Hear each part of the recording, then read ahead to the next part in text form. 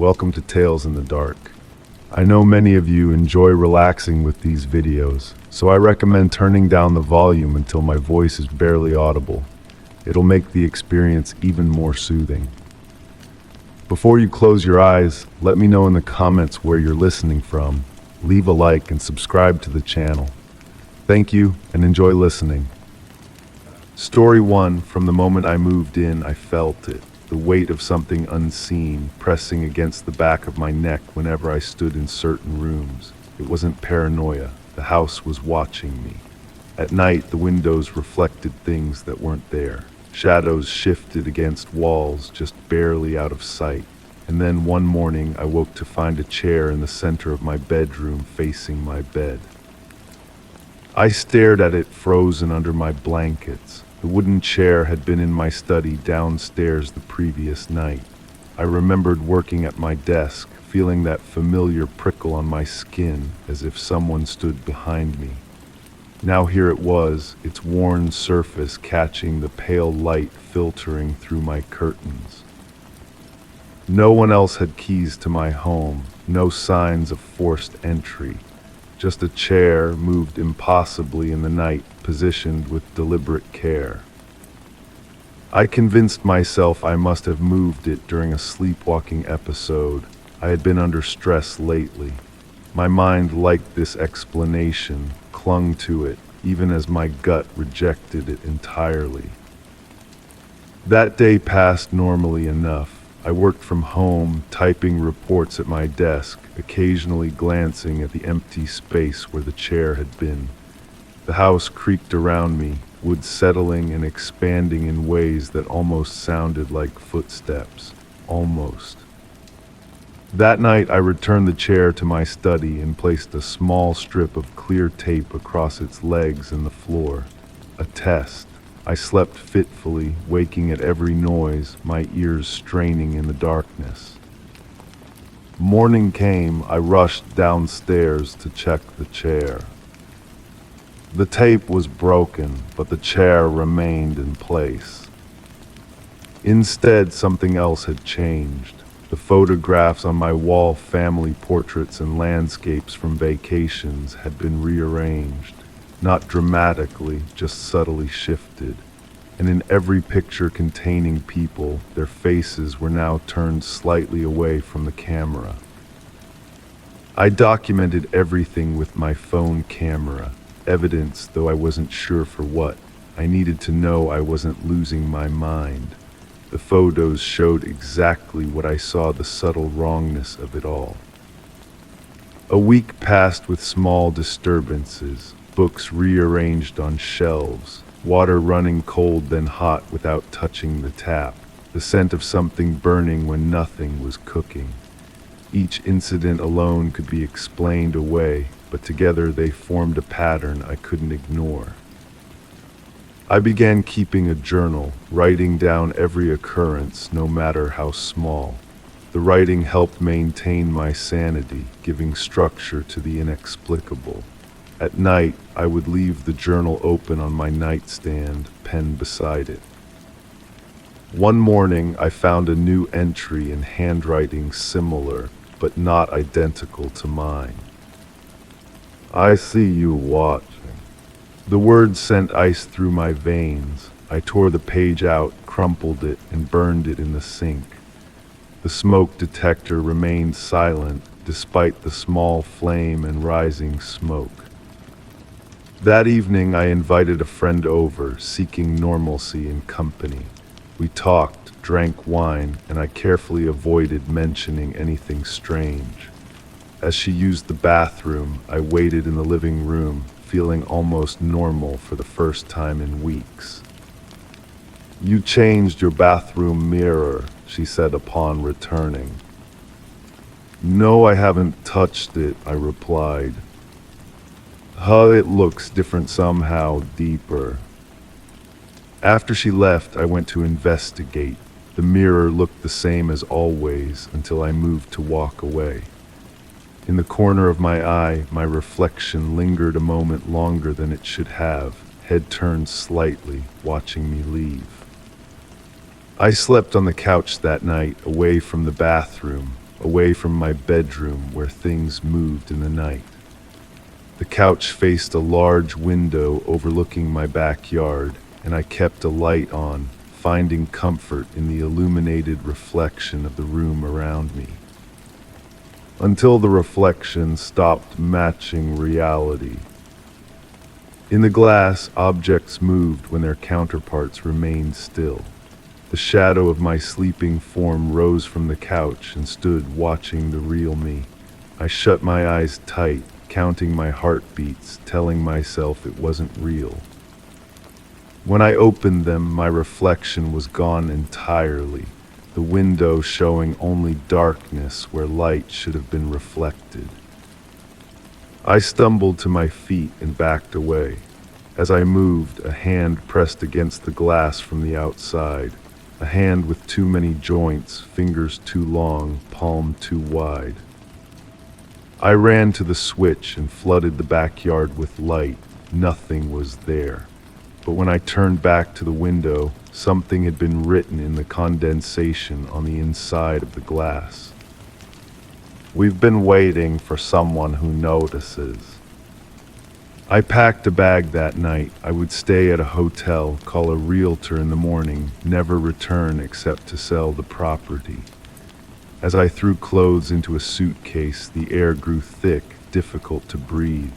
The walls seemed to pulse inward, the ceiling lower than before. I rushed toward the front door, dragging my suitcase behind me. The knob turned easily in my hand, but the door wouldn't open. I pulled harder, then threw my shoulder against it. Nothing, like trying to open a painting of a door. Every exit was the same. Windows wouldn't break, no matter what I threw at them. Even the glass felt wrong, not hard, but somehow absorbing the impact like hitting dense foam. I retreated to the center of the living room, surrounded by the house that had become a trap. My phone had no signal, my computer connected to nothing. I was alone with whatever presence had been watching me all this time. "What do you want?" I shouted to the empty rooms. The house answered with a long, low groan of settling foundations. Then all the lights went out at once. In the darkness, I felt my way to a drawer where I kept candles. My fingers closed around one, and a match flared to life beside me, held by a hand that wasn't mine. I couldn't see who or what held it, just the match floating in darkness, offering light. I took the invitation and lit the candle. The small flame revealed my living room transformed. The walls now covered in writing, thousands of tally marks, dates, names. The handwritings varied, some fresh, others faded with apparent age. I recognized my own handwriting among them, things I hadn't written yet. The candle's light showed a path forming on the floor, my scattered papers, books, and personal items arranged in a line leading to the basement door. A door I always kept locked, a door now standing open. I should have cowered, should have hidden, should have screamed until my throat was raw. Instead, I followed the path. Something about the methodical arrangement of my possessions suggested not malice but communication. Whatever was happening, running had proven impossible. Understanding remained my only option. The basement steps creaked underfoot as I descended, candle held high. The flame revealed bare concrete floors and walls, not the finished basement I remembered buying with the house. In the center stood a table with a single item, my journal, open to a blank page. I approached slowly, watching the shadows cast by my candle dance across the walls. They moved wrong, bending at impossible angles, forming shapes that resembled figures watching from all sides. The journal wasn't blank after all. As I drew closer, words appeared on the page, forming as if an invisible hand wrote them. We are the house and the house is us. You feel us watching because you belong with us. You see what others cannot. Write your name and join us in the walls. My candle flickered, nearly going out before stabilizing. The shadows leaned closer. I don't understand, I whispered. The pages of the journal flipped rapidly, stopping at entries I hadn't written. Stories, dozens of them, each in different handwriting, each describing experiences similar to mine. People who had noticed the watching. People who had seen the reflections move wrong. People who had found chairs facing their beds. The last entry ended mid-sentence. A pen rolled across the table toward me. The message was clear. I had a choice to make: finish the story, sign my name, and join whatever existed within the house, or remain in this limbo, neither escaped nor accepted. I picked up the pen. The shadows leaned closer still, eager, hungry. What choice did I really have? The house had shown it wouldn't let me leave. Perhaps joining was the only escape. I pressed the pen to paper and began to write. The walls seemed to inhale around me, contracting with anticipation. The shadows touched my shoulders, my hair, my face, cold fingers that left burning sensations behind. But I didn't write my name. Instead, I wrote, "The house that watched me lied." The shadows recoiled, the walls groaned. The pen burned hot in my hand, but I continued writing. I see you now, all of you, trapped, feeding it, becoming it, but I refuse. Pain shot through my arm as something tried to wrest control of the pen. I held firm, carving the words deep into the page, tearing through to pages beneath. I will not join you, I will not feed you, I will burn instead. I touched the journal to my candle flame. The pages caught immediately, burning with unnatural intensity. The shadows shrieked a sound felt rather than heard, vibrating in my bones. The fire spread faster than should have been possible, leaping from the journal to the table, to the walls, to the ceiling. Not consuming, but revealing. As the flames grew, I saw them faces in the wood grain, hands reaching from plaster, eyes blinking open on every surface. The house burned around me, not with destruction, but with truth exposed. What had been hidden was now visible, naked in the firelight. And then the flames changed direction, flowing not upward, but inward, into me. Heat filled my body, not burning, but illuminating me from within. Knowledge poured into my mind: the house, its history, its hunger, its method. How it had consumed so many before me, how it had nearly taken me too. When the fire subsided, I stood alone in an ordinary basement, concrete floor, water heater humming in the corner, no table, no journal, no shadows moving wrong. I climbed the stairs on shaking legs. The doors opened normally. The windows showed true reflections. The air moved freely through my lungs. I stayed, not out of fear or compulsion, but knowledge. The house had revealed itself to me, and in doing so had lost its power. What watches can also be watched. What hungers can also be starved. Now I sit at my desk, writing this account. My reflection in the computer screen matches my movements exactly. Almost. Sometimes, when I look away and back quickly, I catch it smiling when I am not. But I'm smiling too on the inside, because now I understand the rules. The house isn't watching me anymore. I'm watching it. Story 2, it started as a dip in the soil, small enough to blame on animals. But over the past week, the hole in my backyard had grown deeper, wider, darker. The dirt around it was damp, freshly churned, though I had never seen anything digging. The air near the edge smelled strange, like damp metal and something sour. Last night I swore I heard something moving inside, and this morning there were footprints leading away from it.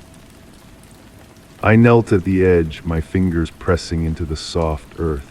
The footprints were small, almost childlike, but their pattern was wrong, the stride too long, the impression too deep at the toes. They led across my yard to the fence and stopped. Not climbed over, just stopped, as if whoever made them had simply ceased to exist at that point. The hole itself had grown to nearly 3 feet across. Its edges were surprisingly neat, not ragged or collapsed like a natural depression would be. I took a photo with my phone, comparing it to the one I'd taken yesterday. The growth was undeniable. I tossed a small rock into the darkness and never heard it land. That night I dreamed of sinking, not drowning, but being pulled down by something gentle yet insistent. I woke with soil under my fingernails and dirt on my sheets. My bedroom window, which I distinctly remembered closing, was wide open, the curtains stirring in the cool night air. In the morning, I set up a camera facing the hole. Nothing sophisticated, just my old laptop running a simple motion detector program. I placed wooden stakes around the perimeter, marking the current size. Something in me needed to document this, to prove I wasn't imagining the growth, the footprints, the strange smell that now seemed to permeate my home. The footage from the first night showed nothing unusual until midnight. The screen went black for exactly 6 minutes. When the image returned, 2 of the stakes had fallen into the hole, which had visibly expanded. I watched the recording 3 times, searching for any sign of tampering or malfunction. Finding none, I added a second camera from a different angle. That afternoon, I noticed my neighbor watching me from her window. When I waved, she quickly closed her curtains. Later, I found a small package on my doorstep, a box of salt with a note that read only, "Boundaries matter." I sprinkled the salt around the hole, forming a complete circle, feeling foolish but strangely comforted. The salt was gone by morning. I began keeping a journal. Part of me knew how it would sound to others, a growing hole, mysterious footprints, disappearing salt, but I needed to track the patterns. The hole grew most on nights when I dreamed of sinking. The footprints appeared only when rain was coming. The smell intensified when I was alone. One night I heard a sound like singing coming from the hole, not words exactly, but a melody that felt familiar, though I couldn't place it. I recorded it on my phone, but when I played it back, all I heard was static with faint rhythmic pulses. I showed the recording to my friend Mark when he visited. "Just sounds like wind," he said with a shrug. But later I caught him standing at the edge of the hole, staring down with an expression I'd never seen on his face before, a mixture of longing and fear. When I called his name, he didn't respond until I physically pulled him back. He left shortly after, promising to check in soon. He never called. The hole was now roughly 6 feet across. The earth around it had taken on a different color, darker and richer than the rest of my yard. Plants near the edge grew with unnatural speed, my tomatoes doubling in size overnight, their fruit swollen and deep red. I couldn't bring myself to eat them. I found myself drawn to the hole, spending hours sitting near its edge. Sometimes I could swear the darkness moved, shifting like silk underwater. Sometimes I heard whispers that almost made sense. I began to wonder if the hole was digesting the world around it, transforming it into something else. My sleep became fragmented. I kept waking to find myself in the yard, sometimes dangerously close to the edge of the hole. I started tying my ankle to the bed frame before sleeping. When the rope frayed through one night, I decided to fill the hole.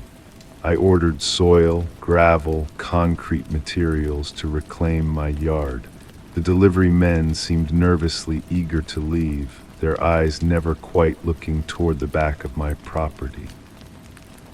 The hole consumed everything I put into it. 4 wheelbarrows of soil gone without raising the bottom, gravel swallowed without a sound. When I poured the first bag of concrete mix, the hole seemed to sigh, a warm breath carrying that metallic smell upward. By morning, the concrete had vanished without a trace, and the hole was larger still. My neighbor stopped appearing at her window. Mail accumulated in her box. When I finally called the authorities for a wellness check, they found her house empty, though her car remained in the garage and all her possessions were still in place. I began to notice other changes in the neighborhood. The birds no longer sang in the morning. The stray cats that once roamed the alleyways had disappeared. Gardens withered on one side of the street while growing wild and distorted on the other. Always the pattern spread outward from my yard, from the hole that kept growing. I tried to leave once, packed a bag, got in my car and drove until the gas gauge read empty. I checked into a motel room that smelled of cleaning products and old cigarettes. The ceiling had a water stain that seemed to grow as I stared at it. When I finally fell asleep, I dreamed of the hole, of standing at its edge and looking down into a darkness that looked back. I woke in my own bed. My car was in the driveway, the gas tank full. The motel key card was in my pocket, but when I called the number on it, the line was disconnected. The hole now occupied most of my backyard. The house had begun to change 2 subtle shifts in the architecture, doorways that seemed taller, rooms that felt deeper. The mirrors reflected a version of me that moved a fraction of a second too slowly. Water from the taps ran clean but left rusty residue when it dried. I stopped trying to document the changes. The cameras failed, the journal entries became illegible overnight, photos blurred beyond recognition. Whatever was happening existed beyond recording, beyond sharing or proving. Last night I found photographs in my mailbox, pictures of me sleeping, eating, writing, all taken from perspectives that seemed impossible, angles that could only exist from within walls or beneath floors. On the back of each photo was written the same message: we're making space for you. The hole is inside the house now. I found it this morning, a perfect circle of darkness in the floor of my bedroom. The smell is overwhelming, that metallic sourness now layered with something sweeter, almost inviting. I'm writing this as a final record, though I doubt anyone will find it, or if they do, I doubt they'll understand. The hole isn't just growing, it's transforming, not destroying, but changing the nature of things, including me. My skin feels different. My thoughts move in new patterns. When I look into what's left of my mirrors, something looks back that isn't quite me anymore, or rather, isn't only me. The footprints I found that first morning, I understand them now. They weren't leading away from the hole. They were the first steps of something emerging. And now I think it's my turn to step in. Story 3, my house only had 3 windows. I knew that for a fact. But last night, as I walked up the driveway, I saw a 4th high above where the attic should have been. A single narrow window I had never seen before, and behind the glass a man was watching me.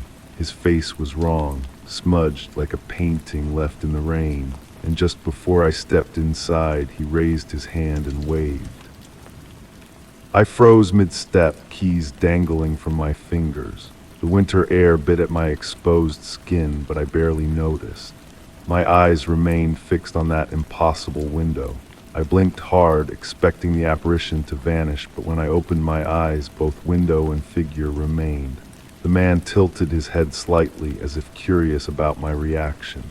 His features were indistinct, blurred at the edges, but his eyes, sharp and clear, held mine with uncomfortable intensity. I forced myself to enter my home, shutting the door firmly behind me.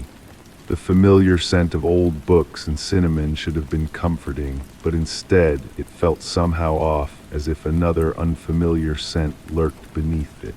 Something damp and earthy, like soil after heavy rain. I moved through the rooms methodically, turning on every light. The layout was exactly as it had always been: living room with large bay window facing the street, kitchen with small window above the sink, bedroom with window overlooking the backyard. 3 windows, just 3. There had never been an attic in this house, let alone a window for one. That night sleep eluded me. Every creak of the house settling made my heart race. The shadows in the corners of my bedroom seemed deeper, more substantial, and beneath it all was a persistent sensation of being watched, not from outside, but from somewhere within my own home. In the morning, I examined the exterior of my house.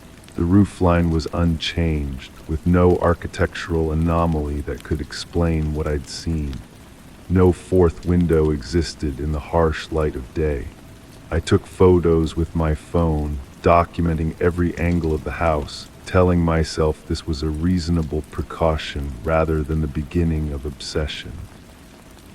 When darkness fell again, I sat in my car in the driveway, staring at the roofline. My breath fogged the windows as minutes stretched into hours. Just as I convinced myself I had imagined the whole thing, it appeared, the window materializing as if it had always been there, and behind it the same figure, now pressing a palm against the glass. I began keeping a journal, not just of the window appearances, which became nightly occurrences, but of other subtle changes around my home. The water from the bathroom tap ran cold for longer before warming. The floorboard near the kitchen that had always creaked now remained silent. My clothes in the closet were arranged by color rather than type, though I had no memory of reorganizing them. On the 7th night, I heard knocking from inside the walls. 3 gentle taps, followed by silence, then 3 more. The sound traveled, starting in the living room, then moving to the kitchen, the hallway, the bedroom, circling my house in a slow, deliberate pattern. I placed a digital recorder against the wall and captured the knocking. When I played it back between the taps, I heard what sounded like whispering, too faint to make out words, but unmistakably human. I enhanced the audio on my computer, isolating and amplifying the whispers until they became clear enough to understand. "Let me in," the voice said, then again, more urgently, "Let me in." The man in the window began to change. His features became more defined, his movements more deliberate. He would pace behind the glass, sometimes disappearing from view only to return with objects in his hands: books, photographs, pieces of paper covered in writing I couldn't read from my vantage point below. He held these items against the glass as if desperate to show me something important. I became fixated on the idea that my house had secrets I needed to uncover. I measured every room, calculating dimensions and comparing them to the exterior measurements. There was a discrepancy, a space unaccounted for, approximately the size of a small room between my bedroom and the outer wall, a space that shouldn't exist within the architecture of my home. I knocked on walls, listening for hollow spots.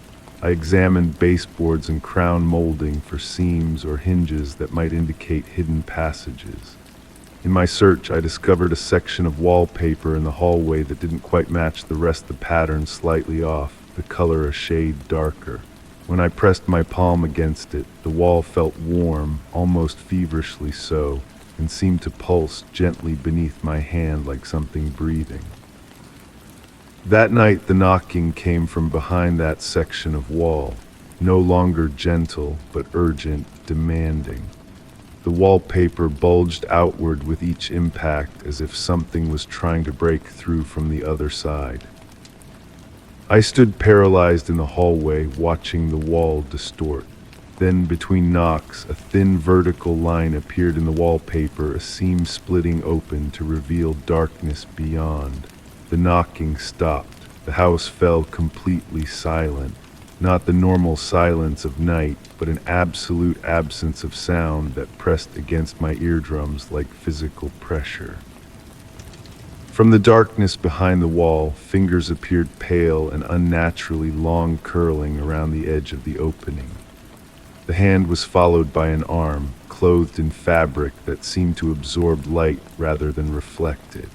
I backed away, unable to scream, unable to run, as the figure began to emerge from the impossible space within my wall. It was the man from the window, his face still distorted, features running together like wet paint, but now I could see that his eyes were exact replicas of my own. He stepped fully into the hallway, his movements jerky and uncoordinated as if he hadn't used his limbs in a very long time. When he opened his mouth to speak, his voice was mine, but wrong, reverberating as if coming from the bottom of a well. "Thank you for letting me in," he said, though I had done no such thing. "I've been waiting so long to come home." He reached into his pocket and withdrew a small, tarnished key that looked ancient. He held it out to me, his hand trembling slightly. "This will help you understand. This will show you the truth." Against every instinct, I took the key. It was ice cold and seemed to vibrate faintly against my palm. The man nodded, satisfied, then turned and walked down the hallway toward my bedroom. I followed, drawn by a compulsion I couldn't explain or resist. In my bedroom, he stood facing the wall opposite my bed, a blank wall where no door had ever existed. He gestured for me to approach. When I did, I noticed a keyhole that had never been there before, nearly invisible against the paint. "Some houses aren't just buildings," the man said, his voice steadier now. "Some contain more space than they should, more time, more possibilities." I inserted the key into the lock. It turned with surprising ease, and the wall swung inward like a door, revealing a staircase leading upward to where no upper floor should exist.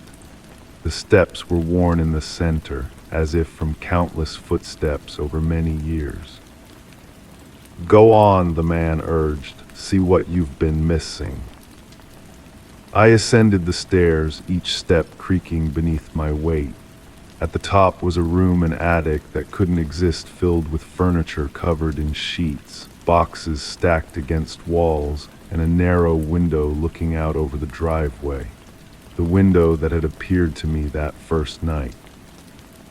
On a table in the center of the room lay a journal identical to the one I'd been keeping, but much older, its pages yellow and brittle. I opened it to find my own handwriting, my own words, documenting the same experiences I'd been having: the window, the man, the knocking.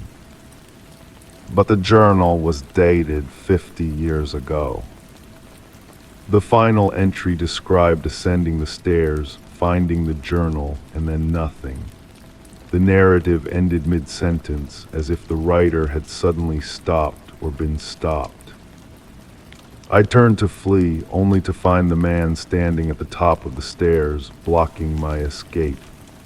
His face had changed again, features shifting, solidifying, becoming more like mine with each passing second. "Every house needs a caretaker," he said, his voice now indistinguishable from my own. "I've been here so long, too long, now it's your turn to watch from the window."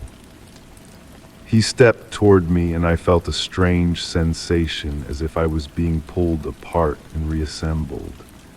My vision blurred, and when it cleared, I was looking at myself, standing in the attic doorway, but I wasn't in my body anymore. I tried to speak, but no sound came out. I tried to move, but my limbs wouldn't respond. I could only watch as my body, now occupied by someone else, smiled at me with my own face.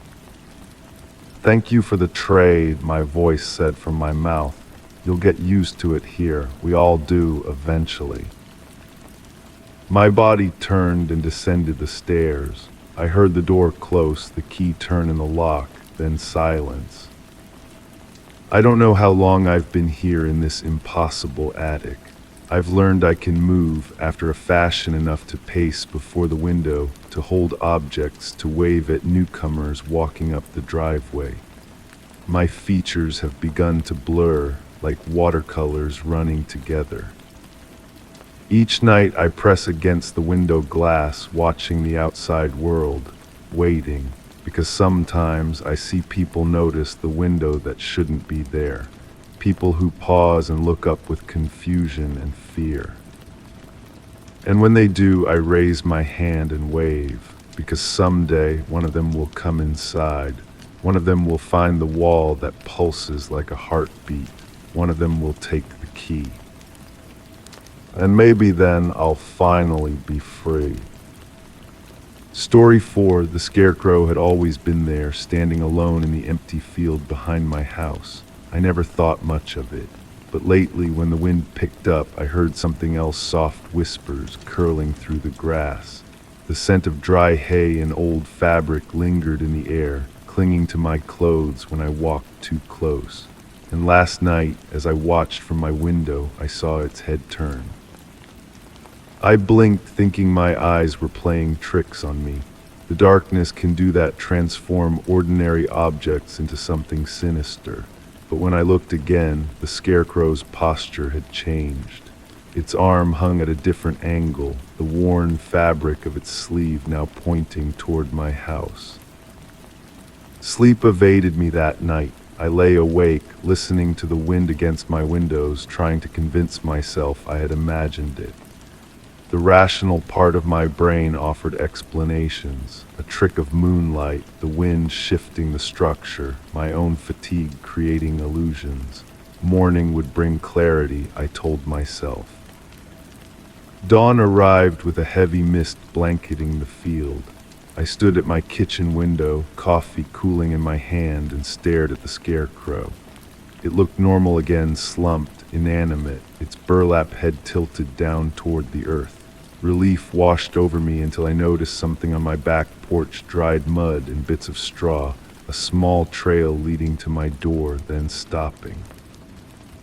I photographed the evidence with my phone, then swept it away. Perhaps an animal had dragged debris from the field. Yet as I deleted the photos, they seemed absurd. In daylight, I caught the faint scent of hay and something else, something musty and old, like forgotten clothes in an attic. That evening, I found myself drawn to the field. The scarecrow stood motionless against the sunset, its shadow stretching long across the untended ground. I approached slowly, my footsteps muffled by the overgrown grass. Up close, I could see the details I had never noticed before, the crude stitching of its face, creating a permanent grimace, the weathered buttons of its tattered coat, the frayed rope around its waist. "Just an old scarecrow," I said aloud, my voice sounding strange in the stillness. The whisper came so faintly I almost missed it, a sound like dry leaves rustling against each other, forming words just beyond comprehension. I stepped back, heart racing. Nothing moved. The scarecrow remained still, yet somehow different, as if tensed in anticipation. That night I began keeping a journal. I noted the position of the scarecrow each morning and evening, marking subtle changes. An arm raised slightly higher, the head tilted at a new angle, the body leaning more toward my house. I recorded the whispers too, which grew more frequent. Sometimes they came with the wind, sometimes against it, sometimes when the air was completely still. I set up a digital recorder near the edge of the field, hidden in the tall grass. When I played back the audio, most contained only wind and distant traffic, but on the third night, I captured something that made my skin crawl, a low, continuous murmur that, when slowed down, formed words. Let me in. My sleep became fragmented, broken by dreams of straw fingers tapping on my window glass and a burlap face pressed against the pane. I would wake gasping, sheets damp with sweat, certain I had heard footsteps on my porch. One morning after a particularly restless night, I found a single button on my kitchen floor, old, wooden, identical to those on the scarecrow's coat. I dropped it into a small box where I had begun collecting evidence: strands of rough twine, a piece of burlap, a small pile of straw, all found in or around my house. Each item carried that same musty scent. I stopped talking to friends about what was happening. After showing one the audio recording, which she insisted contained nothing but static, I realized how it sounded. But I knew what I heard, what I found, what I saw. The scarecrow was moving closer, each day by inches. I measured the distance with landmarks in the field, documenting its slow progression toward my home. The neighbors had no scarecrow in their field memory. When I asked about its history, they looked at me with concern, suggesting I seemed tired, stressed. What scarecrow? They asked, even as they stood where it should have been visible over my shoulder. When I turned to point, my words died in my throat. The field was empty. But that night, watching from my window, I saw it back in place, closer than before. I began boarding my windows at night. The whispers had become clearer now, no longer requiring audio enhancement. They called my name, described my home from the inside, mentioned objects I kept hidden away. The voice knew things, remembered things from my past that no stranger could know. My journal entries grew more frantic. I wrote about the smell of hay that now permeated every room, about the straw I found in my bed, about the night I woke to find dirt on my sheets in the shape of footprints. I documented the dreams where I walked to the field in darkness, where I felt my skin hardening into burlap, where I stood watching my own house with straw-filled limbs. I installed cameras around the property. The footage showed nothing approaching my house at night, yet each morning revealed new evidence of intrusion. More concerning were the gaps in the recording's moments where the feed cut out entirely, always coinciding with the times I heard the most intense whispering. The scarecrow disappeared entirely for 3 days. I almost convinced myself that I had imagined everything, that perhaps I needed help. But on the 4th night, as rain pounded against the roof, I heard a dragging sound on my porch. Looking through the peephole of my front door, I saw nothing but darkness. Then a flash of lightning illuminated it standing there, soaked, its burlap face inches from the door, water streaming down its stitched features like tears. I stumbled back, falling against the wall. Another flash of lightning, and the porch was empty. But now the whispering came from inside my house, from every dark corner, from beneath the floorboards, from inside the walls. It no longer sounded like one voice, but many, overlapping, urgent. I ran through the house, turning on every light, throwing open closet doors, looking under furniture. Nothing. Yet the voices continued, now clearly saying the same phrase in unison: "You belong in the field." That night I fled. I packed a bag and drove until dawn, checking into a motel far away. I showered for what felt like hours, trying to wash away the scent of hay that seemed embedded in my skin. As I dried myself, I noticed small cuts across my torso, thin, straight lines arranged in a crude stitch pattern. When I returned home days later, the scarecrow stood in its original position in the field, motionless under the sun. Everything in my house appeared untouched. My journal was where I had left it, but the pages documenting the events were blank, as were the recordings on my phone and cameras. I almost convinced myself it had been a breakdown of some kind, a bizarre episode of paranoia and hallucination. Almost. But now, as I write this final entry, I understand. The field behind my house has never been empty. The whispers have never been external. Each night, while my conscious mind sleeps, something else awakens. My neighbors see no scarecrow because during daylight hours I am here, writing, thinking, convincing myself of my humanity. Yet each morning I find dirt beneath my fingernails. Each night I feel less like myself and more like something fashioned from straw and old cloth. The reflection in my mirror grows less distinct, my movements more rigid, and the whispering grows louder, no longer coming from the field, but from inside my own head.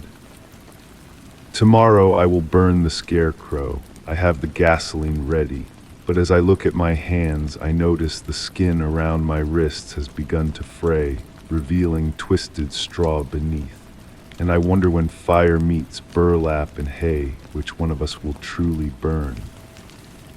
Story 5, the realtor never mentioned it. The blueprints didn't show it. But last night, as I carried groceries inside, my hip brushed against something in the hallway, an uneven sliver of wood in the wall beneath the staircase. My stomach twisted as I ran my fingers over it. A door, small, locked from the outside. I pressed my ear against it, but the only sound was my own shaky breath. And then, softly, something knocked back. I jumped away, grocery bags crashing to the floor. Apples rolled across the hardwood, disappearing under furniture. The sound had been distinct, not the settling of an old house, but deliberate, 3 soft taps in sequence. This house was supposed to be my fresh start, a place to rebuild after everything fell apart. I'd been careful, inspecting every corner during multiple viewings, yet somehow missed this door entirely. Perhaps it had been concealed behind the previous owner's coat rack or decorative table. The lock was a simple sliding bolt, weathered with age but functional. My hand hovered over it, trembling slightly. Something inside me whispered to leave it alone, to respect the boundaries of what remained hidden. Instead, I slid the bolt open. The door resisted at first, swollen wood catching against the frame. I applied more pressure, wincing at the long, pained creak as it finally gave way. Cool air brushed my face, carrying a musty, earthy scent not unpleasant, but ancient, like disturbing soil untouched for generations. Beyond the threshold lay darkness.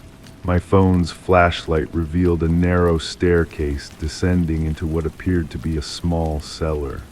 The walls were unfinished stone, damp with condensation that caught the light in tiny constellations. "Hello," my voice sounded small, quickly swallowed by the darkness below.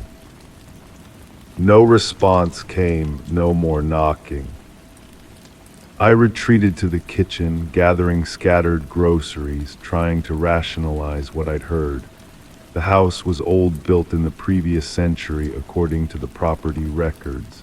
It had its quirks, floors that creaked in specific spots, pipes that occasionally knocked, windows that whistled during strong winds. But the knocking had been so precise, so intentional. That night I couldn't sleep. Each time I drifted off, I imagined the sound again, tap, tap, tap, and jerked awake, ears straining in the silence. When morning finally arrived, I felt hollow-eyed and jittery. During breakfast, I made notes about the hidden door. The realtor had specifically mentioned that the house had no basement or cellar, yet there it was, a staircase leading down beneath the house. I searched through the property documents again, finding nothing, no mention of any subterranean space. I decided to document everything. I took photographs of the door, the lock, the staircase. I recorded a video narrating my discovery, describing the knocking sound. Somehow, making records made it feel more manageable, more real, but also more contained. In daylight, I gathered courage to descend the stairs. Each step groaned beneath my weight as if protesting this intrusion. The air grew noticeably cooler as I reached the bottom. The cellar was small, barely the size of a modest bedroom. My flashlight swept across bare walls and an earthen floor. No furniture, no stored items, nothing to suggest a purpose for this space. Just empty, stillness, and a peculiar circular marking etched into the center of the floor. I approached it cautiously. The marking appeared to be carved directly into the packed earth, a perfect circle with intricate patterns inside, reminiscent of some ancient symbol. I took more photos, then knelt to examine it closer. The grooves seemed fresh, undisturbed by dust or time. As my finger traced the outer ring, the air pressure changed. My ears popped painfully, and the light dimmed despite no change in my flashlight. A vibration traveled through the floor, subtle but unmistakable. I retreated up the stairs, slamming the door shut and sliding the bolt back into place. My heart hammered against my ribs as I leaned against the wall, trying to steady my breathing. That evening, I researched the history of the house online. Nothing remarkable appeared in the public records, no tragedies, no mysterious disappearances, nothing that would explain a hidden room. The previous owners had been an elderly couple who lived there for 30 years before moving to a retirement community. Before them, a family with 3 children, all seemingly normal. I contacted a local historian who agreed to visit the following week. Until then, I decided to monitor the door. I set up a small camera facing it, connected to my phone. If anything happened, any movement, any sound, I would know. For 2 nights, nothing occurred. The camera captured only stillness. I began to question my sanity, wondering if stress and exhaustion had manufactured the knocking sound. Then on the 3rd night, my phone alert chimed, movement detected. The video showed nothing at first, just the door, just the hallway. Then slowly, almost imperceptibly, the bolt slid from the locked position. Not all the way, just a fraction of an inch, as if something were testing its resistance from inside. Ice flooded my veins as I watched the footage again. No visible hands had touched it. The movement had occurred seemingly on its own. Sleep became impossible after that. I began keeping a journal, documenting every strange occurrence, every sensation. The house felt different now, somehow more aware. When I walked through rooms, objects seemed slightly out of place from where I'd left them. Not dramatically moved, just a book angled differently on the table, a chair pulled out an inch further than before. I started leaving markers, tiny threads balanced on doorknobs, pencils positioned at specific angles on countertops. Within hours, they would be disturbed without explanation.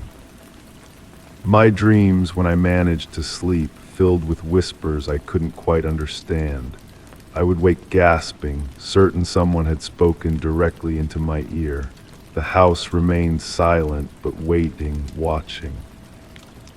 The morning the historian was scheduled to visit, I awoke to find every faucet in the house running at full blast. Water splashed over sink edges, soaking floors, flowing like tiny rivers between rooms. I hadn't sleepwalked since childhood, but what other explanation could there be? The historian never arrived. When I called to check why, she had no recollection of our conversation or appointment. I described the hidden room again, and she grew quiet, then asked for my address.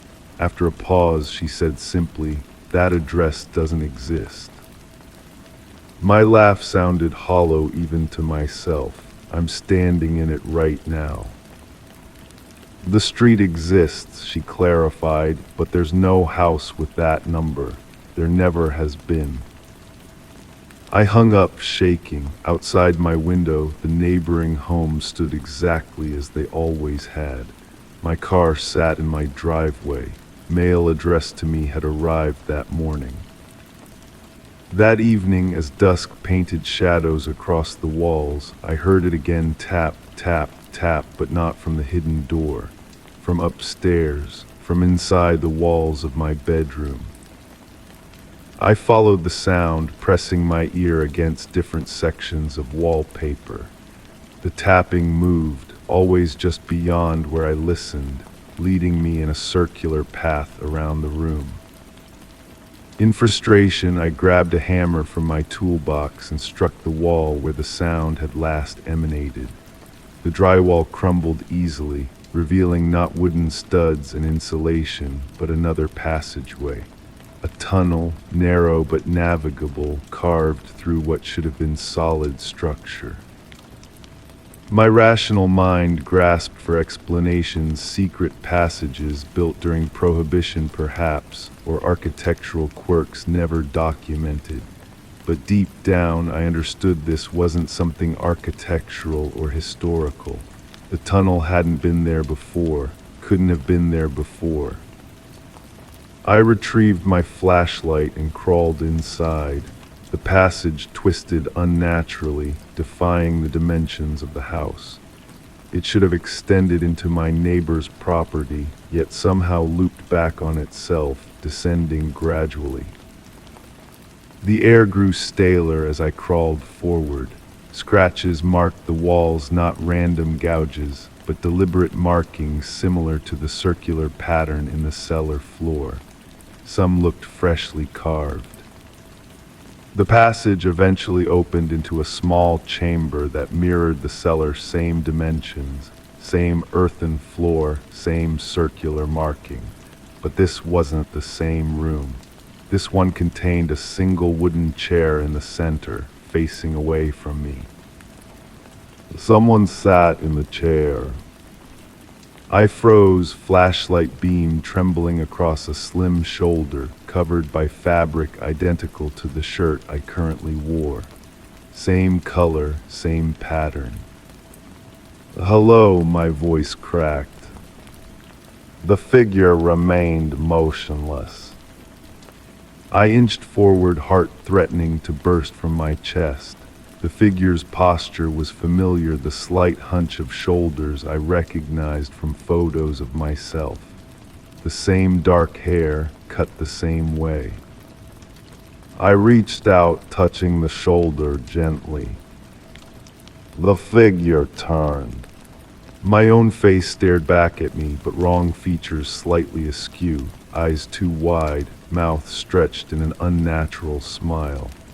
Not a mirror image, but something wearing my appearance like an ill-fitting mask. I stumbled backward, dropping my flashlight. It rolled across the floor, casting wild shadows before settling to illuminate the circle etched into the ground, now glowing faintly with an inner light. My doppelganger stood, movements jerky and uncoordinated like a marionette with tangled strings. "Who are you?" I whispered. It tilted its head at an impossible angle. When it spoke, the voice was mine, but reversed, words I couldn't understand flowing backward. I ran, scrambling through the passage, scraping knees and elbows against rough walls, ignoring the pain. Behind me, something followed, not crawling, but moving in a way that defied description, like liquid flowing uphill. I burst from the hole in my bedroom wall, grabbed the nearest piece of furniture, a heavy dresser, and shoved it against the opening. It wouldn't hold for long, nothing would.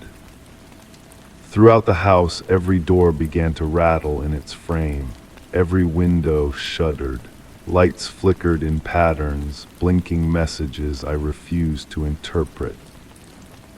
My phone rang my own number, calling itself. I fled downstairs, heading for the front door.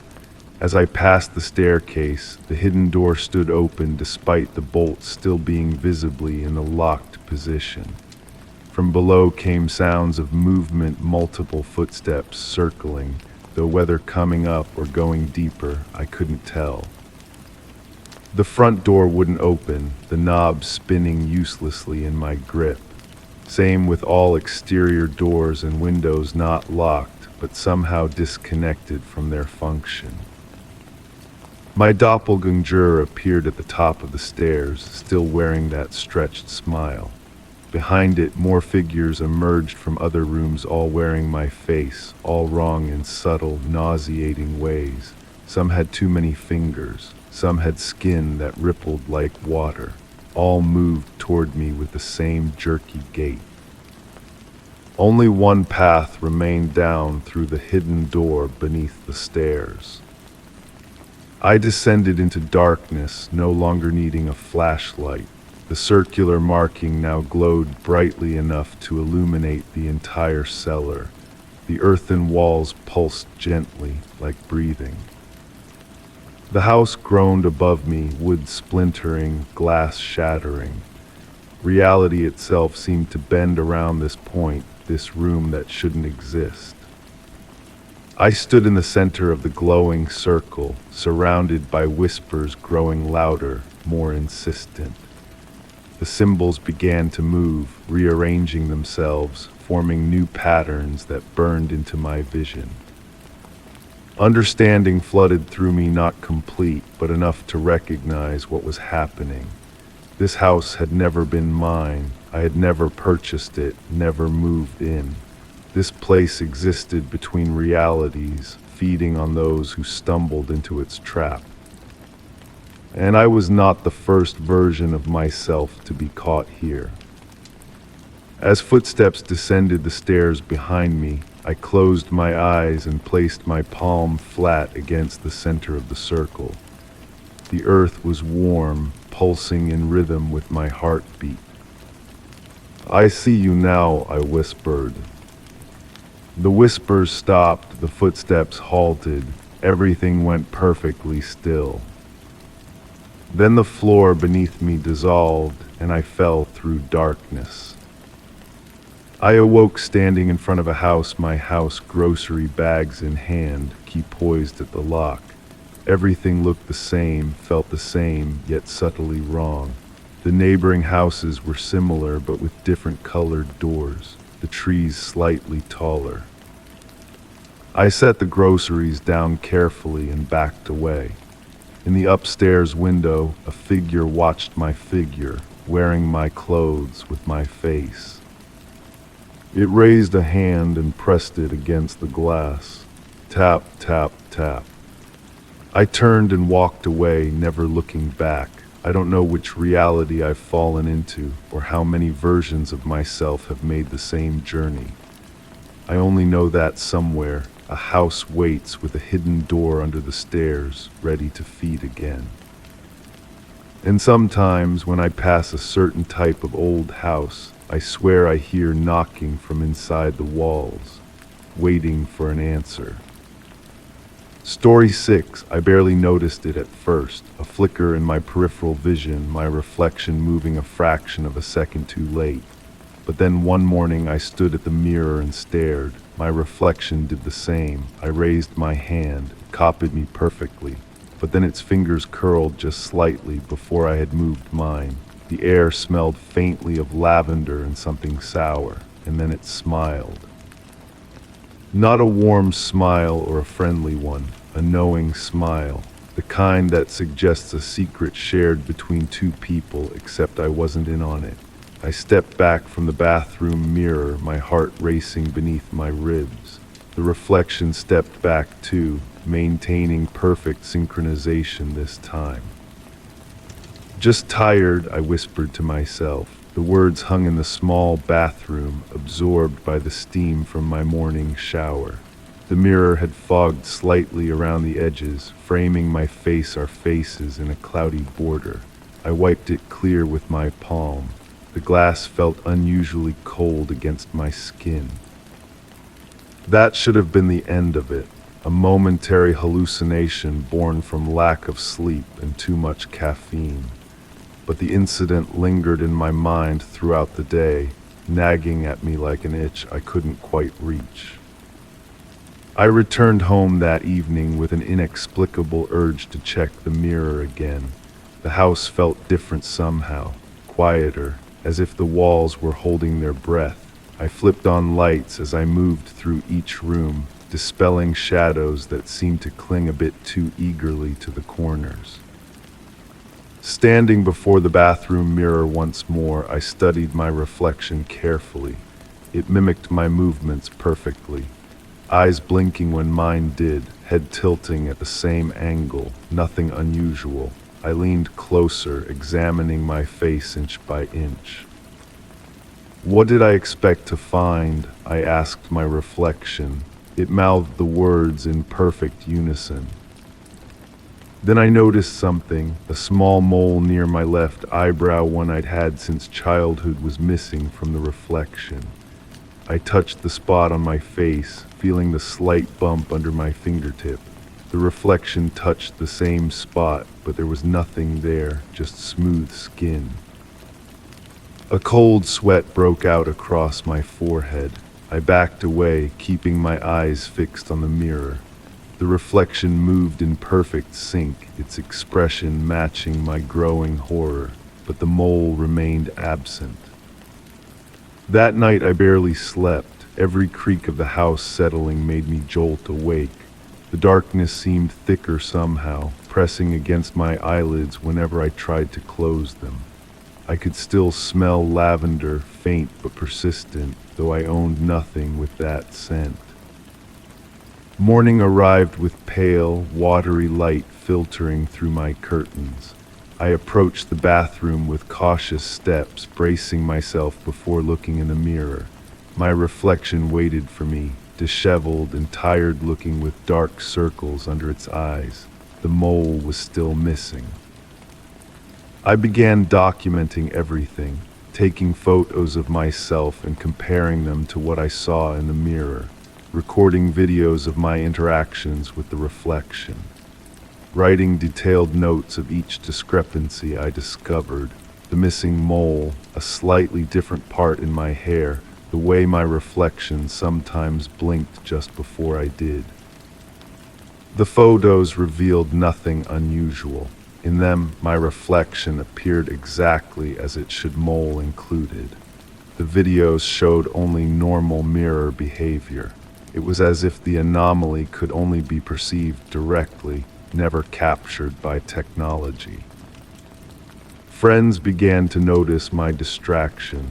"You seem distant," one said over coffee. I considered telling her everything but stopped myself. How could I explain that my reflection was becoming someone else without sounding completely unhinged? Instead, I dove deeper into my investigation. I covered mirrors when I wasn't actively observing them.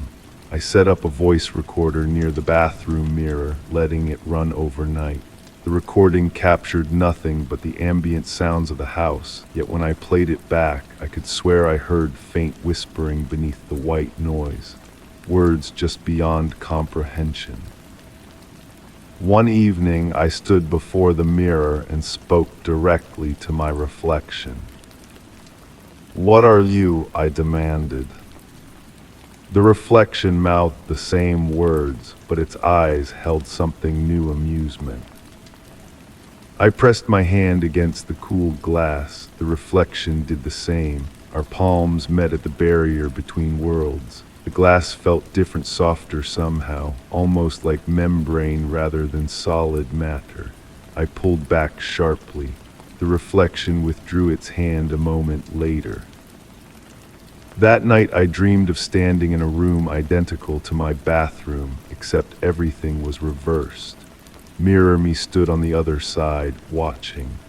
In the dream, I understood with perfect clarity that I was now the reflection, trapped behind glass, while the other me was free to move in the world. I woke gasping for air, the smell of lavender overwhelming. Dawn light filtered through my window, and I realized I'd slept with my bedroom mirror uncovered. From where I lay, I could see my reflection sitting up in bed, watching me with interest. I closed my eyes, counted to 10, opened them again. The reflection remained upright while I was still lying down. I scrambled out of bed, heart pounding. The reflection stood as well, but its movements were no longer synchronized with mine. It walked to the edge of the mirror and placed a hand against the glass from its side, waiting. I approached cautiously, unable to look away. The reflection, not mine anymore, never truly mine, smiled that knowing smile again. Up close, I could see all the subtle differences I'd been collecting in my notes. The missing mole, a slightly different hairline, eyes that were perhaps a shade darker than my own. "Who are you?" I whispered. Its lips moved, forming words I couldn't hear, but somehow I understood the message. Someone who wants what you have. I reached out, my fingertips hovering just above the glass. The reflection did the same. There was a strange pull, like gravity but more insistent, drawing my hand forward until my fingers touched the surface. The glass felt warm now, almost liquid. My fingers sank into it just slightly, the barrier between us thinning. The reflection's smile widened. It pushed from its side as I pulled back from mine. The surface of the mirror rippled like disturbed water. I yanked my hand away and stumbled backward. My heel caught on the edge of the rug and I fell, striking my head against the corner of the nightstand. Pain exploded behind my eyes, and for a moment the world went dark. When my vision cleared, I was looking up at the ceiling. My head throbbed. Something warm and wet trickled down my temple. I touched it gingerly. My fingers came away red. Slowly, painfully, I pulled myself up and looked at the mirror, expecting to see the other me watching with that terrible smile. But the reflection showed only myself, pale, frightened, with blood running down the side of my face from a cut near my hairline. The next few days passed without incident. The mirrors behaved as mirrors should. My reflection was just that, a reflection. I began to wonder if I'd imagined the whole thing, if the injury had somehow caused hallucinations. I removed the covers from the mirrors. I stopped taking photos and videos. I deleted my notes, embarrassed by my descent into paranoia. A week later, I noticed a strange mark on my arm while showering, a small, perfect circle that looked almost like a birthmark, though I knew I'd never had one there before. I glanced at my reflection in the steamy mirror. It had the same mark. Relief washed over me. Perfect synchronization, perfect reflection. I smiled at myself and my reflection smiled back. Later that day, while washing my hands, I noticed the mark had moved slightly, now positioned closer to my wrist. I frowned, examining it closer. My reflection frowned too, but there was something odd about its eyes, a gleam that didn't match the bathroom lighting. That night, I dreamed of lavender fields and a figure walking beside me with my face. We never spoke, but I understood with dreamlike certainty that we had made an exchange of some kind. I woke to find the mark on my arm had changed again, no longer a circle, but a small spiral pattern, like a fingerprint. When I looked in the mirror, my reflection had no mark at all. "What did you do?" I asked it. My reflection watched me silently, no longer mirroring my lips as I spoke. Then it raised its hand and placed a finger against its lips in the universal gesture for silence. The scent of lavender filled the room, along with that sour undertone I now recognized as decay. The mirror surface rippled again, more violently this time, like water about to boil. I backed away, but the ripples extended outward, beyond the frame of the mirror, distorting the wall around it, the boundary between reflection and reality blurring. My reflection stood perfectly still amid the chaos, watching me with eyes that no longer pretended to be mine. Then it stepped forward, not mimicking my movements, but advancing independently toward the surface of the mirror. I turned to run, but my body felt heavy, as if moving through syrup. The air thickened around me. The spiral mark on my arm burned like a brand. Behind me, I heard the sound of something wet and viscous parting the mirror surface, giving way. Footsteps on the bathroom tile. My footsteps, but not made by me. I felt breath on the back of my neck, carrying that scent of lavender and decay. "Thank you for letting me in," whispered a voice identical to mine, yet fundamentally wrong, like a familiar song played in the wrong key. I closed my eyes, unable to turn around, unable to face what stood behind me. When I finally gathered the courage to look, I was alone in the bathroom. The mirror showed only an empty room. I raised my hand to my face, fingers trembling as they traced my features. The mole above my left eyebrow was gone. My hairline felt different under my fingertips, and when I leaned closer to the mirror, I could see that my eyes were now a shade darker than they had been my entire life. I pressed my palm against the mirror's surface. The glass was solid once more, cold and unyielding. From somewhere in the house came the sound of footsteps, my footsteps, but not made by me, moving freely in a world where I no longer belonged. I smile at my reflection, at the empty glass that should show me, but doesn't, and understand at last. I am the reflection now. Story 7, I didn't buy it, I didn't even touch it, but somehow the porcelain doll from the antique shop was sitting on my kitchen table when I got home, its head tilted slightly to one side, its glassy eyes fixed on me. The scent of old perfume clung to the air, thick and sickly sweet. I swallowed hard and reached out, my fingers trembling. The doll felt warm. Not room temperature warm, body warm, as if blood flowed beneath its porcelain skin. I jerked my hand back, knocking over a mug that shattered against the floor. The sound echoed through my empty home, but the doll remained perfectly still, its painted smile unchanging. I took a deep breath, trying to make sense of what was happening. "This isn't possible," I whispered to the empty kitchen. Had I sleepwalked to the shop and purchased it without remembering? Had someone broken in and left it as a prank? Each explanation seemed more unlikely than the last.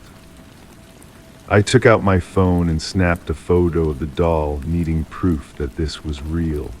When I checked the image, my stomach dropped. In the photo, the doll's head was turned slightly to the right, not the left as it sat before me now.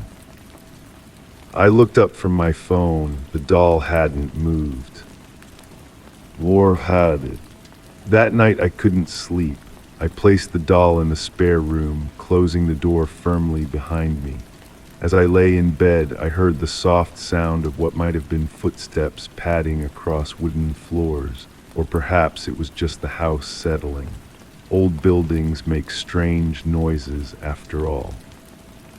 When morning came, I found the doll sitting on the kitchen counter, next to the coffee machine. I recorded a video on my phone, narrating what was happening, documenting the doll's position and the strange occurrences. "If anyone finds this," I said to the camera, "I want you to know I'm not crazy. Something is wrong with this doll." I placed the doll in a box, sealed it with tape, and shoved it deep into my closet. I went about my day, trying to forget about it, but a nagging sensation followed me. I felt watched. When I returned home that evening, the box sat unopened in my closet, exactly where I had left it. Relief washed over me. Until I heard a soft thump from the bathroom. The doll sat on the edge of the bathtub, its porcelain feet dangling over the side. The same sweet perfume hung heavy in the air, stronger now. I backed away, my heart hammering in my chest. "What do you want?" I whispered. Silence answered me, but in that silence I felt something shift. A change in the air pressure, perhaps, a subtle alteration to reality itself. That night I dreamed of a young girl playing with the doll. Her laughter turned to screams as the doll's porcelain hands wrapped around her throat. I woke gasping for air, my neck tender as if bruised. The doll sat at the foot of my bed, watching. I decided to research its origins. The antique shop owner seemed unsurprised when I described the doll, though I never mentioned how it had followed me home. "Victorian mourning doll," he said, his voice low. "Families would commission them to resemble deceased children, a way to keep them close." "Did someone sell this particular doll to you recently?" I asked. "Nobody sold it to me," he replied, his eyes never meeting mine. "It simply appeared in my inventory one morning." A chill ran down my spine. When I returned home, I found small, muddy footprints leading from my front door to the living room, where the doll now sat on the sofa. The mud smelled of cemetery soil and decay. I began documenting everything in a journal, the doll moving positions, the strange sounds at night, the way electronics malfunctioned when the doll was nearby. My computer would turn on by itself, open to images of Victorian children. My phone would record static that, when played backwards, sounded almost like a child singing. Friends stopped visiting. They claimed the air in my home felt wrong, heavy. One friend said she saw the doll blink. Another swore it had grabbed his finger when he poked it mockingly. I tried destroying it once. The hammer in my hand felt heavy as I approached the doll sitting innocently on my bookshelf. I raised it high, ready to smash the porcelain face into dust. My arm froze mid-swing, not metaphorically. It literally could not move, as if gripped by an invisible force. The pain was excruciating, my muscles contracting against my will. I dropped the hammer and fell to my knees, gasping. The doll's painted smile seemed wider that evening. My reflection began to change, subtle differences at first. My eyes looked darker, my skin paler. Soon, my face in mirrors and windows didn't quite match my movements, always a fraction of a second too slow to follow. I found old photographs in my attic that I never put there. Sepia-toned images of a family I didn't recognize, and among them, a young girl holding my doll. Her face was blurred in every photo, as if she had moved suddenly when the picture was taken, or as if someone had deliberately smudged her features away. In one photo, words were scratched into the back, "Emily wants to play." The walls began to whisper at night, not in any language I recognized, but somehow I understood. They spoke of a lonely child, of a fire, of pain and betrayal, and a promise to never be forgotten. I woke one night to find my hands covered in ash, though nothing in my home had burned. The doll sat on my chest, its weight impossibly heavy for something so small. Its porcelain skin had cracked slightly, revealing darkness beneath. I tried leaving my home, packing a bag and driving away. I made it 10 miles before my car engine died. In the rearview mirror, I saw the doll sitting in the back seat. My hair began falling out in clumps. My skin grew dry and brittle. When I touched things, they felt distant, as if my fingers were wrapped in cloth. Looking down at my hands one morning, I noticed they appeared smoother, the lines of my knuckles less pronounced. More like porcelain than flesh. The doll began to look more vibrant. Its painted cheeks gained color. Its glass eyes caught the light in ways they hadn't before, almost alive. I found myself sitting for hours, staring at the doll while it stared back at me. Sometimes I would blink and find myself in different rooms with no memory of moving. My voice started to change, growing higher, more childlike. When I spoke on the phone, old friends didn't recognize me. I stopped calling them. I stopped going outside. The doll and I became inseparable. We took baths together. We slept side by side. I brushed its hair with my fingers that grew stiffer by the day.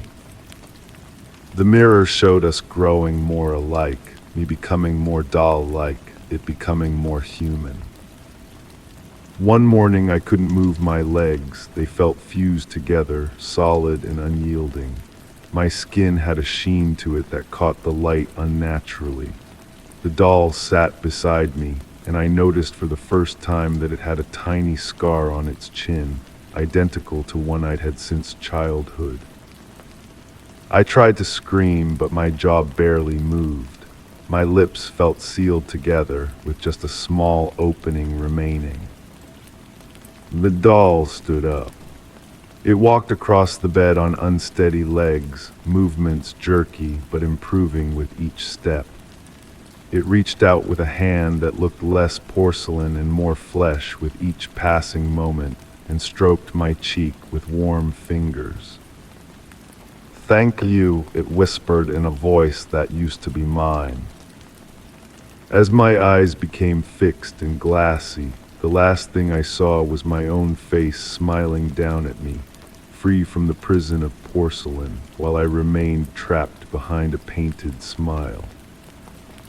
Now I sit on shelves and tables in homes across the country, passed from owner to owner, collection to collection. I watch and wait for someone to bring me home, someone lonely, someone perfect. Someone whose skin I might wear next. My smile never changes, but inside I scream. And somewhere in the world, a doll with my face walks free, living the life that should have been mine. Will you take me home with you? I promise I'm just a doll. A harmless, pretty doll who only wants to be loved. Who only wants to be real. Story 8, it started as a faint vibration beneath my feet, a low, constant hum like a voice speaking just below hearing range. The wooden planks felt warm when I touched them, the scent of damp wood rising into the air. I tried ignoring it, but last night, as I lay in bed, I felt something shift beneath the mattress. A quiet sigh muffled beneath the floorboards, close, too close. I've lived in this house for 7 years without incident. The old structure has its quirks, creaking stairs, drafty windows, the occasional pipe rattle, but nothing like this persistent murmur that began a week ago. At first, I dismissed it as the house settling, perhaps a change in the foundation with the shifting seasons. But foundations don't whisper, they don't respond when you speak. The morning after I first noticed it, I found myself unconsciously avoiding certain areas of the floor. My feet instinctively stepped around a particular spot in the hallway, as if my body recognized something my mind refused to acknowledge. When I forced myself to stand directly on that spot, the vibration intensified, pulsing up through my legs, quickening in rhythm like an excited heartbeat. I knelt down, pressing my palm against the wood. The surface felt feverish, unnaturally warm for dead timber. I leaned closer, placing my ear against the floor, and the murmur transformed into something more articulate, not quite words, but organized sounds with deliberate patterns, like language spoken underwater. "Is someone there?" I whispered, feeling ridiculous. The murmuring stopped instantly. Complete silence fell, heavy and unnatural. Then a single, distinct tap responded from directly beneath my ear. I recoiled, scrambling backward across the floor. My rational mind supplied explanations: water pipes, settling wood, a small animal trapped somewhere. But none of these explained why. When I returned to that spot later with a glass of water to test the vibration, I found a small, perfect handprint pressed into the dust, much too small for an adult, with elongated fingers that tapered to points. I began documenting everything. I recorded the sounds on my phone, though when played back, the recordings contained only static with occasional breaks that seemed to form patterns.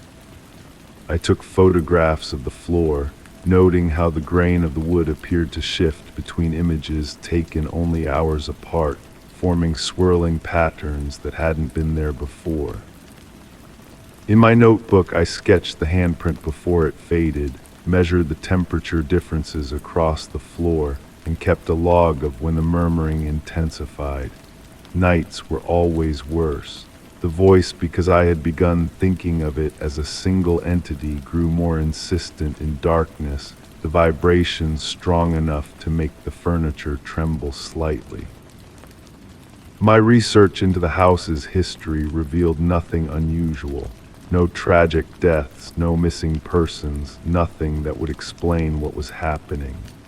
Previous owners had lived uneventful lives here, staying for decades without complaint. Was I imagining it all, some stress-induced hallucination manifesting as sensory delusions? To test this theory, I invited a friend over for dinner. Throughout the meal, I watched her reactions carefully, looking for any sign that she noticed something amiss. We sat in the living room, directly above the most active area, and halfway through our conversation, she paused mid-sentence, her expression faltering. "Do you feel that?" she asked, shifting uncomfortably in her seat.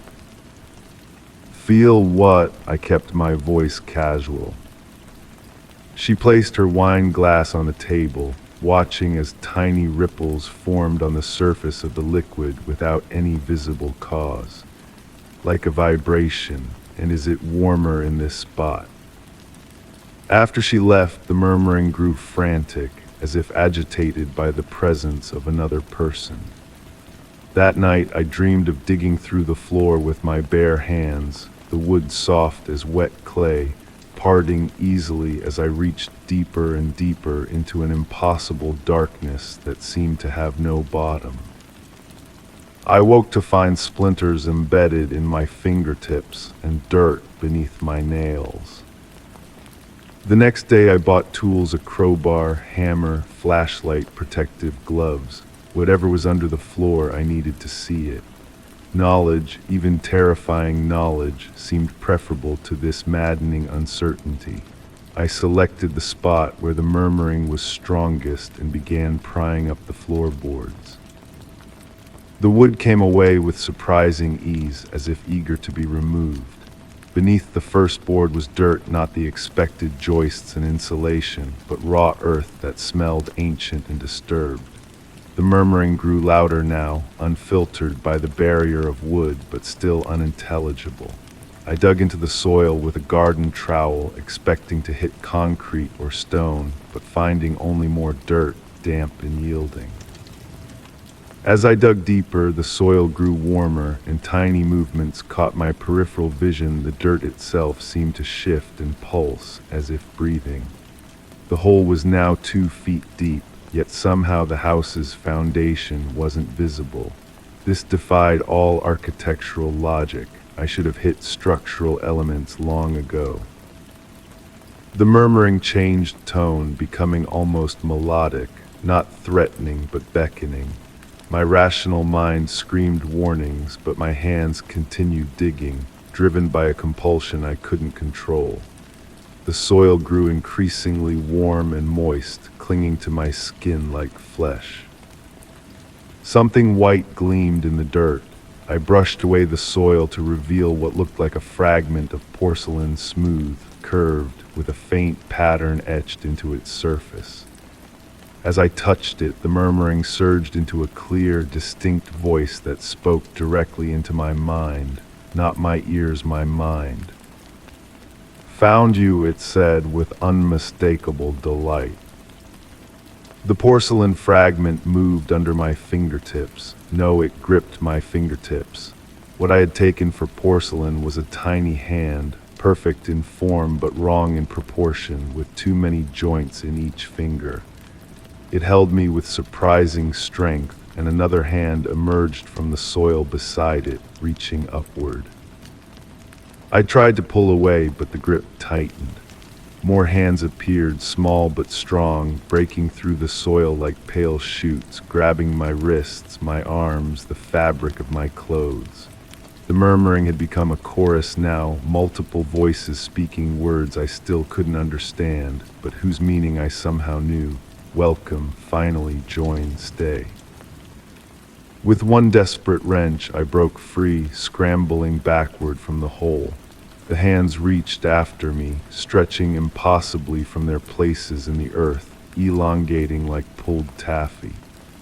I grabbed the nearest floorboard and slammed it back into place, then another and another, sealing the breach I had created. The boards shuddered violently as I hammered them down, something beating against them from below. But gradually the movements subsided, returning to the familiar vibration I had first noticed. The murmuring resumed its former pattern, persistent but muffled. That was 3 days ago. I haven't slept since. The vibrations have spread throughout the house now. I feel them everywhere, in the walls, the ceiling, the furniture. Everything hums with that same almost voice.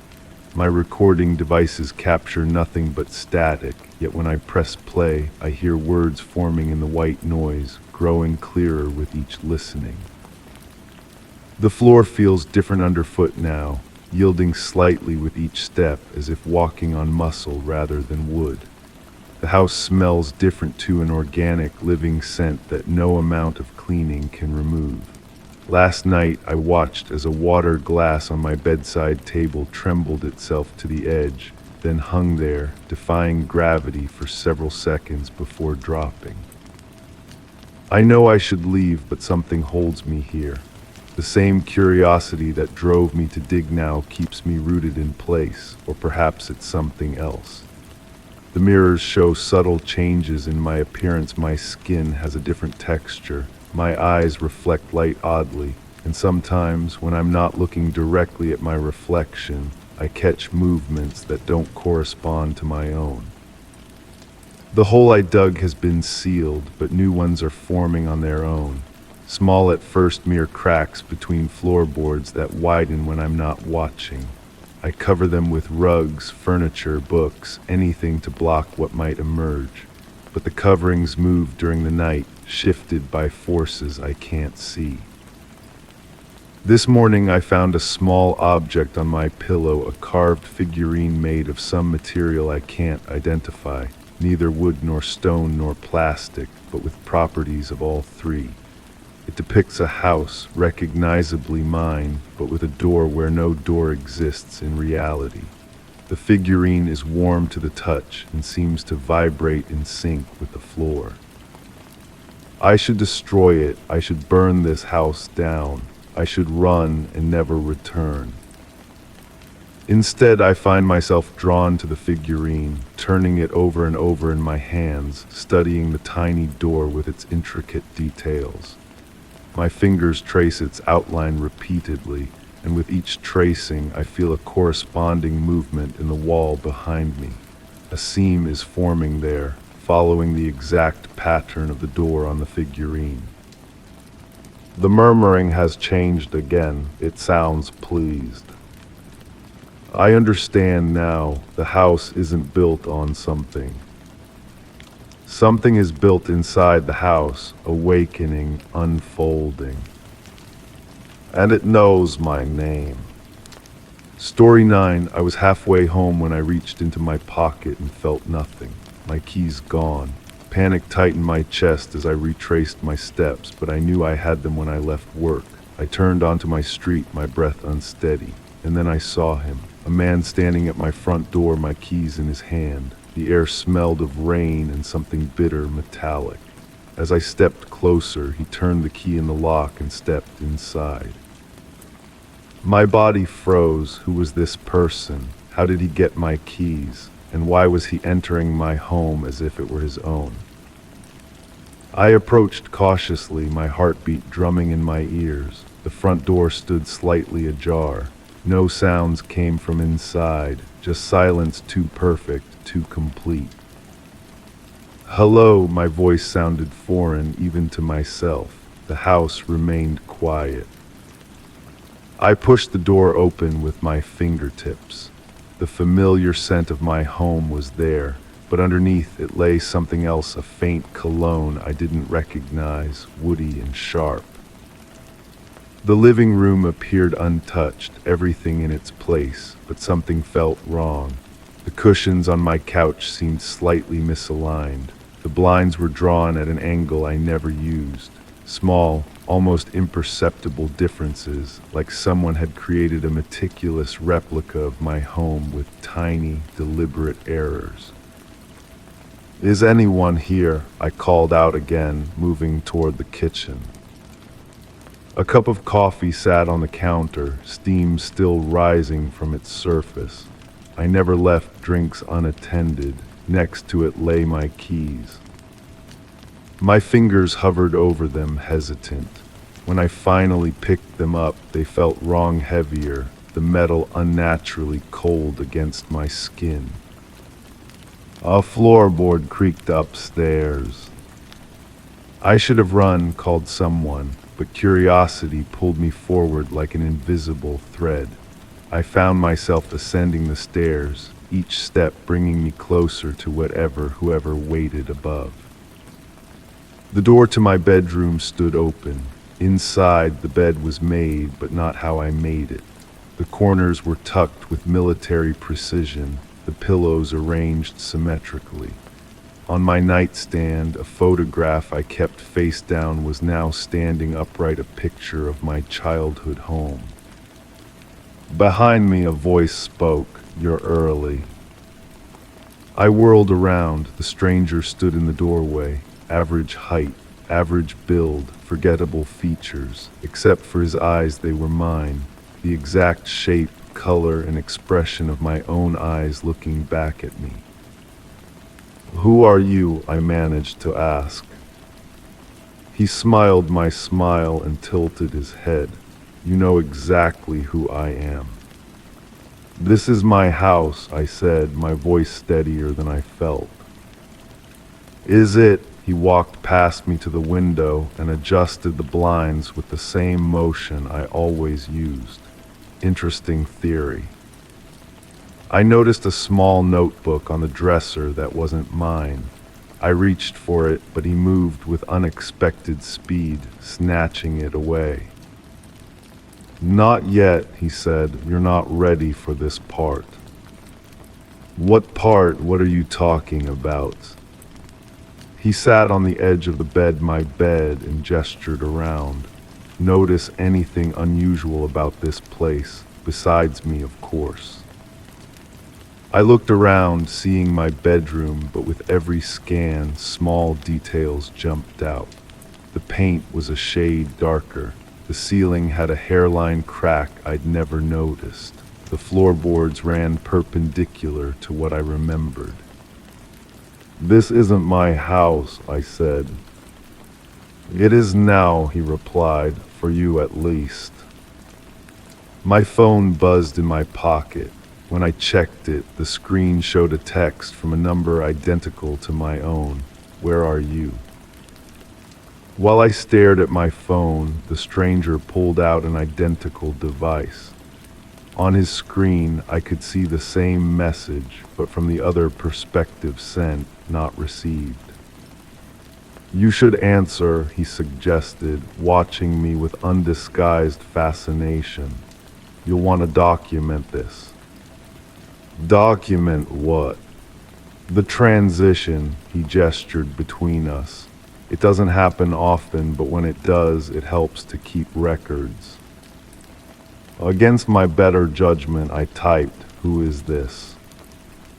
The reply came instantly. "You know who this is. I'm you, the real you." A wave of nausea hit me. I sat down on the floor, trying to steady myself. "It gets easier," the stranger said, almost sympathetically. "The displacement, the disorientation, your mind will adjust." To what? To being the observer instead of the observed. I forced myself to look at him directly. What does that mean? He sighed, running his hand through his hair, my gesture, my movement. "I've been watching you for a while now, learning your patterns, your habits, your life, but something went wrong with the process. You weren't supposed to see me take your place." My place. Your existence, he clarified. I'm not replacing you, I'm becoming you, the better version that was always meant to be. I lunged for the door, but my limbs felt heavy, unresponsive. The stranger didn't move to stop me. He didn't need to. "Look at your hands," he said quietly. I looked down. My hands appeared normal at first glance, but as I stared, the edges seemed blurred, slightly transparent. I could see the pattern of the carpet through my fingers. "What's happening to me?" My voice sounded distant, even to my own ears. "You're fading," he explained, his tone clinical, detached. "Not physically, your body will remain, but your claim to this existence is weakening. Soon, you'll be like me, watching from the periphery, waiting for a chance to step back in." "You're insane," I whispered. "That's disappointing." He made a note in the small notebook. The others understood much faster. "Others? You're not the first version of us." He glanced up. "Not even the fifth. We cycle through, taking turns at existence." I tried to process his words as another text appeared on my phone. "I'm coming to find you. Stay where you are." The stranger smiled. "That's not me. That's another one of us. There are more than you think." I needed to document this, to create evidence. If what he said was true, if I was somehow being erased, I needed proof. I snapped a photo of him sitting on the bed. When I checked the image, the screen showed only an empty room. "We don't photograph well," he said, watching me. "None of us do." I tried to record his voice. The playback contained only static and what sounded like distant whispers. "You can stop trying," he said. "No technology will capture us accurately. Only memory, and even that becomes unreliable." My phone buzzed again with multiple messages from different numbers, all displayed as my own contact. "Don't trust him, you're not the original either. Help us find a way out." The stranger observed with mild interest. "They always try to recruit the newest displacement. It won't help." I backed away, my breathing shallow. "What do you want from me?" "Nothing, your role is already complete." He stood up, tucking the notebook into his pocket. "You'll wander now like the others, watching, waiting for your chance to slip back into existence." "I won't let this happen," I said, trying to sound defiant despite my fading voice. His expression softened with what looked like genuine pity. It already has. He walked past me, our shoulders passing through each other without contact. The sensation was like plunging into ice water. When I turned to follow him, the bedroom door opened to reveal not the hallway, but a mirror image of the same room. Beyond that, I could see another identical room, and another stretching into infinity. In each room stood another version of myself, all watching, all waiting. Some waved, others called out warnings I couldn't quite hear. One frantically wrote in a notebook identical to the stranger's. I tried to scream, but no sound emerged. My hands had become nearly transparent. The stranger now solidly me turned at the bedroom door. Not every version accepts this fate, he said. Some find ways to break the cycle, to force another transition. If you're clever, you might be one of them. He placed something on the dresser, a key.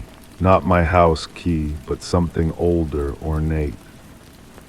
A gift from one observer to another.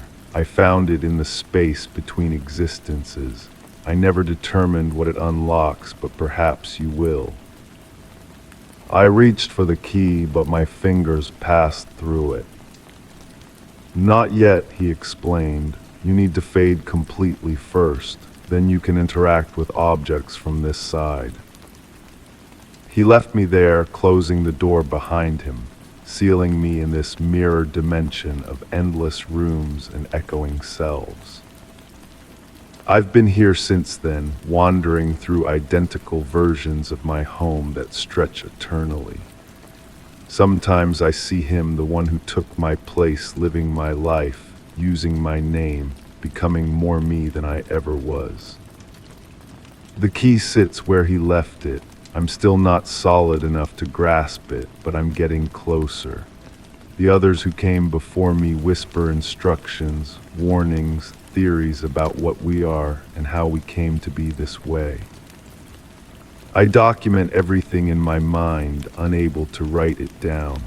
I observe the patterns, the moments when the walls between worlds grow thin.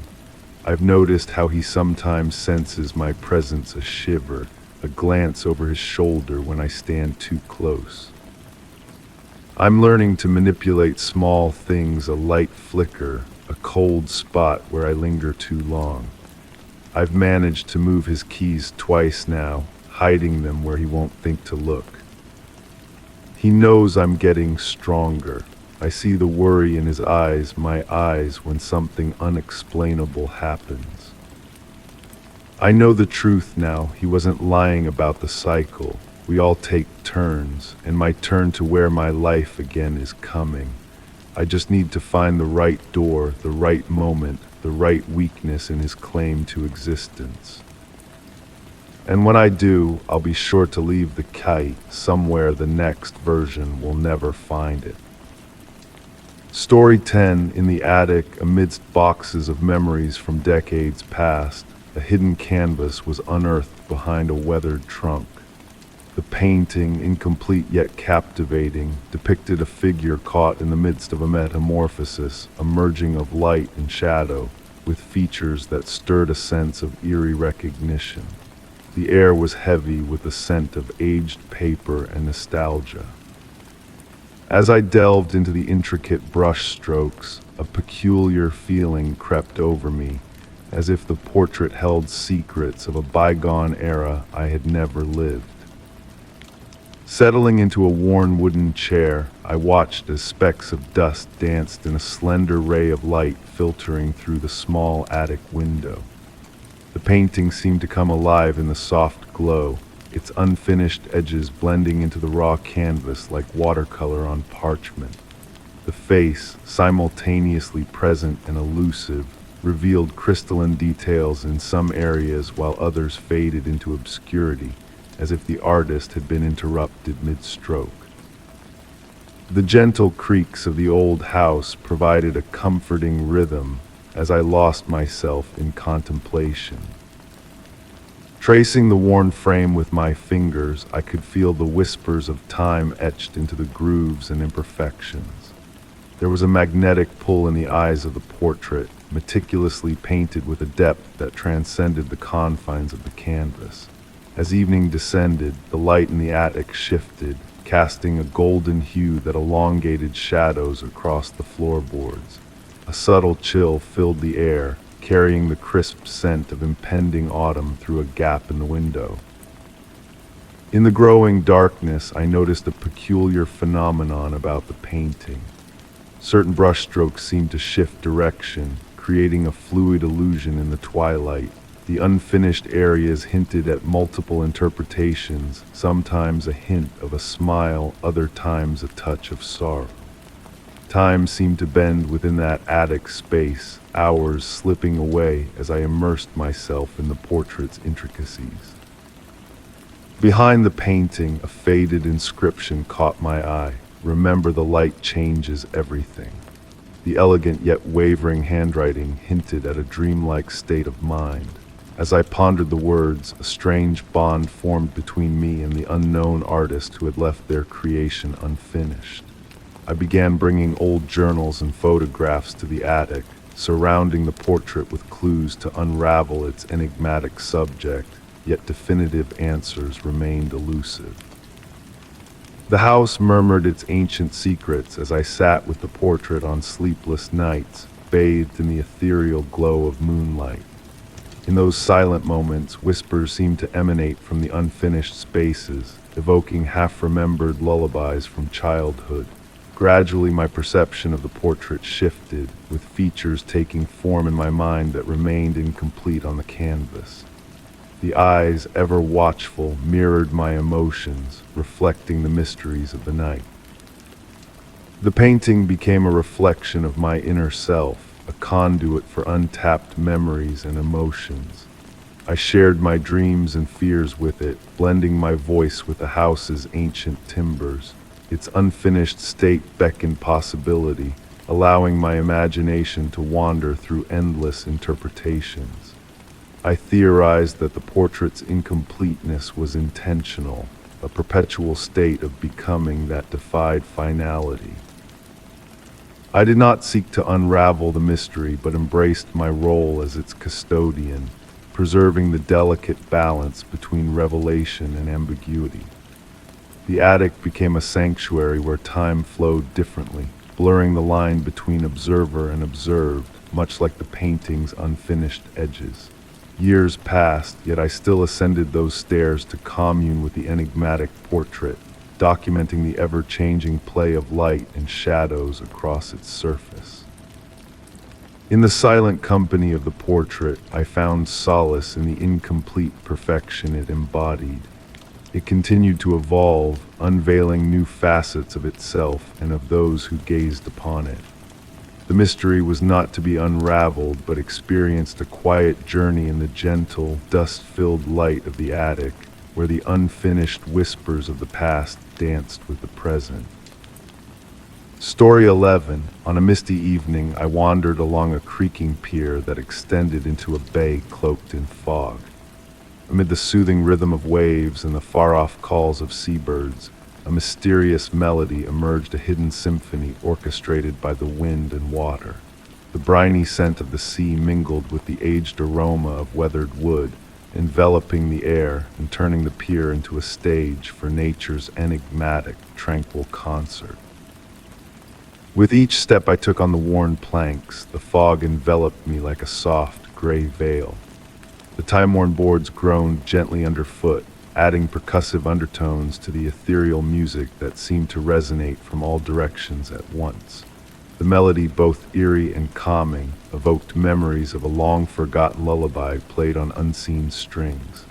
The lanterns that lined the pier cast warm pools of amber light through the mist, forming halos that swayed and danced with the evening breeze.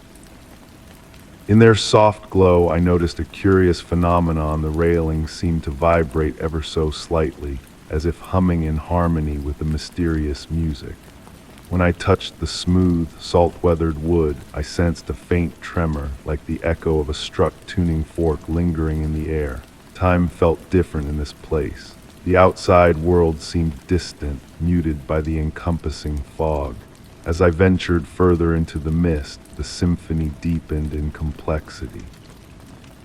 What had started as a simple melody now wove together layers of harmonies, the whisper of wind through unseen gaps in the planks, the rhythmic beat of water against the pilings, and something else, a sound akin to distant voices singing in perfect unity. Towards the end of the pier loomed an ancient gazebo, its Victorian architecture barely visible through the swirling mist. Its weathered dome rose like a specter emerging from the haze. As I approached, the mysterious music swelled to a gentle crescendo. The gazebo's ornate railings seemed to function as organ pipes, each hollow post contributing its own note to the ethereal composition. Inside the gazebo, intricate patterns adorned the wooden ceiling, spirals and waves that seemed to sway in the shifting lantern light. A small brass plaque, green with age, caught my eye. Most of its inscription had faded with time and salt air, but a few words were still legible, in memory of the symphony and a date from a bygone era.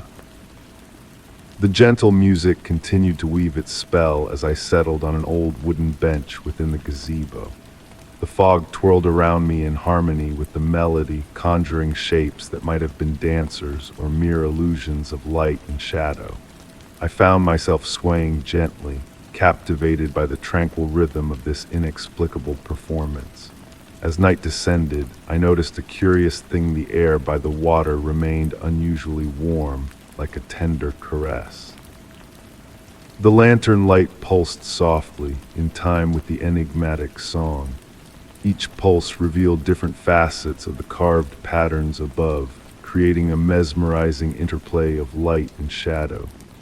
In this twilight realm between waking and dreaming, I began to comprehend that the pier itself was an instrument of vast, weathered music box played by the hands of nature. Every plank, every railing, every post had been positioned not just for utility, but for the symphony they would produce when touched by the elements. The worn plaque's message took on new significance. Perhaps this pier had been constructed not solely for ships to dock, but as a homage to something or someone long forgot. Each evening, under the right conditions, it performed its symphony for those willing to listen a tribute in music rather than stone. As I prepared to depart, the melody trailed after me, fading gradually with each step but never vanishing entirely. The fog parted slightly, revealing a gentle path back to the shore. Even after I returned to solid ground, the rhythm of that strange music lingered in my bones like a half-remembered dream. Occasionally on misty evenings, I revisit that pier, though the symphony never plays quite the same way twice. The music is ever present, yet it evolves with the weather, the tide, and perhaps even the listeners themselves. It remains a mystery best left unsolved, a gentle reminder that some of life's most beautiful moments are those we cannot fully grasp. The experience left me pondering a lingering question. Was I merely witnessing a natural phenomenon, an acoustic anomaly born of wind and architecture? Or had I stumbled upon something more extraordinary, a fragment of history preserved not in photographs or records, but in the enduring notes of an eternal symphony performed by the sea itself? Story 12. In the hushed stillness of midnight, as I rested in my bed, a stray echo caught my attention, a voice that carried a sense of familiarity intertwined with aching distance. The soft hum of the air conditioner and the gentle rustle of leaves outside harmonized into a spectral choir, awakening memories of someone or something I believed to be long vanished. That night, my bedroom felt transformed. Moonlight cascaded through the window, casting silver patterns on the walls that seemed to breathe with a subtle rhythm. The air possessed a peculiar density, akin to the moments preceding a downpour when all things hold their breath in anticipation. Shadows deepened in the corners, pooling together as if conspiring to share whispered secrets among themselves. The voice returned, fainter this time, riding on the edge of perception. It mimicked the delicate melody of wind chimes swaying in a gentle breeze, carrying a melancholic undertone. Rising slowly, my blanket slid off with a whisper of fabric against fabric as my bare feet touched the cool, solid wooden floor, anchoring me in the realm of the tangible while my thoughts drifted towards the enigmatic. Moving through my house at night had always been a dance of familiarity and caution, but on this night, each room exuded an unfamiliar aura. The hallway stretched out, its walls seeming to absorb light rather than reflect it. Family photos gazed upon me with distant gazes through glass, their once familiar faces now appearing more remote than before. The voice beckoned me towards my study, where books adorned the walls in orderly rows, their spines blending into a tapestry of muted colors amidst the darkness. My favorite reading chair sat unoccupied, yet an air of anticipation lingered around it, as if someone had just vacated the seat.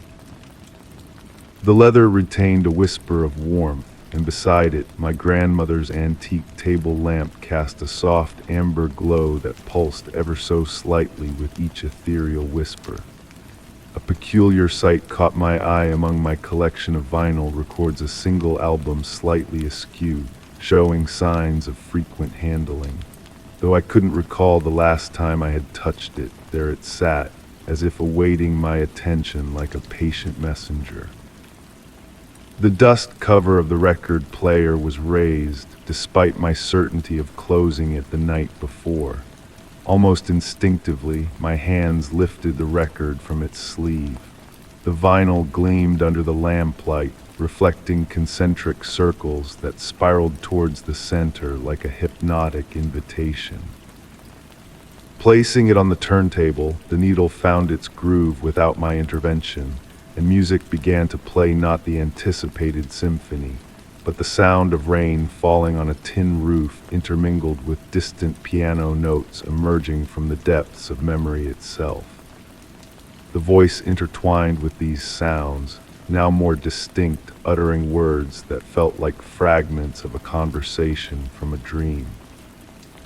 It spoke of summer evenings on a porch swing, of vows exchanged beneath starlit skies, and of time slipping away like grains of sand through gentle fingers. My grandmother's old clock ticked steadily in the corner, each swing of its brass pendulum seemingly lasting an eternity.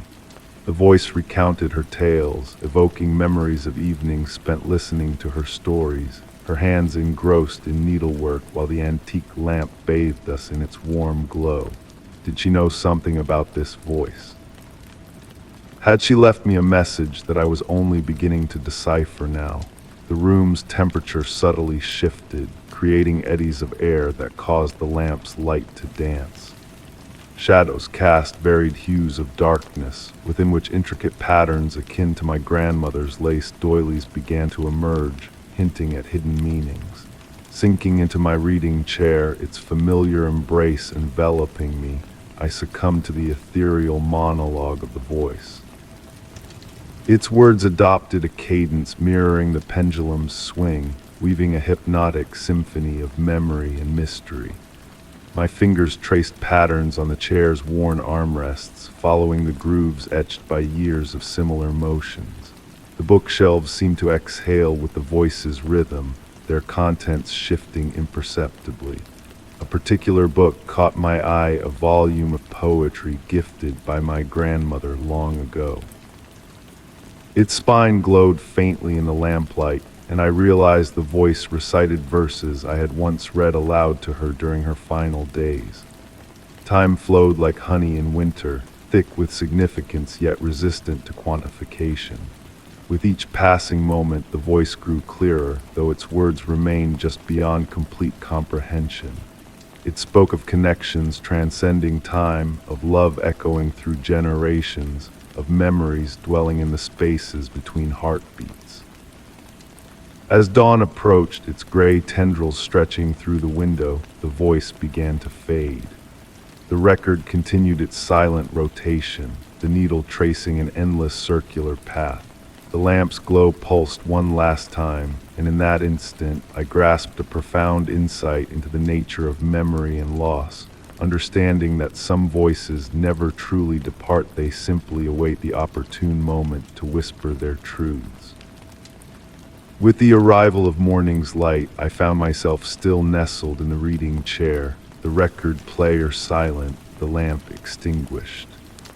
The room bore no trace of my nocturnal encounter, except for a lone book of poetry resting open on the side table, its pages adorned with my grandmother's delicate annotations.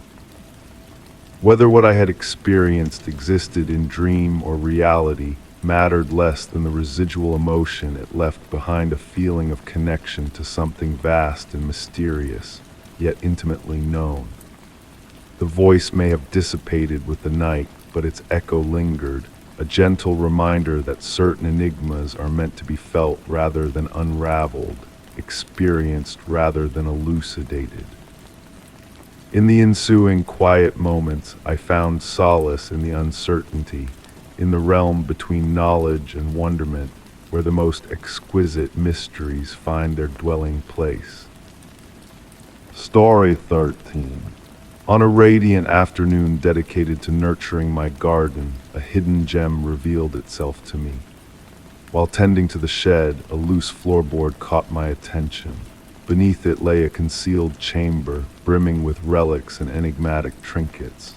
The air within was heavy with the fragrance of moist earth and aged timber, and each artifact whispered tales of a forgotten era, beckoning me to unravel a history long shrouded in secrecy. The warm sunlight filtering through the shed's dusty window painted delicate shadows upon weathered tools and terracotta pots as I stumbled upon that peculiar board. Its hollow sound echoed with promise, prompting me to investigate further. As I knelt down and touched the aged wood, it yielded easily, unveiling a narrow staircase descending into darkness. With each step I took, the musty scent intensified, and the temperature dropped while the soft patter of water droplets serenaded me from afar. My flashlight illuminated shelves adorned with curious items from diverse times and places. Delicate porcelain dolls with knowing eyes, faded leather-bound journals narrating tales of a bygone century, and aged brass instruments exuding silent melodies captured my attention. Among the captivating assembly, a peculiar music box stood out on a central shelf, its intricate design mirroring a garden scene uncannily similar to my own. Opening its lid released not music, but a gentle whisper of air carrying the subtle essence of spring flowers, a presence both impossible and undeniable. As I delved deeper, I discovered details that challenged my perceptions of home. The room's dimensions hinted at an extension beyond the shed's foundation, reaching beneath my garden. Curious markings resembling unfamiliar star charts adorned the walls, depicting constellations unseen in any sky I knew. Hours drifted by swiftly as I immersed myself in the exploration of this underground treasury, where the air felt alive with subtle movements as though the room itself breathed. Occasionally, amidst the stillness, a distant hum, akin to a lullaby sung from behind thick walls, graced my ears. Photographs from various eras depicted people in my garden, each frozen in a moment of revelation, their expressions mirroring the wonder and contemplation I, too, had experienced in this subterranean sanctuary. The journals revealed enigmatic sketches of unfamiliar plants, some bearing striking resemblance to those flourishing in my garden above. They spoke of natural cycles transcending ordinary seasons, detailing blooms that unfurled under specific stars and seeds that sprouted only under the moon's watchful gaze. As daylight danced through hidden crevices, casting ever-changing patterns on the floor, I stumbled upon a narrow desk holding a key of intricate design, its vine-like shaft and flower-shaped head hinting at a purpose beyond mere unlocking. Though its intended use remained a mystery, it served as a poignant reminder that some enigmas are destined to remain unsolved. The most peculiar revelation awaited me upon resurfacing from this timeless chamber. Despite feeling as though hours had slipped by, the garden basked in the same afternoon glow as when I had descended, leaving me to ponder the unfathomable nature of time in that hidden space. As evening descended and I reflected in the garden's embrace, a newfound understanding permeated my being. The flowers seemed to nod knowingly, and the breeze whispered secrets of the hidden room below. This clandestine discovery had transformed my perception of the world, gently peeling back layers of mystery to reveal a realm of endless wonder beneath the surface. To this day, I tend my garden with renewed purpose, mindful of the chamber of mysteries nestled below. Occasionally, peculiar reflections in the shed's window hint at messages from the depths, weaving a tapestry of intrigue and serenity into my daily rhythm. The mysteries I unearthed have become an integral part of my existence, a subtle melody underscoring the cadence of my days. The secret room beneath the garden shed remains my personal sanctuary, where time flows like honey and questions linger without insistence on answers. It stands as a testament to the boundless depths of wonder waiting patiently beneath the ordinary, inviting those willing to delve deeper into the mysteries that dwell within. Story 14.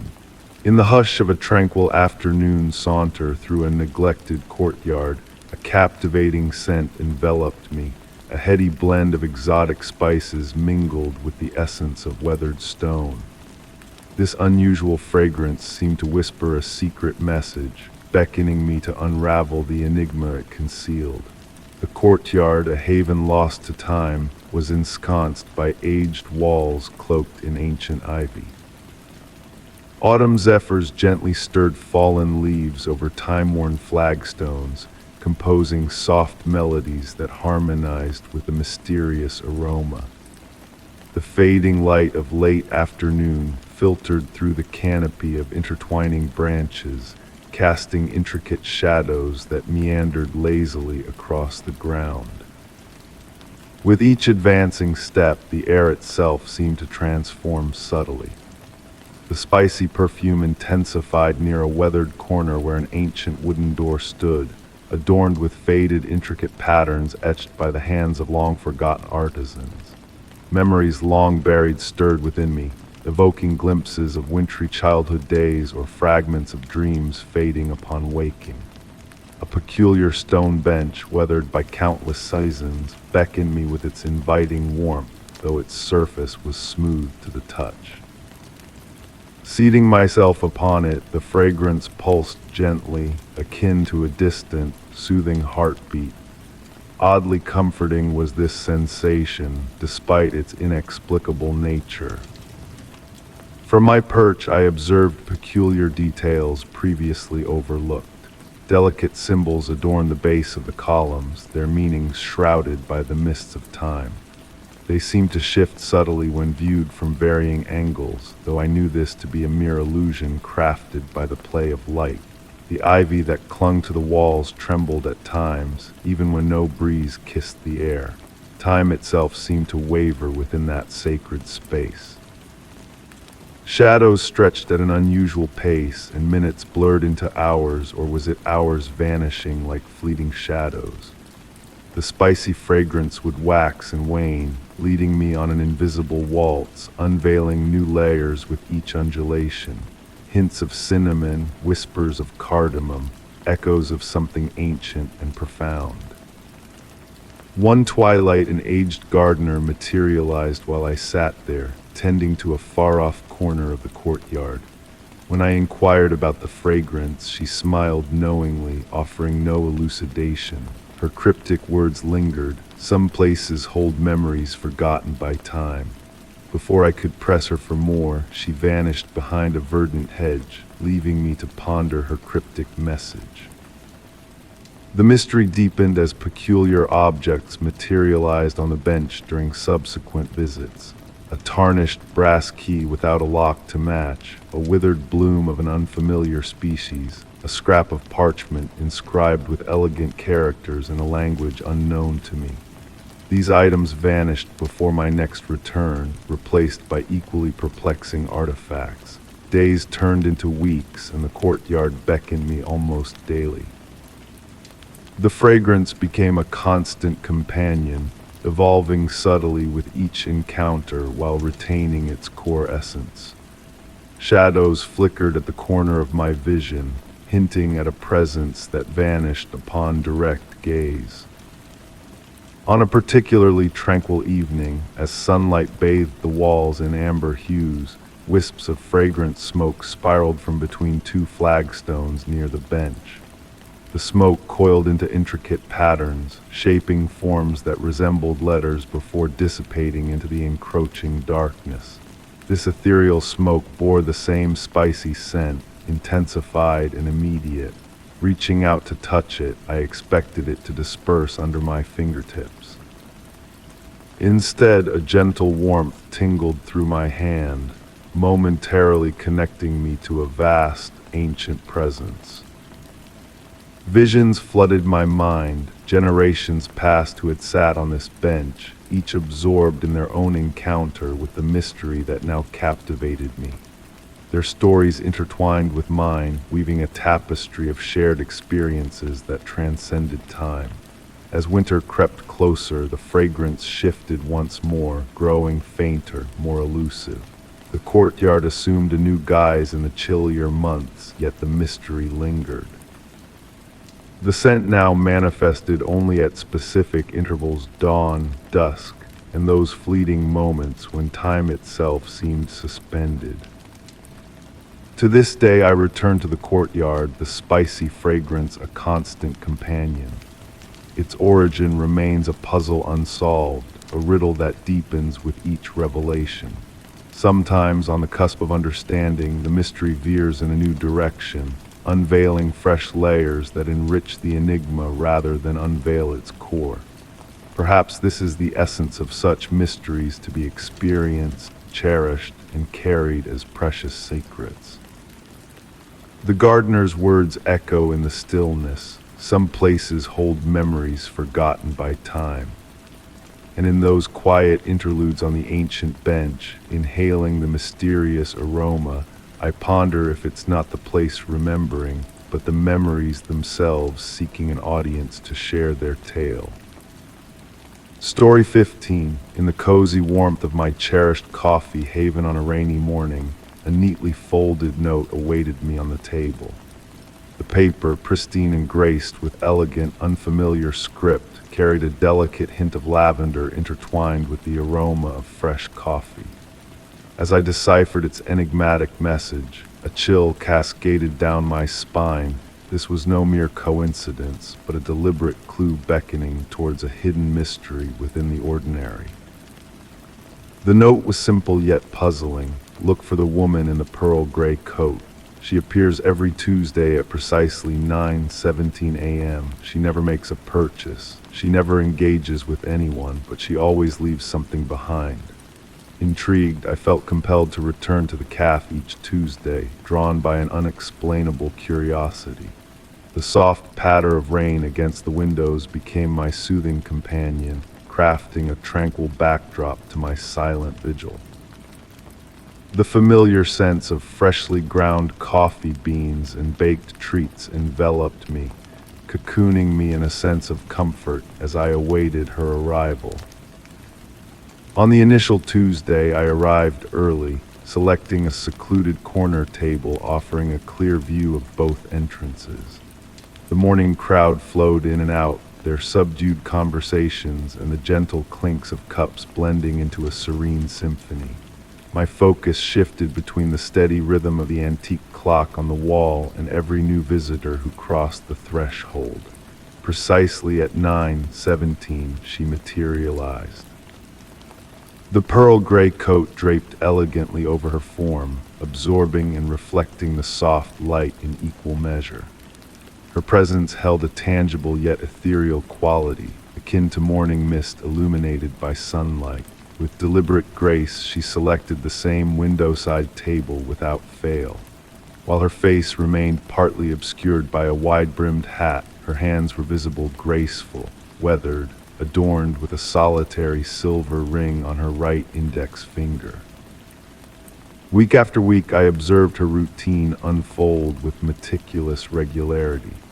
For precisely 7 minutes, she sat with impeccable posture, hands folded in her lap. True to the note's indication, she never made a purchase, never acknowledged anyone. Yet I began to notice the small items she left behind: a vintage button, a pressed flower, an old compass with a cracked face but a needle that spun with an unusual vitality.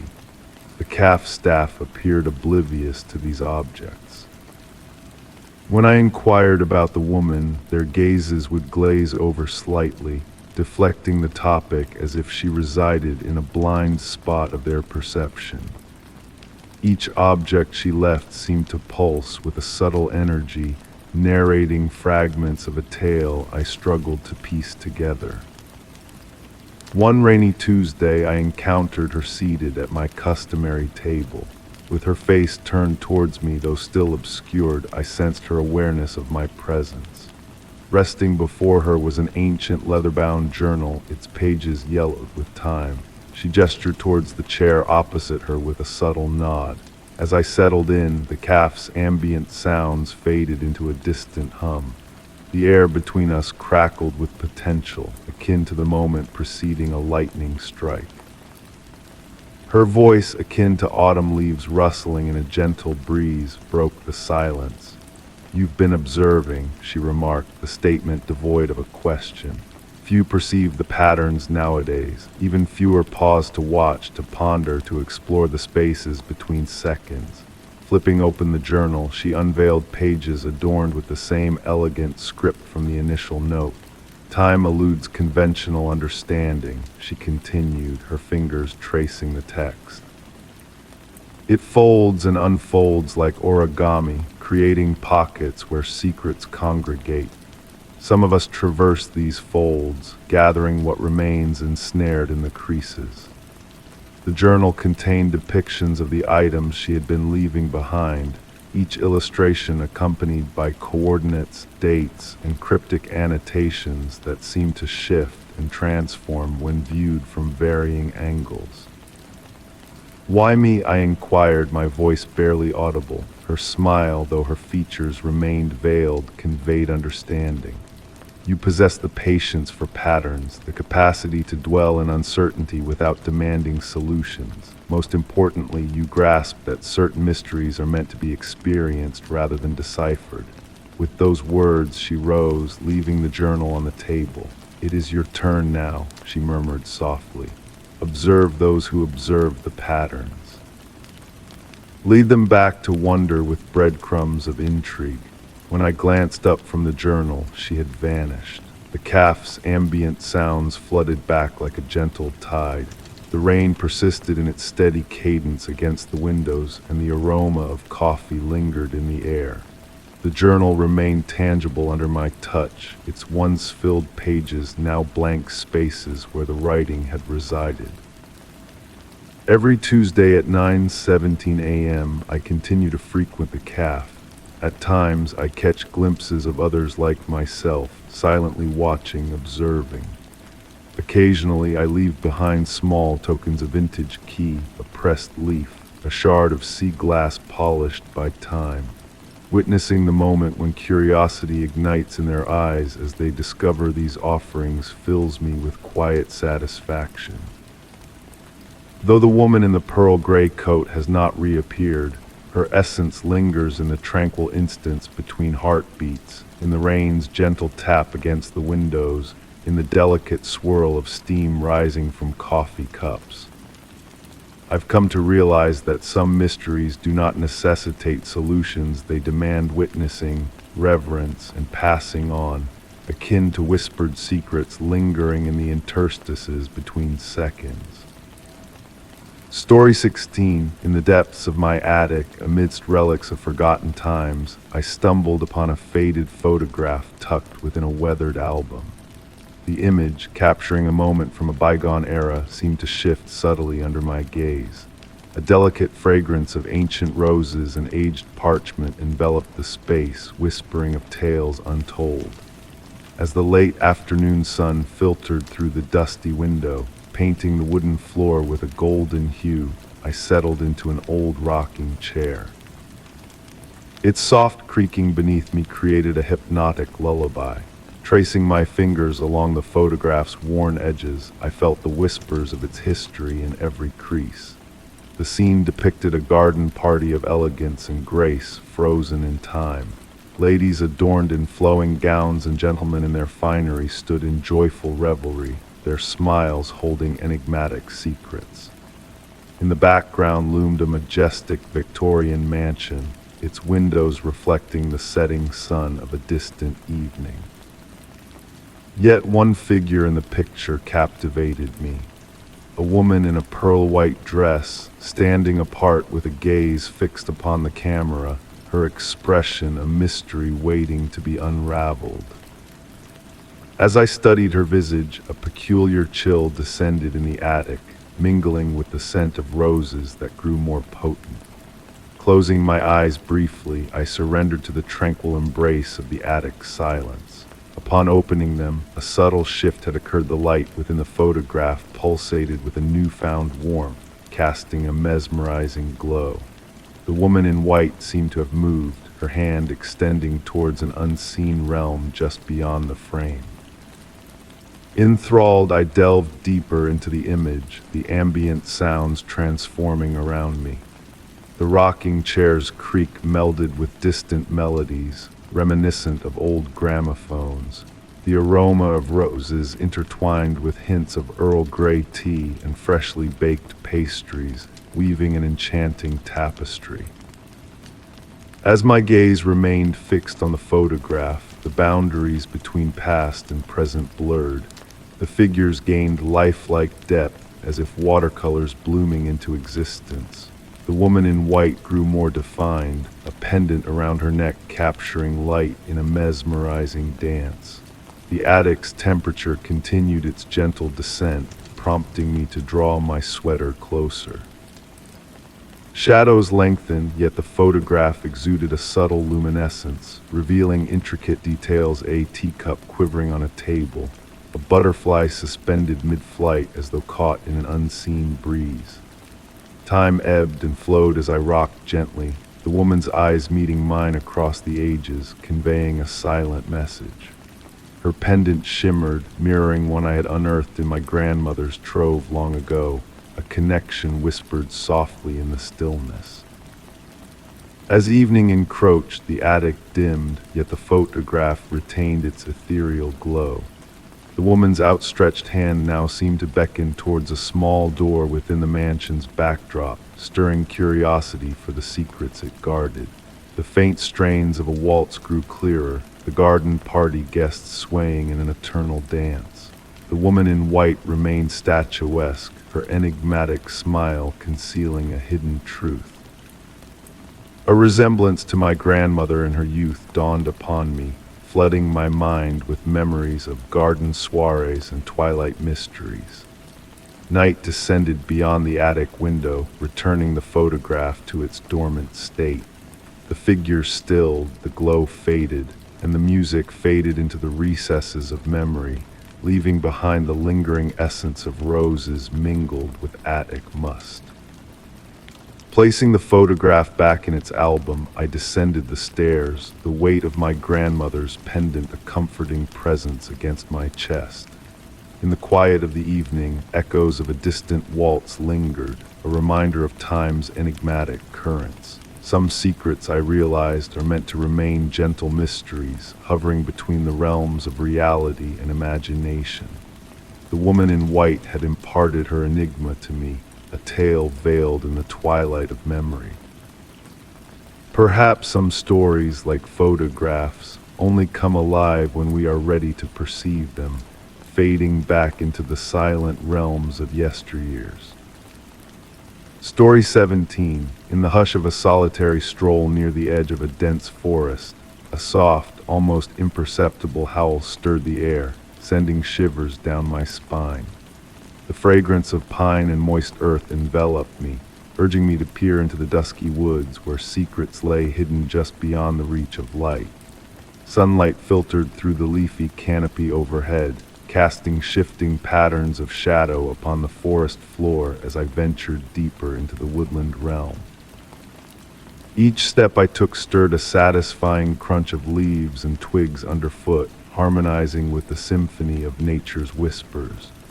The atmosphere grew dense, pregnant with the aroma of moss and decay, yet strangely invigorating in its raw earthiness. Drawn by an inexplicable force, I pressed on, curiosity eclipsing any hint of fear. As I delved further, the ambient sounds of the outside world faded into obscurity. The rustle of leaves in the gentle breeze intensified, weaving a delicate melody that seemed to speak to me in hushed tones. Occasionally, elusive movements caught my peripheral vision, only to vanish when I turned to gaze upon them, leaving behind only swaying branches and elusive shadows. The faint howl resurfaced, so ethereal it could have been a figment of my imagination. This time it bore a different timbre, akin to a haunting melody carried by the wind. The forest fell into a deep silence, as if holding its breath. Birds ceased their songs, insects silenced their hum, and a subtle vibration tingled in the air, raising the fine hairs on my arms. Emerging into a clearing where trees formed a perfect ring around a tranquil pond, its obsidian surface mirrored the clouded sky without a ripple to disturb its glassy reflection. Approaching cautiously, I noticed a peculiar delay in my own reflection's movements, as if struggling to keep pace with reality. The chill in the air deepened, prompting me to draw my jacket snug against the cold. It was then that wisps of mist began to rise from the ground, twining delicately around my ankles, cool and silken against my skin. The mist exuded a soft, pearlescent glow, pulsing in harmony with the forest's breath, casting a magical aura upon the scene. Standing at the pond's edge, I discerned shapes within the mist, barely distinguishable forms that vanished when stared at directly. They resembled deer, yet ethereal and graceful, their fluid motions defying natural laws. The howl returned, closer now, its spectral quality seeming to emanate from all directions and none simultaneously, as if the very forest itself was issuing a call. Swaying gently, I found myself ensnared in a tranquil reverie, teetering on the blurred boundary between reality and the ethereal. Trees seemed to lean inward, their branches reaching out like curious onlookers to the clearing. Within their gnarled forms, ancient and wise faces seemed to materialize, observing my every move with quiet intrigue.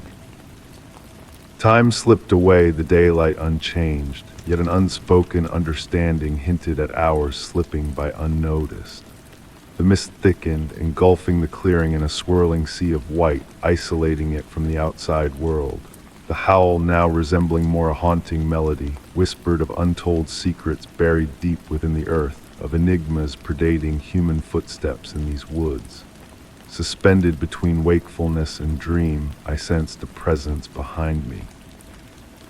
The air shifted, carrying the fragrance of wild flowers and frosty mornings. Instincts screamed to turn, to confront the unseen, yet my body remained rooted in place, a mixture of fear and reverence holding me captive. Drawing closer, the presence exuded a profound tranquility, the forest exhaling ancient whispers in long-forgotten tongues. In that fleeting moment, I grasped the rarity of my discovery, a portal to a realm where the veil between known and unknown grew thin. I never did pivot to face it. Instead, I closed my eyes and surrendered to the forest's melody, letting it wash over me like a gentle lullaby. When my eyes fluttered open once more, the mist had dissipated, leaving the clearing unremarkable to the casual observer. Yet, as I retraced my steps through the woods, I carried within me the certainty of having brushed against the extraordinary, forever altering my perception of the world. Even now, on tranquil nights when the wind whispers through the trees, a distant, silent howl echoes in the distance. A haunting call akin to a half-remembered dream, beckoning me to remember that in this world, realms of mystery and wonder await those willing to hearken to their enchanting song. Story 18. Amidst a sudden downpour on an otherwise unremarkable night, I sought shelter beneath an awning to evade the rain's relentless assault. In the midst of the pounding droplets on the pavement, a faint, urgent whisper rode the storm's tumultuous winds. The cool, damp air carried the fresh fragrance of rain and distant thunder, while the whispered promise hinted at enigmatic truths yearning to be unveiled by the storm's hand. Enthralled, I stood still, enchanted by the rhythmic symphony of raindrops drumming against the sheltering canvas above me. Once more the whisper reached my ears, clearer this time, akin to a voice speaking just behind my shoulder. Turning, I found naught but empty space and the encroaching darkness of twilight. Street lamps flickered to life, casting gentle halos in the mist-laden air. The voice beckoned me, drawing me towards a narrow alley nestled between weathered brick edifices. Normally, I would have dismissed such a peculiar urge as folly, but this night held a different allure. The whisper bore no malice, only a tender insistence reminiscent of my grandmother's storytelling voice. With cautious steps, I ventured into the alley, the rain easing into a gentle mist. The warm brick walls exuded a comforting touch despite the evening's chill, as if they harbored the essence of centuries of sunlight, now slowly releasing it into the world. My footfalls created soft splashes in the shallow puddles, sending mesmerizing ripples reflecting the light from above. The alley widened into a secluded courtyard, concealed from the world by surrounding structures. At its heart stood an ancient fountain, its weathered stone worn smooth by the passage of time and elements. Water cascaded from its spout in a melodic harmony with the rain, crafting a tranquil symphony. The whisper seemed to emanate from the very core of the fountain, growing more insistent as I drew near. Clustered around the fountain's base, delicate blue flowers bloomed, their petals aglow with an otherworldly light pulsing in synchrony with the falling water.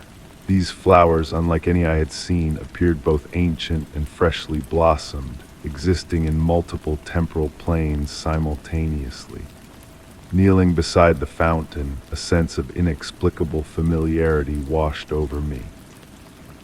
Faint markings adorned the stone, resembling writing in an unidentifiable language. Tracing my fingers over the symbols, they shifted and morphed beneath my touch, akin to words dissolving in water.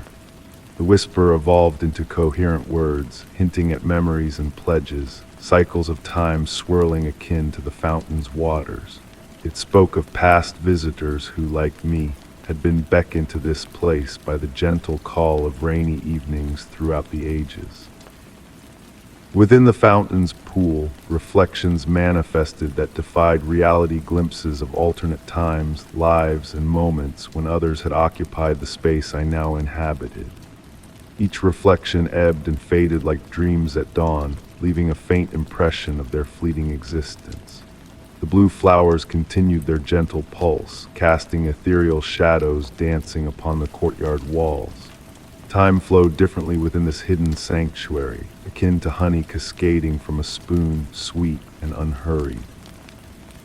Absent was the urge to depart, devoid of fear of encroaching darkness. The whispers cradled me, akin to a lullaby from childhood half remembered. Seated by the fountain, the rain persisted in its gentle descent, veiling this secluded enclave from the mundane world beyond. Secrets were shared in whispers, destined to linger in my deepest dreams, forever elusive yet eternally remembered. Upon rising to depart, I noticed a solitary blue flower had detached, floating into my awaiting palm. Luminescence had dimmed to blend with the natural surroundings, yet its beauty remained undiminished. The whispers waned as I retraced my steps through the alley, though their presence lingered, a comforting embrace. Emerging onto the street, the rain had ceased, yet the air bore the weight of lingering moisture. Street lamps bathed the glistening pavement in their familiar glow, life returning to its customary cadence. But within me, I bore the indelible mark of that gentle mystery within the hidden courtyard. On rainy nights since, a faint echo of those whispers still drifts on the breeze. The blue flower rests upon my windowsill, outwardly ordinary to all but me. In the depths of night's silence, it pulses with a soft light, a reminder of promises woven in rain, of mysteries veiled just beyond perception, patiently awaiting discovery by those attuned to the whispers in the storm. Story 19. In the depths of a moonlit night, a solitary drive led me down a desolate highway where an ancient radio tower loomed against the starry sky. The crackling static of my car radio was suddenly pierced by a rhythmic signal, a whisper from the shadows of time beckoning with a mysterious allure. The cool night air carried a metallic tang mingled with the distant promise of storms, heightening the sense that the tower held secrets of a bygone era. Intrigued beyond reason, I felt compelled to halt my journey and heed the call of the enigmatic transmission. As I parked by the roadside, the hum of my car's engine faded into silence when I turned the key, leaving only the gentle rustle of grass and the persistent pulse of static emanating from the radio. The signal, once faint, now grew clearer, a cryptic pattern of long and short bursts akin to Morse code, yet uniquely its own. The tower stood stoic against the deep indigo heavens, its warning lights extinguished, its surface marred by rust that wove intricate designs as if scripted by some unseen hand. Watching as ethereal clouds danced across the moon, casting shifting shadows that lent the structure an almost imperceptible sway, I felt a strange familiarity with the rhythm of the signal, a melody half remembered from a distant past. Closing my eyes, I surrendered to the hypnotic cadence, seeking to unearth the origins of this haunting melody. The static ebbed and flowed like a tranquil tide, carrying whispers of possible words just beyond grasp. Attempting to capture this otherworldly broadcast on my phone, I found it inexplicably unresponsive, its dark screen a barrier to recording the mysterious sounds that enveloped me.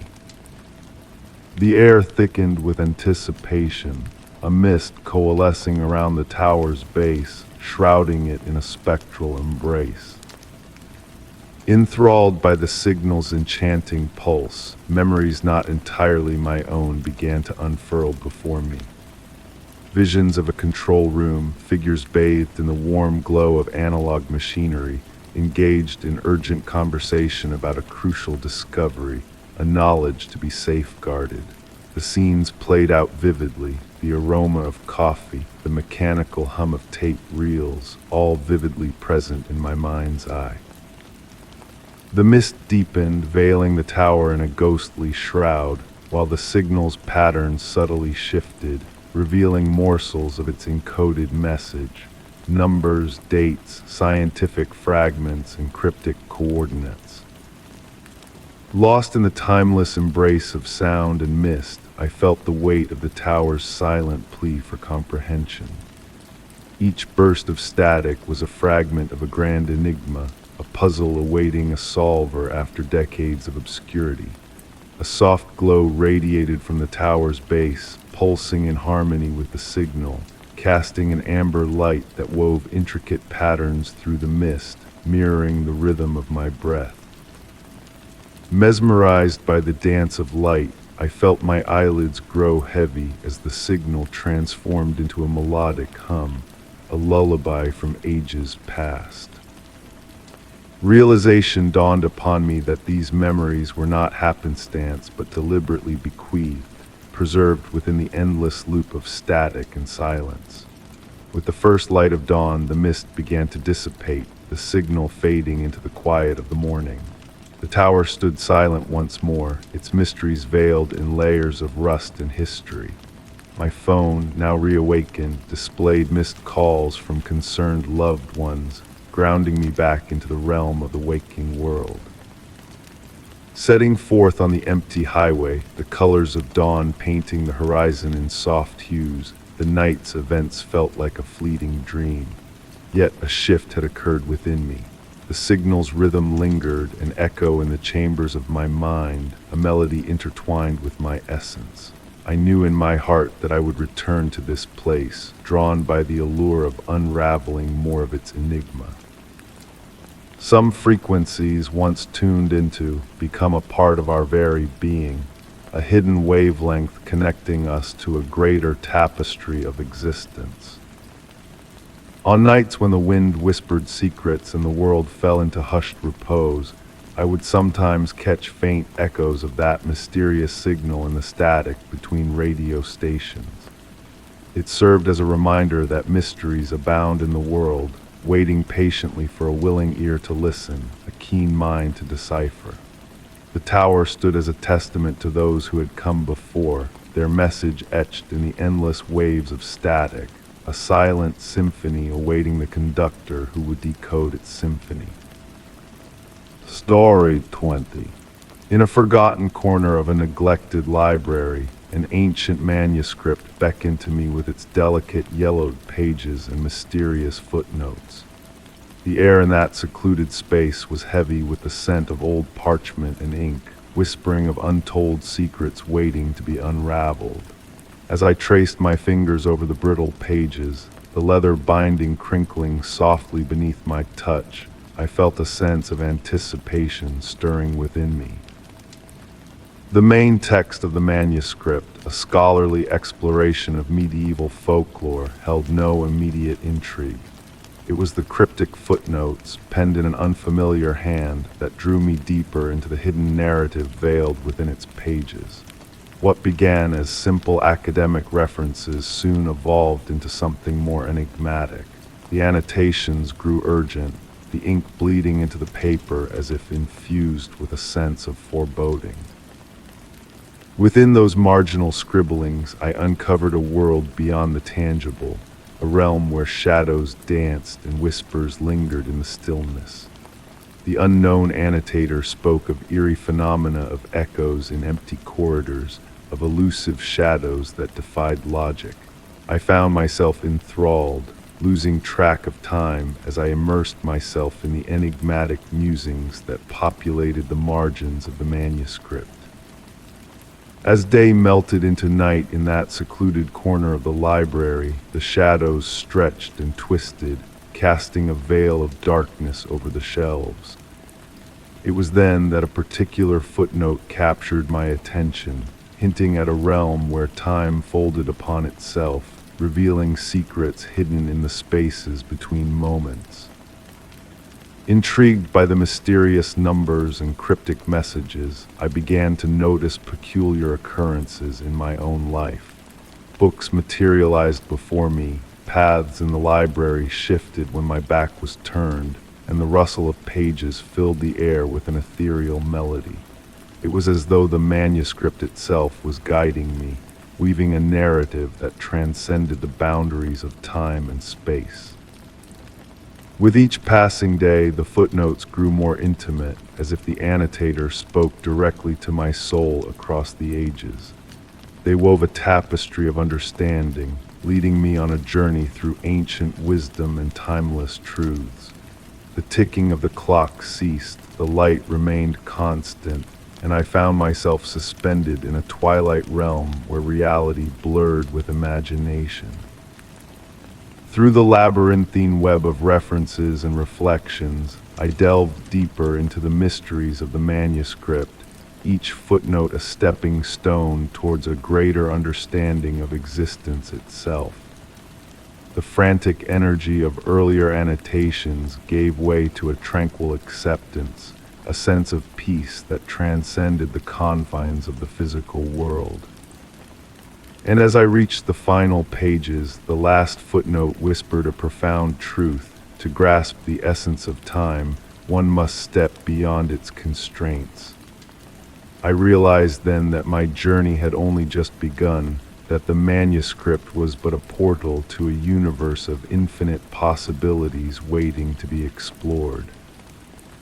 Emerging from the timeless embrace of the manuscript, I sensed a shift in the very fabric of reality around me. The shadows no longer held darkness, but a gentle luminescence, a dance of unseen forces that whispered of untold stories and forgotten truths. Now I return to the library day after day, drawn by an invisible thread that binds me to the enigmatic manuscript. Its contents ebb and flow, revealing new insights with each reading, each encounter with the mysterious footnotes, a reminder of the boundless mysteries that lie beyond our understanding.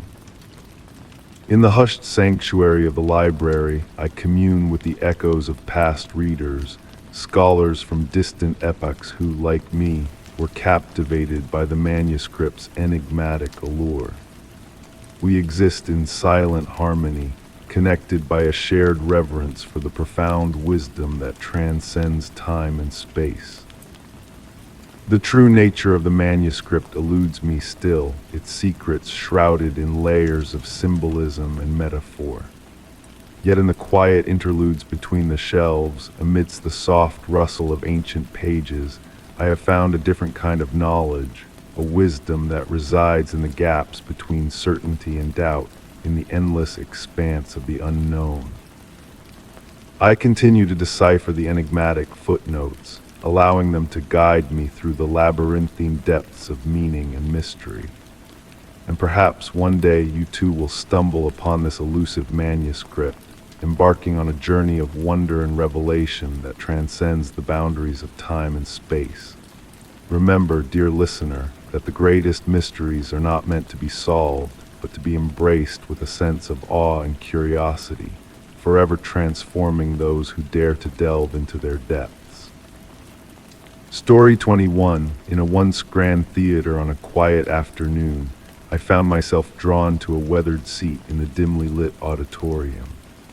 The silence enveloped me like a comforting embrace, broken only by a soft, almost imperceptible laughter that seemed to dance through the empty aisles. The air was heavy with the musty scent of velvet curtains and decaying props, carrying whispers of nights long past when the theater thrived with applause and joy. I adventured here seeking inspiration, lured by tales of the building's mysterious aura. The heavy doors groaned open at my touch, inviting me into a realm suspended between history and the present moment. Dust motes swirled in beams of light that filtered through high windows, casting ethereal patterns that shifted and twirled like ghostly dancers on an unseen stage. The faded red velvet seats, though worn, exuded a faded elegance that hinted at the countless stories they held within their fibers. As I ran my fingers along the fabric, I could almost sense the echoes of bygone evenings filled with entertainment, romance, and wonder. The air itself carried a sweet undertone beneath its musty exterior, evoking memories of old perfumes and powders, like the faint essence of performers long gone. As my eyes adjusted to the dimness, I caught subtle movements at the corner of my vision. The heavy stage curtains stirred as if touched by invisible hands, accompanied by the soft patter of footsteps crossing the stage in a rhythm akin to a forgotten dance. In the hush of the theater, more sounds emerged, the gentle creak of floorboards, as though phantom performers were taking their places, and the rustle of pages turning, like a spectral prompter revisiting a long-forgotten script. These sounds, far from unsettling, enveloped me in a sense of serenity, like being cocooned in a tapestry of memories. Time seemed to bend within those walls, stretching moments into hours as I sat transfixed, absorbing the quiet symphony of the theater. As daylight waned, elongating shadows crept over the rows of empty seats, forming silhouettes that hinted at a phantom audience dressed in finery, their presence felt rather than seen. The laughter I had heard earlier returned, now accompanied by a muffled applause that seemed to emanate from a distant realm, distant yet intimate in its resonance. I closed my eyes, allowing the sounds to wash over me, and upon opening them, I glimpsed a fleeting flutter of a dress vanishing behind a pillar, a momentary glint of fabric catching the fading light before fading away. With the onset of evening, the theater stirred with a newfound energy. The temperature fluctuated inexplicably, warm patches yielding to cool drafts, as if unseen entities drifted by in silent procession. The dormant stage lights held a faint, ethereal glow, a lingering echo of their former brilliance that persisted through the ages. Drawn inexorably to the stage, I ascended the worn wooden steps, their creaks echoing through the empty expanse. Standing at its center, facing the ghostly seats that seemed to hold a spectral audience, I sensed a palpable anticipation in the air, akin to the hushed breath before a grand performance commences.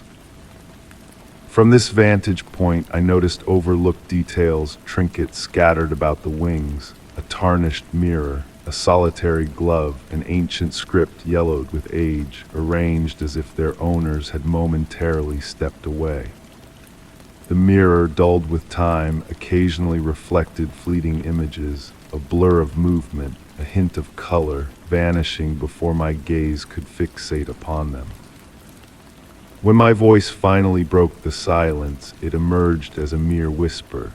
"Is anyone there?" The words lingered in the darkness, met not with an immediate reply but with a gradual crescendo of whispers, rustling fabric, distant murmurs, and the soft patter of unseen footsteps converging like a symphony of the unseen. In that moment I comprehended that the theater was not truly vacant, but brimming with echoes of laughter, tears, and shared experiences that had seeped into its very essence, tangible in the stillness that enveloped me. The laughter, far from ominous, resonated with joy and appreciation, a celebration of moments etched into the fabric of the space. As night descended, signaling my departure, I navigated the aisles, sensing a gentle resistance as if the theater sought to detain me a while longer. The exit loomed distant, the path meandering through newly formed shadows that played tricks on the mind. Pausing at the threshold, I cast a final glance back, catching a fleeting glimpse of the theater in its former glory, vibrant with shadowy figures, aglow with anticipation, before it dissolved into the familiar emptiness. Yet as I stepped into the night, a realization dawned upon me. The theater was not devoid, but replete with narratives, memories, and moments suspended in time. And in the quietude of the night, if one listens closely, they may discern the echoes of these tales playing out anew, a perpetual performance for an audience of one. The laughter lingered, a gentle reminder that certain places endure, cradling memories, until a receptive soul arrives to decipher the whispers of joy that linger in the shadows. Story 22, deep in the shadowy depths of a revered library, I stumbled upon a hidden alcove concealed behind towering shelves laden with forgotten manuscripts. Through a cracked window, a soft glow illuminated dusty tomes and ancient relics that murmured tales of bygone wisdom. The air was heavy with the scent of leather-bound volumes and aged paper, enveloping me in a sense of uncovering a clandestine haven of knowledge reserved for the most inquisitive souls. As the night watchman of the library, I had grown accustomed to the tranquil nocturnal cadence, the gentle creaking of wooden shelves settling, the whisper of wind caressing century-old ventilation shafts, and the distant ticking of the grand clock in the main hall. However, this secluded nook exuded a different aura, as if it dwelled within its own timeless cocoon, untouched by the modern world beyond the library's weathered confines. Drawn to this space during my nightly patrols, I observed how moonbeams wove ever-shifting patterns through an ornate lead-light window. The dancing shadows seemed to morph into cryptic symbols on the aged wooden floor, evoking echoes of forgotten alphabets. In moments of profound stillness, I fancied hearing the faintest whisper of pages turning, though always finding myself alone in this hidden enclave. One fateful night, while perusing the books lining the walls of my sanctuary, I discerned a peculiar arrangement in their placement.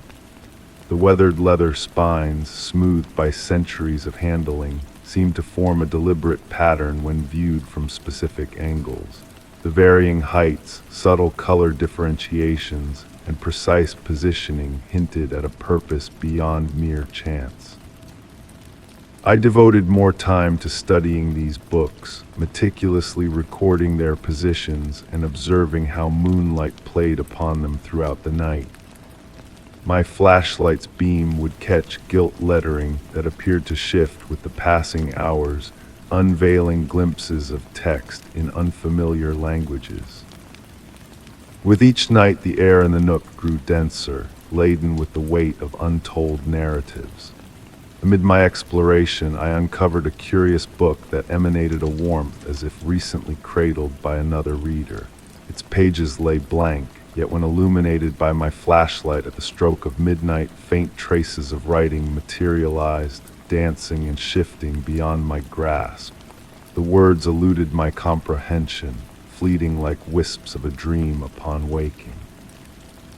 The tolling of the grand clock punctuated the hours as I delved deeper into the enigma of the nook.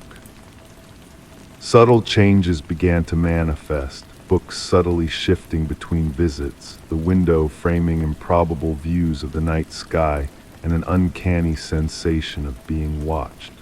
My fellow guards noted alterations in my demeanor as well. I spoke of the library's history with an air of intimate familiarity, as though I had witnessed its construction in a bygone era. I found myself grasping fragments of ancient languages unlearned, and my dreams were inundated with visions of expansive halls of knowledge transcending the library's physical bounds. The most profound revelation dawned on a winter night when the full moon bathed the world in its silvery glow.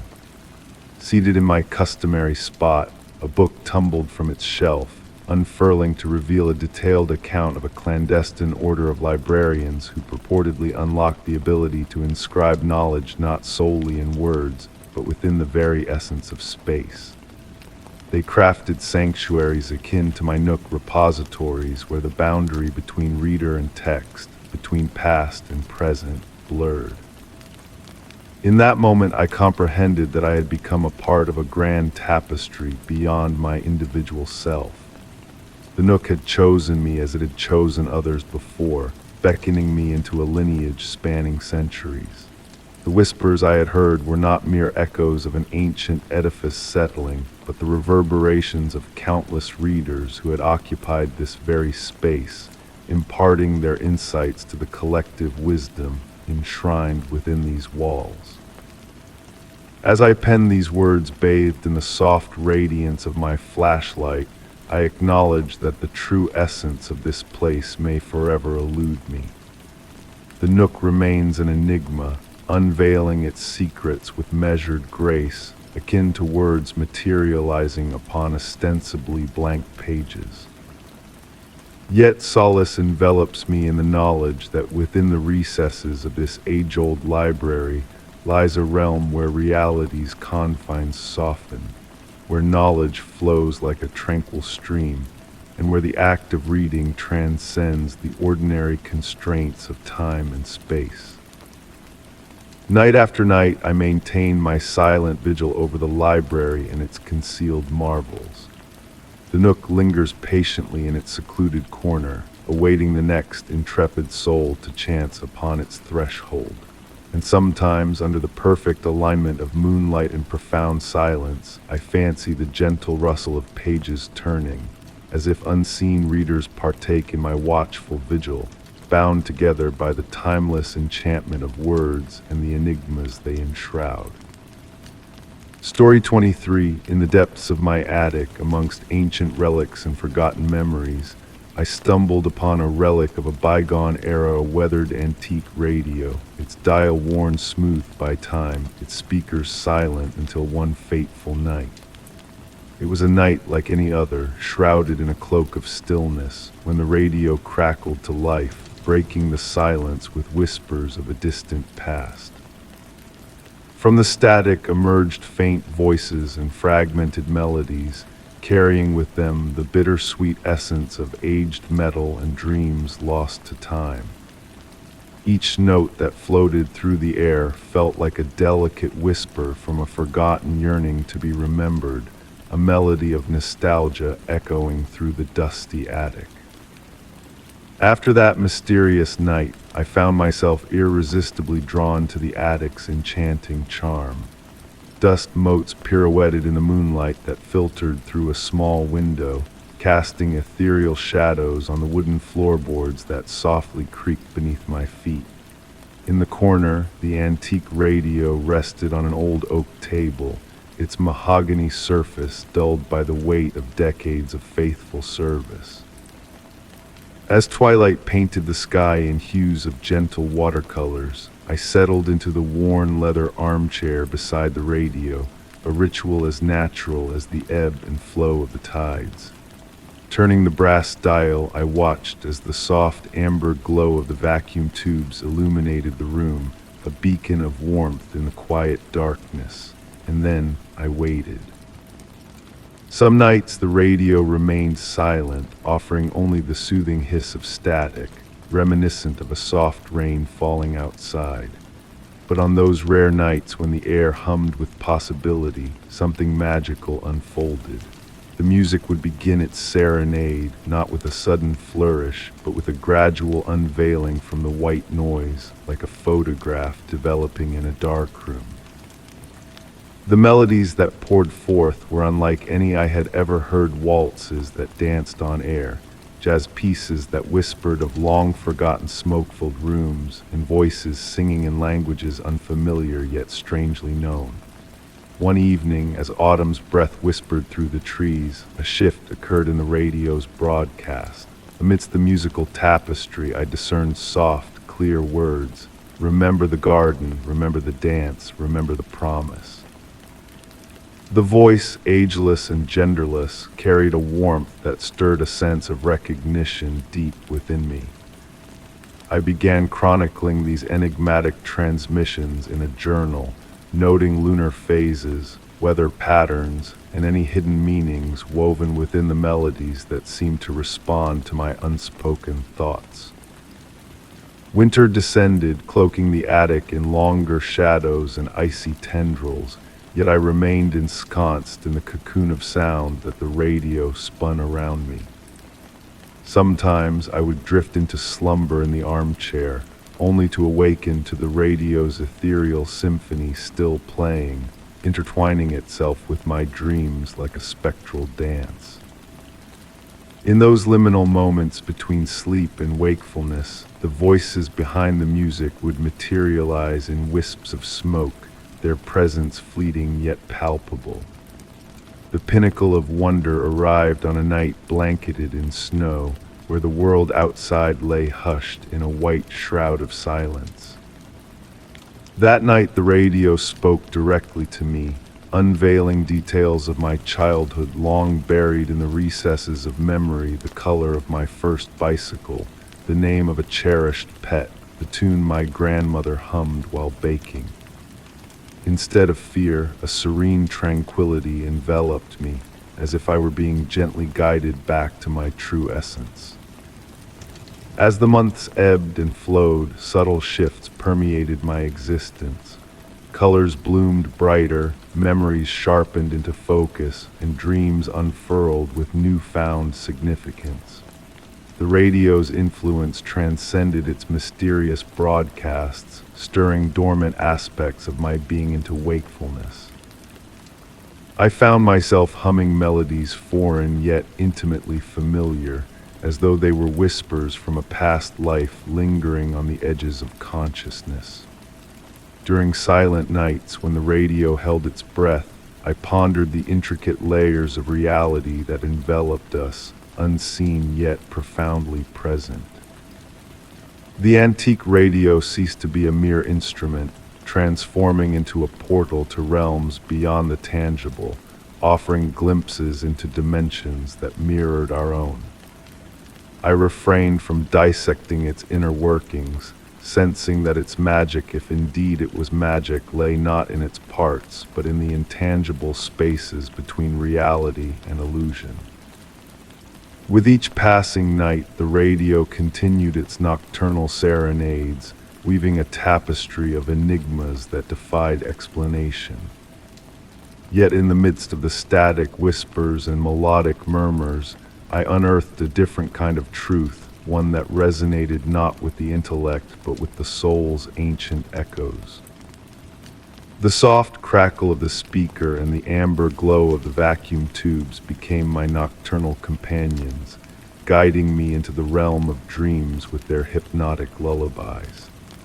Before succumbing to slumber, I often wondered if somewhere in the vast expanse of night, another soul listened to their own mysterious radio, intertwining our lives through the invisible threads of sound and memory that wove through eternity. Story 24. In the late hours of the evening, I found myself drawn to a forgotten cinema, its marquee a whisper of a time long past. Inside, the darkness enveloped me, broken only by the flickering light of a solitary projector. Ghostly images danced upon the weathered screen, telling tales of dreams and heartache buried within the walls. The air held a delicate blend of popcorn and dust, a nostalgic aroma that hung like a secret waiting to be told.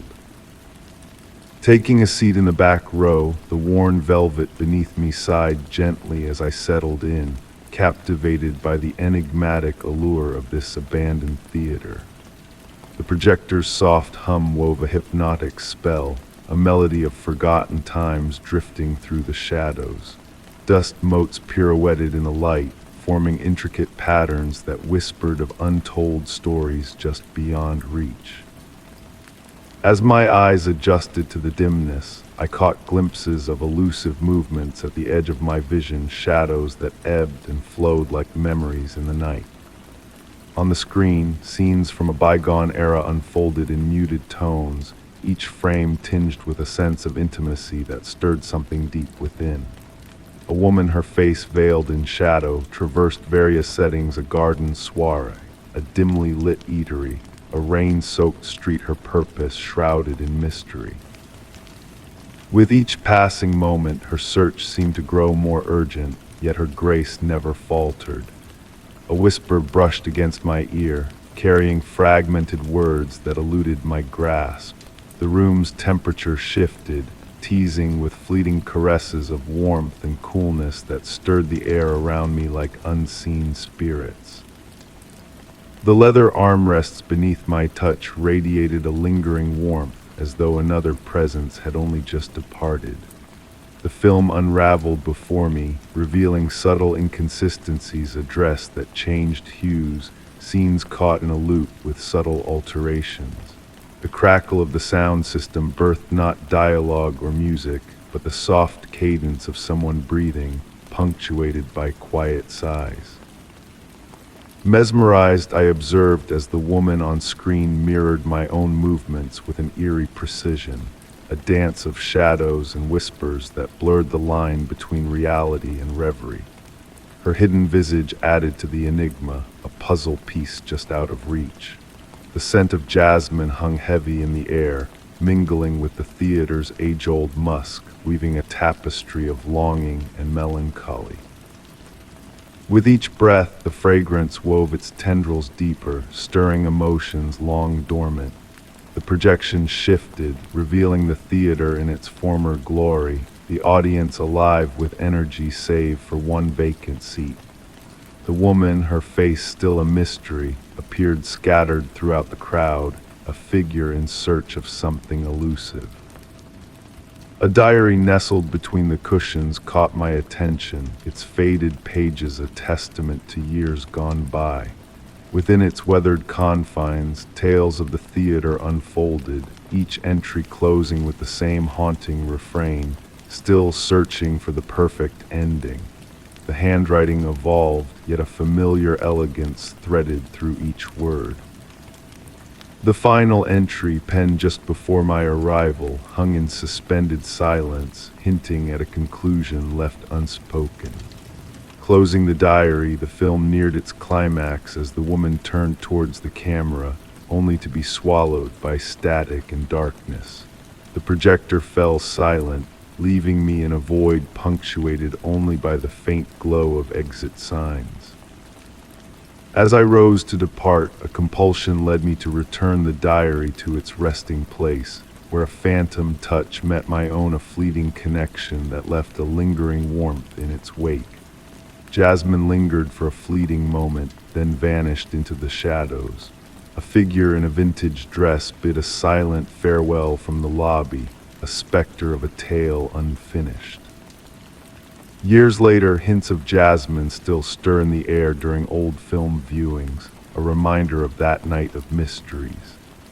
In those quiet moments, an unseen presence lingers, a shared understanding of stories left untold. And in the darkness, I sense the weight of unseen eyes, waiting for another soul to witness the beauty of endings left to the imagination. Story 25. In the stillness of a moonlit night, I found myself drawn to an ancient observatory nestled on the edge of town.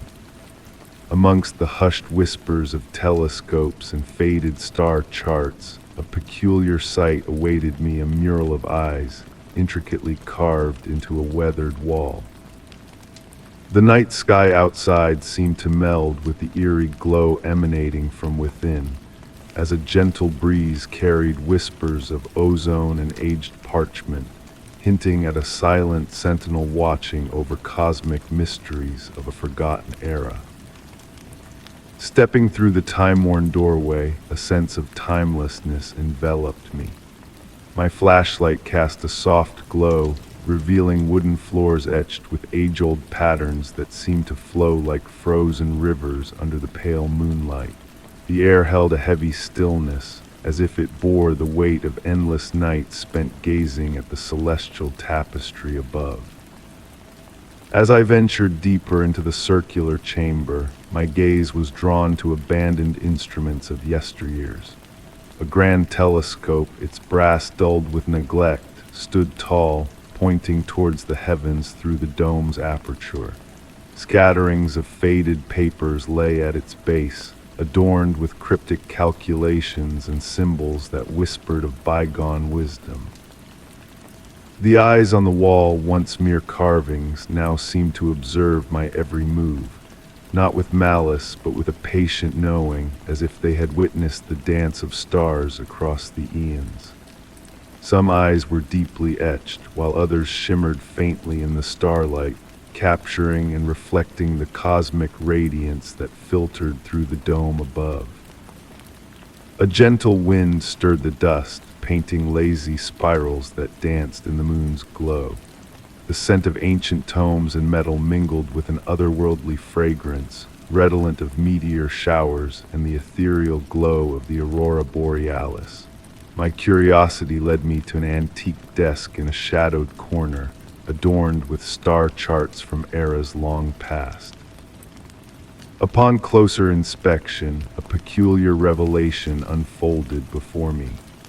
The constellations depicted on the oldest charts bore a subtle shift, as if the stars themselves had rearranged over time, defying conventional astronomical wisdom. Leather-bound journals hidden in the desk drawers revealed meticulous observations of watchful eyes in the void and breathing stellar patterns. A warmth seemed to emanate from the very walls, pulsating with a hidden energy that resonated with the universe's heartbeat.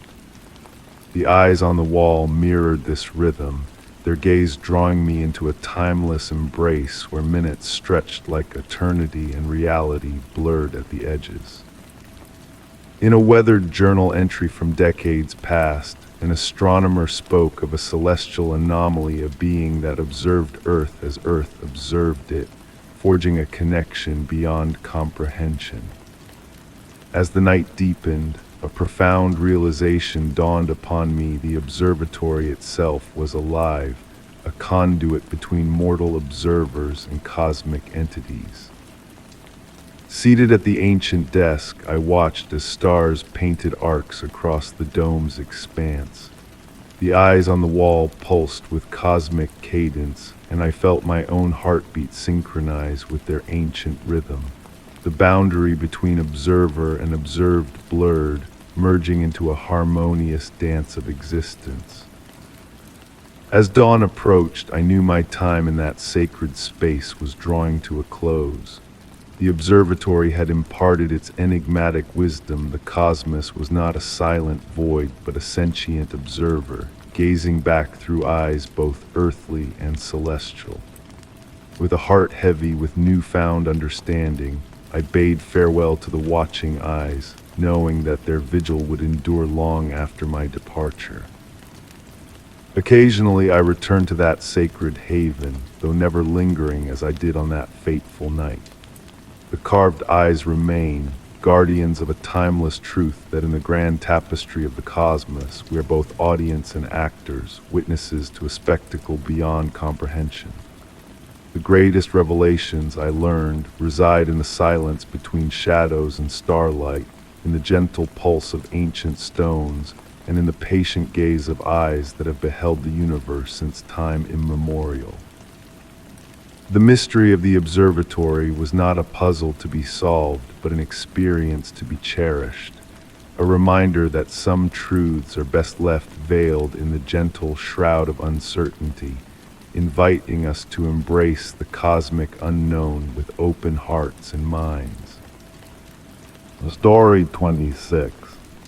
On a somber afternoon, amidst the stack of mundane mail, I stumbled upon an unmarked envelope, quietly waiting for my attention. The moment I unfurled the aged paper within, the handwritten words seemed to awaken dormant memories within me, memories that felt both alien and strangely intimate. A faint aroma of antiquated ink and lavender permeated the air, prompting me to question the very essence of my past. The paper, fragile and weathered, felt like a whisper beneath my fingertips, its corners softened by the passage of time. Raindrops whispered against my window in a gentle cadence, harmonizing with the rhythm of my own heartbeat.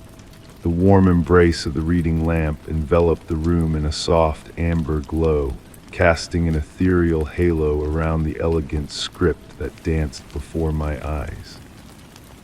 My dearest friend, the letter gently beckoned, I write to stir the memories of the summer abode where we shared fleeting moments of joy. Curiously, I had no recollection of any such summer retreat, yet as I delved deeper into the words, I could almost taste the warmth of sunlight on my skin and hear the melodic symphony of waves caressing the shore in the distance. The crackling fireplace beside me provided a comforting accompaniment as I journeyed through the epistle. Each sentence seemed to unlock a hidden chamber of my mind, unveiling memories that felt as though they belonged to another life. The essence of salt in the air, the sensation of cool wooden floorboards beneath my feet, the gentle rustle of cotton curtains in a breeze all painted a vivid picture of a reality I had never lived. The narrative wove tales of afternoon teas in delicate china adorned with blue florals, of hushed conversations in a garden where roses bloomed eternally, and of a mysterious locked chamber on the uppermost floor. With every word, the memories grew more tangible, more vivid, yet I knew deep down that these experiences were not my own. As my feline companion purred softly in my lap, grounding me in the present, I turned to the following page, allowing the graceful script to transport me to a realm where misty gardens and dancing shadows were as real as the chair I sat upon. The house around me seemed to echo the described scenes, the soft murmur of midnight floorboards, the distant strains of phantom piano melodies. The scent of lavender intensified, enveloping the room in a cocoon of nostalgia that whispered of a past not my own, or was it? The letter recounted shared secrets, unspoken understandings, and vows exchanged in whispered confidences. It detailed a locket I purportedly always wore, containing a photograph of two young women standing before a stately manor. Though my fingers found only bare skin where the locket should have been, the phantom weight of it lingered, a ghostly presence tethered to my being. Beyond the window, the rain continued its gentle serenade, its whispers now carrying elusive messages that evaded my grasp. The letter painted scenes of rainy days spent in the library of the summer house, amidst leather-bound tomes whose titles shifted when not under direct gaze. I could almost recall the musty fragrance of those books, except that I couldn't, for these memories were not my own. As I approached the final page, the ink seemed to fade, as if the words themselves were vanishing into the recesses of my mind. The writer spoke of a pivotal choice we had made together, a decision that would ripple through the fabric of reality itself. They described a midnight ritual in the garden, under a moon casting shadows in defiance of nature. The letter's closure was both an end and a commencement. Remember, dear friend, that memories are as fluid as the shifting tides. Our perception of self is but a tale we choose to believe. Perhaps this missive will nudge you toward a different narrative, or perhaps it will merely unveil the one you buried long ago. Signed with an enigmatic initial that seemed to morph with each attempt to decipher it, the letter bore a cryptic aura. Folding the paper along its creases, I caught a glimpse of my reflection in the window pane. In the soft lamplight, for a fleeting moment, I beheld a visage that mirrored my own, yet felt entirely foreign. The rain subsided, the lavender scent dwindling into the ether. With reverence, I returned the letter to its envelope, aware that the memories, be they real or imagined, chosen or bestowed, had forever altered the landscape of my consciousness. Drifting into slumber in my cherished armchair, the distant echoes of waves and piano keys serenaded my dreams, and the phantom weight of a non-existent locket lingered upon my skin. Story 27. On a tranquil night, amidst a sudden downpour, I ventured outside to retrieve my umbrella. There, beneath the canopy of rain, I noticed a peculiar sight, a trail of muddy footprints leading away from my door. Each print, slowly fading under the gentle touch of raindrops, held a mysterious allure, hinting at an unseen visitor who had graced my doorstep. Standing in the glow of the porch light, the damp air enveloped me, carrying with it a sense of quiet anticipation.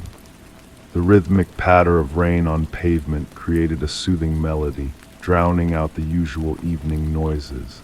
As I gazed at the soft, blurred footprints, a curious unease tinged with fascination settled within me.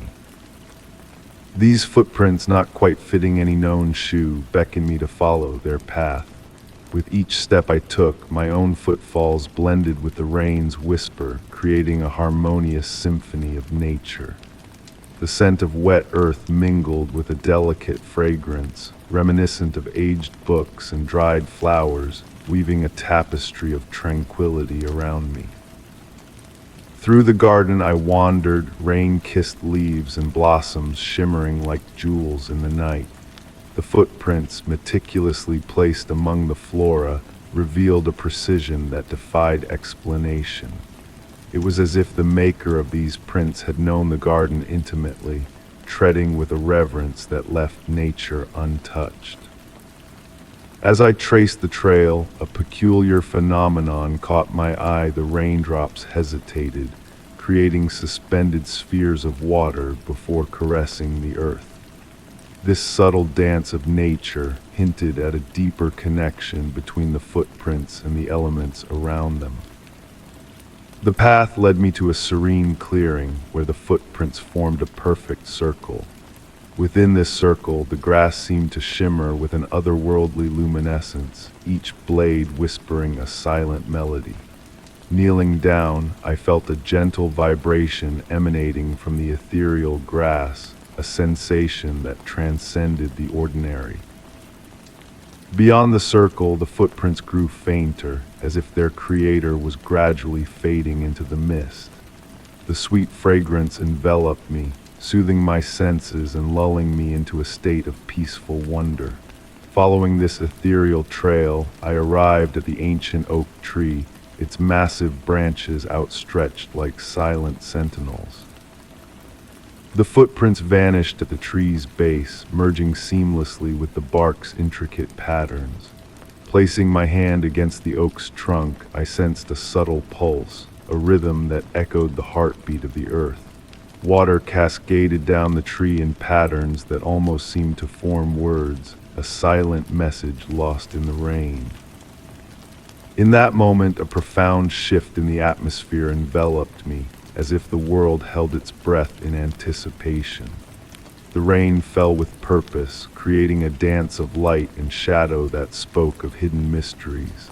Though the silent visitor remained unseen, their presence lingered, transforming my garden into a realm of enchantment. Returning to the shelter of my home, I carried with me the ghostly scent of the visitor, a reminder of the night's ethereal encounter. With each passing rainstorm, I found myself drawn outside, seeking traces of that mysterious presence. Though the footprints never reappeared, the essence of their visitation lingered in the air, a gentle reminder of the unseen magic that dwelled within my garden. As I sit by lamplight penning these words, I ponder the lingering mystery that haunts my garden. Perhaps the visitor in their silent passage left behind a part of themselves, woven into the very fabric of this place. And on quiet nights when the rain falls softly outside my window, I swear I hear distant footsteps, a ghostly echo of a presence that lingers still, leaving no trace but an ethereal presence that dances in harmony with the rain. Story 28. Venturing into a mansion abandoned for decades, I encountered a profound stillness that seemed alive in its own eerie way. The grand foyer, adorned with dusty portraits and worn-out drapes, exuded a quiet that whispered of bygone days. Every creak of the decaying floorboards and every gentle breath of wind through cracked windows murmured tales long kept hidden, beckoning me to listen closely. The fading afternoon sun filtered through aged curtains, casting elongated shadows that waltzed upon faded wallpaper. My footsteps, soft echoes in the silence, led me further into the depths of the mansion, each footfall accompanied by the gentle descent of dust particles in the air. The musty aroma of old wood and forgotten memories enveloped me with every breath, while distant tree branches brushing against windows created a subtle, rhythmic melody in the tranquil atmosphere. I found myself drawn to a majestic staircase, its once grand banister now dulled by the passage of time. As I ascended, my hand trailing along the smooth wood, I noticed a peculiar phenomenon. The dust beneath my fingers vanished, leaving behind gleaming sections as if freshly polished. The wood felt strangely warm to the touch, contrasting with the chill that lingered throughout the mansion. The second floor unveiled a lengthy hallway flanked by closed doors. Here, the silence bore a different weight, dense and pregnant with anticipation, akin to the pause between heartbeats. I observed subtle temperature shifts as I passed each door. Some areas emanated a gentle warmth, while others held pockets of cool air that prompted me to huddle closer in my jacket. One door stood slightly ajar, offering a glimpse of an ancient study bathed in the amber hues of dusk. Books adorn the walls, their faded spines hinting at the wisdom they safeguarded. A robust wooden desk commanded the room's center, its surface veiled in a thin layer of dust except for a lone clear spot, a perfect circle, as if an object had been recently moved. Approaching the desk, the floorboards sighed beneath my weight. The chair behind it sat askew, hinting that someone had just departed moments before. Within the dust-free circle on the desk, I discerned a faint imprint of writing, visible only when the light caught it at a particular angle. Leaning closer, I deciphered the words, "We never truly leave." As the sun descended, gradually elongating shadows across the study floor, subtle shifts in the room's ambience became apparent. The air stirred in gentle currents, though no windows were open. Books occasionally emitted soft settling sounds, their pages rustling as if leafed through by unseen hands. Seating myself in the desk chair, I traced my fingers along the polished wood surface. The room's temperature had stabilized into a comforting warmth, a departure from the cool dampness pervading the rest of the mansion. In that moment of stillness, I discerned a hidden symphony in the ambient sounds, the creaking of wood, the distant whisper of wind, the delicate movements of unseen objects. They wove a language just beyond my comprehension. Time lost its structure within that room, as minutes or hours may have slipped by while I absorbed the ethereal atmosphere. The encroaching darkness beyond the windows bore no threat. Instead, it cocooned the study in a familiar embrace, rendering the space more intimate. The dust motes pirouetting in the waning light formed shifting patterns that resembled writing or faces, eluding my focus with their fluidity. As night enveloped the mansion completely, a remarkable sight unfolded. The dust-free circle on the desk emitted a faint luminescence, barely perceptible yet undeniably present. The glow pulsed akin to breathing, causing subtle fluctuations in the room's temperature with each beat. The words, "We never truly leave," shimmered in the darkness. Driven by an inexplicable compulsion, I extended my hand to rest within that glowing circle, and a profound tranquility washed over me. The mansion's silence metamorphosed into a melodic tapestry of subtle sounds, always present but only now truly heard. Every creak and whisper resonated with significance, narrating tales of those who once occupied this very spot. Upon rising to depart, I noticed that my watch had ceased at some point during my vigil. The darkness of the house now felt different, more akin to a sentient presence rather than a mere absence of light. As I retraced my steps through the hallway and descended the stairs, I realized that the mansion's silence had never been vacant. It had been brimming with dormant stories, patiently awaiting a listener keen enough to perceive them. I often contemplate a return to that mansion, to revisit the study as night descends. Occasionally, in the hushed moments of my own abode, I catch faint echoes of that harmonious silence, reminding me that spaces harbor more than memories. They retain fragments of all the souls who have traversed them, lingering in the dust and shadows, awaiting discovery by an attentive observer. Story 29. On a uniquely cool evening, I ventured into an empty train yard at the outskirts of town. Among the rusted rails and silent, decaying locomotives, a solitary light flickered sporadically from an ancient signal tower. The metallic scent of rust mingled with the musty aroma of damp concrete, and that stuttering glow pulsed like a heartbeat in the darkness, whispering of untold tales from journeys halted in time's embrace. The gravel softly crunched beneath my feet as I traversed the yard, the wind's gentle whisper accompanying each step through the hollow train cars. An eerie stillness hung in the air, settling in a place forgotten by the hands of the clock. Moths gracefully danced around the few working lamp posts, their wings casting delicate shadows that waltzed across the weathered metal surfaces.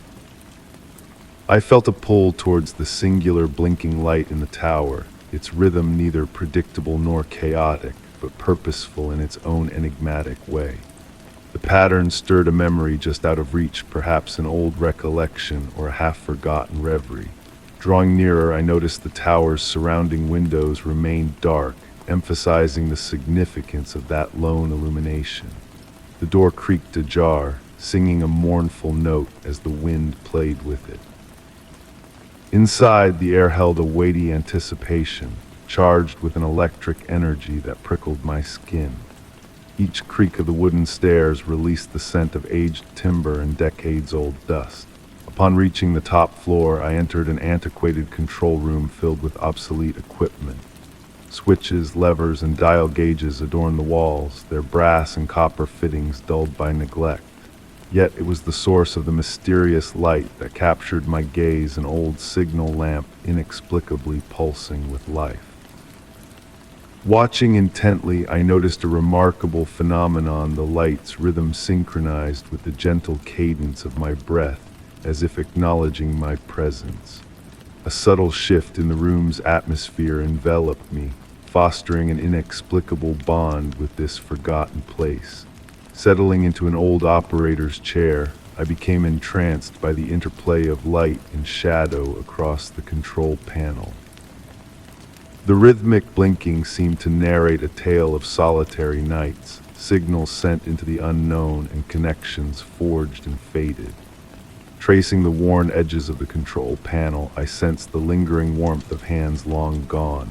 Time blurred as I sat ensconced in the gentle pulse of light and the nocturnal symphony surrounding me. The distant owl's hoot merged with the wind's whispers, weaving a lullaby of solitude. The evolving pattern of the light, now intricate like a code, captured my attention. A realization sent a gentle shiver through me. The light wasn't just observed. It observed me with patient curiosity akin to something ancient and knowing. Its glow reached out, painting stories on the walls in Morse code shadows. As night deepened, I uncovered faded logbooks with records of trains past, each entry captivating in its own right. The last entry, dated decades ago, cryptically stated, "The light knows the way home." Beneath it, a sequence of dots and dashes held a message I couldn't decipher but felt in my soul. When I departed the tower hours later, the steady pulse of the light lingered behind me. I knew I would return, drawn by the mystery of that lone beacon in the dark. Sometimes, on tranquil nights, I find myself synchronizing my breath with the remembered rhythm of that light, pondering if it still blinks its ancient message into the night within that forsaken yard. The tale of the flickering light remains unfinished in my mind, akin to a half-remembered dream.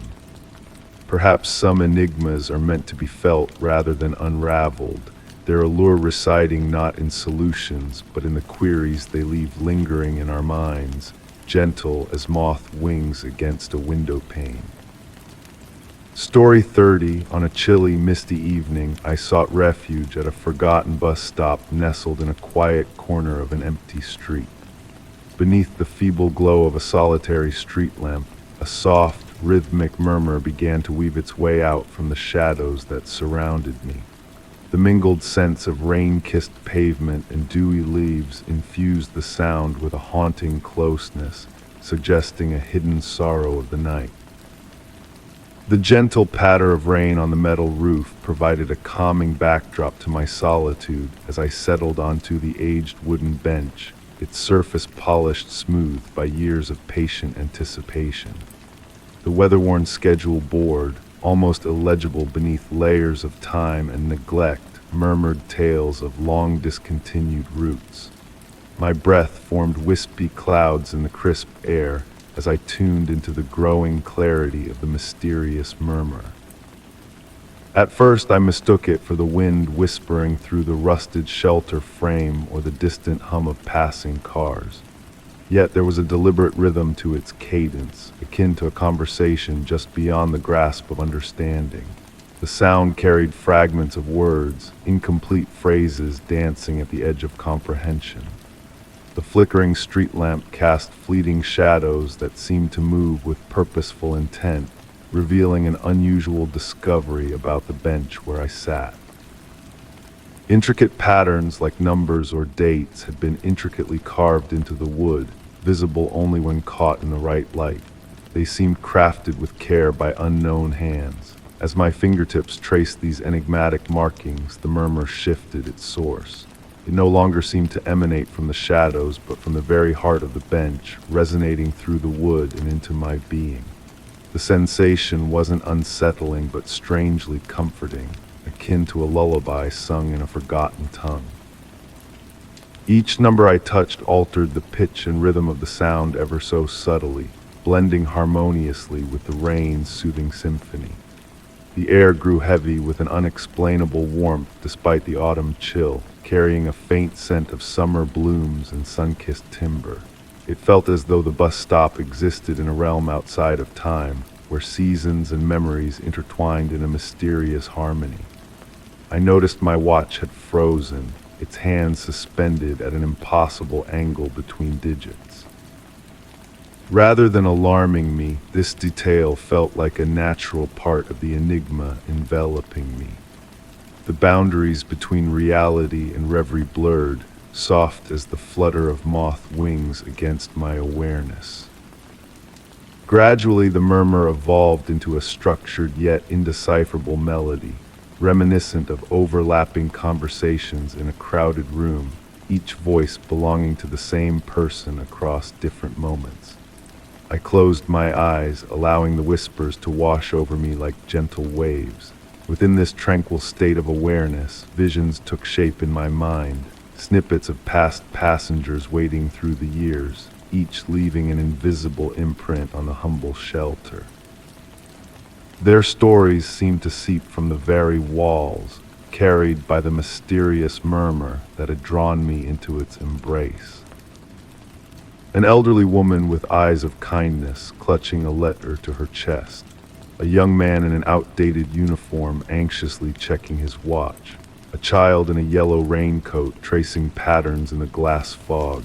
Each vision felt as tangible as my own presence, yet as ethereal as morning mist.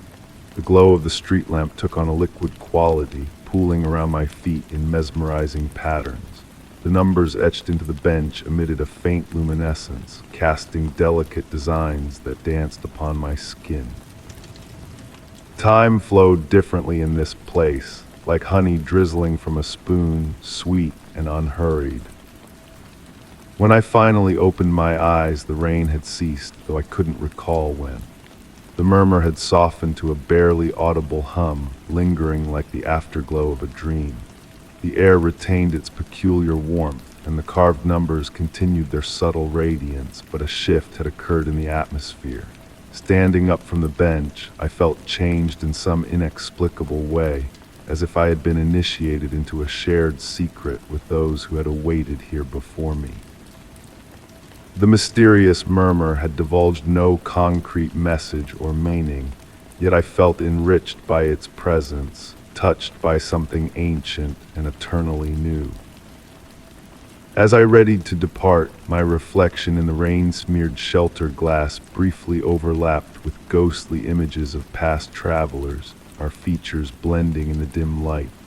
I reached out to touch the cool surface, and the murmur rose fleetingly, a parting embrace.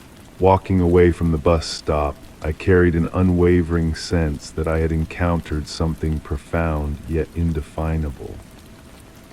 Though the murmur had faded, its echo lingered, a gentle reminder that certain mysteries are not meant to be unraveled, but rather experienced and cherished in their exquisite uncertainty. Story 31. In the hush of an early morning stroll across a tranquil meadow, I found myself captivated by the glistening dew adorning the grass. To my amazement, the tiny droplets had formed themselves into intricate letters, a script woven by the hand of nature itself. The air was redolent with the earthy fragrance of damp soil and wild blossoms, enveloping me in a sense of serenity. It felt as though this ephemeral message was a secret meant solely for my eyes to behold. The mist of dawn lay low, a soft, silvery veil veiling the world around me with a tender touch. As I knelt down to inspect the dew-kissed grass more closely, my breath stirred subtle ripples in the moist air. The letters glimmered and swayed, their shapes just beyond the grasp of my understanding. Each stroke and curve was intricate, akin to the finest calligraphy etched in liquid crystal. A mysterious pull drew me back to the meadow each morning, a magnetic force I couldn't resist. Every day, fresh messages emerged, their significance always eluding me. With the sun's warming rays, the dew script transformed from distinct, legible formations into abstract designs that melded into the verdant carpet below. Occasionally, I caught glimpses of words in unfamiliar tongues, their forms both strange and oddly familiar. The gentle rustle of the breeze through the tall grass became my constant companion, harmonizing with the delicate symphony of birds welcoming the new day. I began chronicling the messages in a weathered leather journal, my fingertips tracing the dampness of the pages as I transcribed what I beheld. The paper bore a slight ripple from the moisture, as if echoing the dew that birthed the letters. One misty morning, a peculiar sight caught my eye.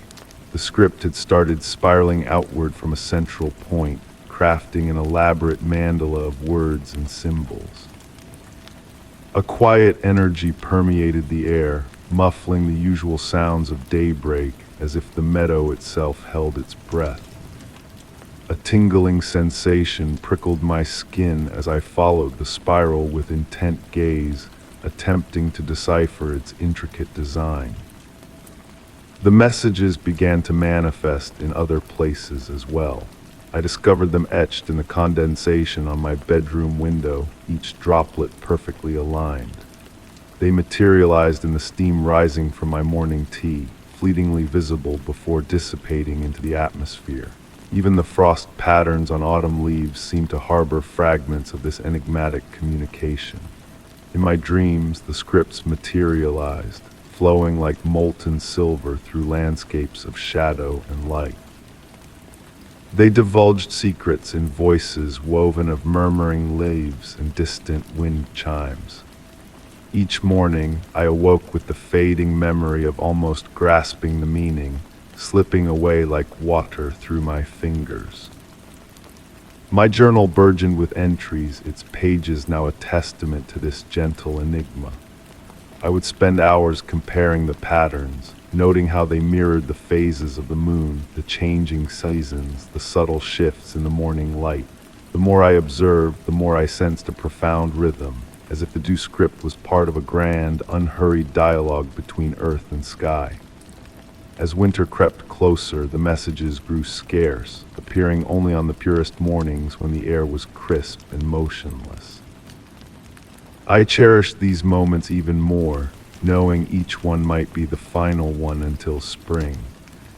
The frost crafted its own rendition of the script, inscribing delicate messages into the frozen grass that glittered like jewels in the pale sunlight.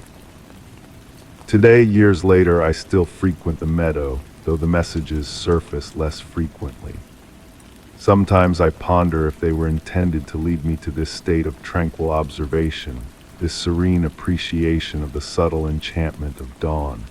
The dew still forms its perfect orbs on blade and leaf, and while the precise letters may have vanished, I've learned to discern something else within their patterns, a reminder that mystery need not always be unraveled to hold significance.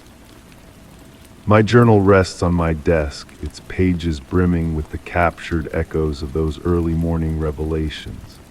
When I peruse it now, I observe how the sketched patterns seem to shift and transform in varying lights, much like the dew script itself. Perhaps understanding was never the objective. Perhaps the true gift lay in the quiet moments of awe, in discovering how to pause and witness the small wonders of the world with patient, grateful eyes. The meadow has transformed into my sanctuary, a realm where the line between the ordinary and the extraordinary blurs in the first light of day. And though I may never decipher the meaning of those crystalline messages, their presence has etched an enduring mark on my soul, teaching me that some of life's most profound encounters arise not from grand revelations, but from the gentle unfurling of questions that lack answers. Story third, Act 2. Forgotten workshop, a sanctuary of lost artistry. A broken clock waited for me, its intricate gears exposed to the dim light. Frozen in time, its face whispered of bygone eras and untold stories. As I observed the sporadic dance of its wayward hands, the air hung heavy with the scent of age, of oil and rust intermingling in a symphony of decay. The workshop beckoned me in on this autumn eve, its weathered door creaking open just a crack, a silent invitation into its mysterious embrace. Moonbeams filtered through dusty windows, painting ethereal patterns on workbenches smoothed by years of meticulous craftsmanship. Each footstep on the worn wooden floor released a faint aroma of aged pine, a tribute to forgotten hands that once toiled in pursuit of perfection. Timepieces of all kinds adorned the shelves, grandfather clocks standing tall like ancient guardians, pocket watches nestled in velvet-lined drawers, their golden sheen dulled by the passage of time. Yet amidst this collection, one clock stood out to me, a mantelpiece with a cracked crystal, its brass face an intricate web of patterns. As I settled into the worn chair of the old craftsman, a peculiar discovery awaited me. Despite its lack of power, the clock's second hand would sporadically twitch, a subtle movement that defied explanation. Was it a trick of the light or something more mystical at play? Intrigued, I leaned closer, drawn to the delicate mechanism within. The tarnished brass gears held a mysterious allure, adorned with cryptic symbols unseen in my years of antique timepiece exploration. A gentle breeze whispered through the workshop, carrying with it the distant chime of wind, a melody that seemed to meld with the delicate ticking of unseen clocks. The air grew charged with a silent energy, raising the hairs on my arms in anticipation. As my fingers grazed the warm metal of the clock's face, a wave of unfamiliar memories washed over me, visions of a bustling workshop in its prime, a master craftsman laboring over this very timepiece with a sense of purpose beyond mere timekeeping. The symbols on the gears shifted and blurred, forming patterns that hinted at hidden truths, at the fluidity of time itself. Reality wavered around me, shadows dancing in impossible ways, transparent figures moving through the workshop as if caught in a timeless ballet. I felt a deep connection to the broken clock, a sense of peace and wonder that transcended the boundaries of ordinary existence. With each soft tick that resonated through the workshop, the spectral figures gained substance, their movements synchronized with the heartbeat of the room. Among them, the old craftsman gazed at me across the expanse of time, a silent acknowledgement of our shared moment. The air crackled with electricity, the temperature fluctuating in a delicate dance of warmth and coolness. As the ticking faded into the background, time lost its grip on me, stretching and compressing like a fragile thread. When I finally withdrew my hand, the workshop returned to its silent slumber, the broken clock resting innocently before me. Yet I sensed a pulse of potential emanating from its brass heart, a promise of mysteries waiting to be unraveled by those willing to listen. I return to the workshop often, drawn by an invisible force that defies logic or reason. In the hushed stillness of night, I sit in the craftsman's chair, mesmerized by the play of light on the broken timepiece. And in those rare moments when the world holds its breath, I reach out and touch the clock's face, allowing myself to drift into the timeless expanse where past, present, and future converge in a symphony of infinite possibilities. I never sought to mend the shattered clock, for in its brokenness lay a kind of perfection, a gateway to a realm where magic and reality intertwine. and in the deepest hours of night, when the workshop is bathed in silver moonlight and whispered echoes of the past, I swear I can hear the faint echo of ticking, a reminder that time is but a fleeting illusion, and the true essence of existence lies in the beauty of moments both real and imagined. Story 33. High in the sky above the bustling city, an enchanting revelation awaited my discovery, a secret rooftop garden nestled atop a forgotten building. Illuminated by hidden lanterns, this mystical oasis was adorned with vibrant plants and blossoming flowers that emitted a mesmerizing, otherworldly radiance. The air was perfumed with the mingling scents of fresh blooms and city rain, evoking a sense of awe and tranquility, as if the garden were a clandestine refuge where urban chaos harmonized with delicate enchantment. One autumn evening, as the sky draped itself in a deep velvet hue and the fragrance of fallen leaves lingered in the crisp air, a gentle glow caught my attention from afar. It pulsed softly, akin to a tranquil breath, beckoning me with its mysterious allure. Night after night, I found myself captivated by the garden's ethereal luminescence, a dance of light amidst the shadows that held me spellbound. After weeks of silent observation, I stumbled upon a concealed stairwell leading to the rooftop haven. The metal door swung open with a hushed whisper, unveiling a world suspended between reality and reverie. As mist curled around my feet upon the weathered wooden pathway, each step released the faint aroma of rain-soaked cedar, guiding me deeper into this fantastical realm. The garden defied conventional explanation. Unfamiliar flowers swayed in an unseen breeze, their petals emitting a soft phosphorescence that bathed the surroundings in gentle pastels. Ornate lanterns hung from ancient iron posts, casting a light that was neither electric nor flame, but rather a celestial essence reminiscent of starlight captured in morning dew. Venturing further into this enchanted space, I began noticing peculiar phenomena. The plants seemed to acknowledge my presence, their leaves subtly turning to follow my movements.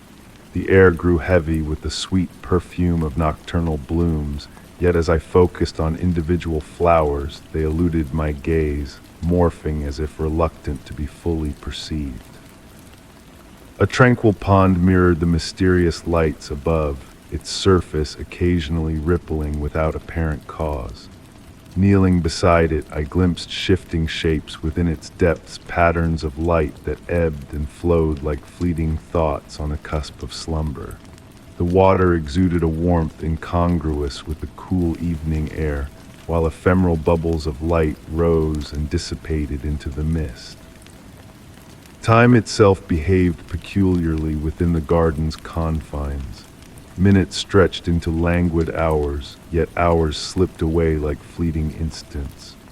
Drawn back night after night by an inexplicable solace, I found comfort in the embrace of the enigmatic flora and gentle luminance that enveloped me like a soft, ethereal shroud. One evening, a weathered stone bench emerged from behind a curtain of glowing vines. As I settled upon it, intricate symbols etched into its surface caught my eye, their meanings shifting subtly with each angle, weaving tales just beyond my grasp. Yet the most intriguing aspect was the ambient melody that permeated the air, a phantom symphony, a whispered memory of music that teased the edge of perception.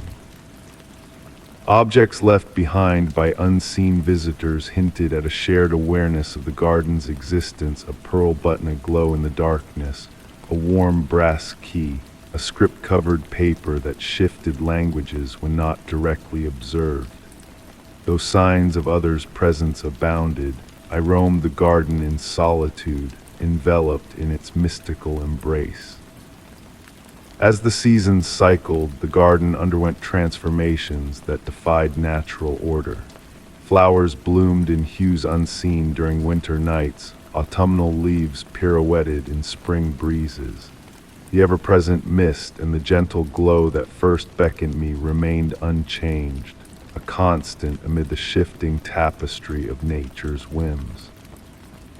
Despite the garden's enigmatic allure, I ceased my quest for understanding, embracing the mysteries that swirled around me. Some questions, I realized, were best left as gentle riddles, inviting contemplation rather than resolution. The rooftop sanctuary became my haven, a realm where the boundaries between waking reality and dreaming realms blurred, time flowed like honey, and the clamor of the world below faded into insignificance.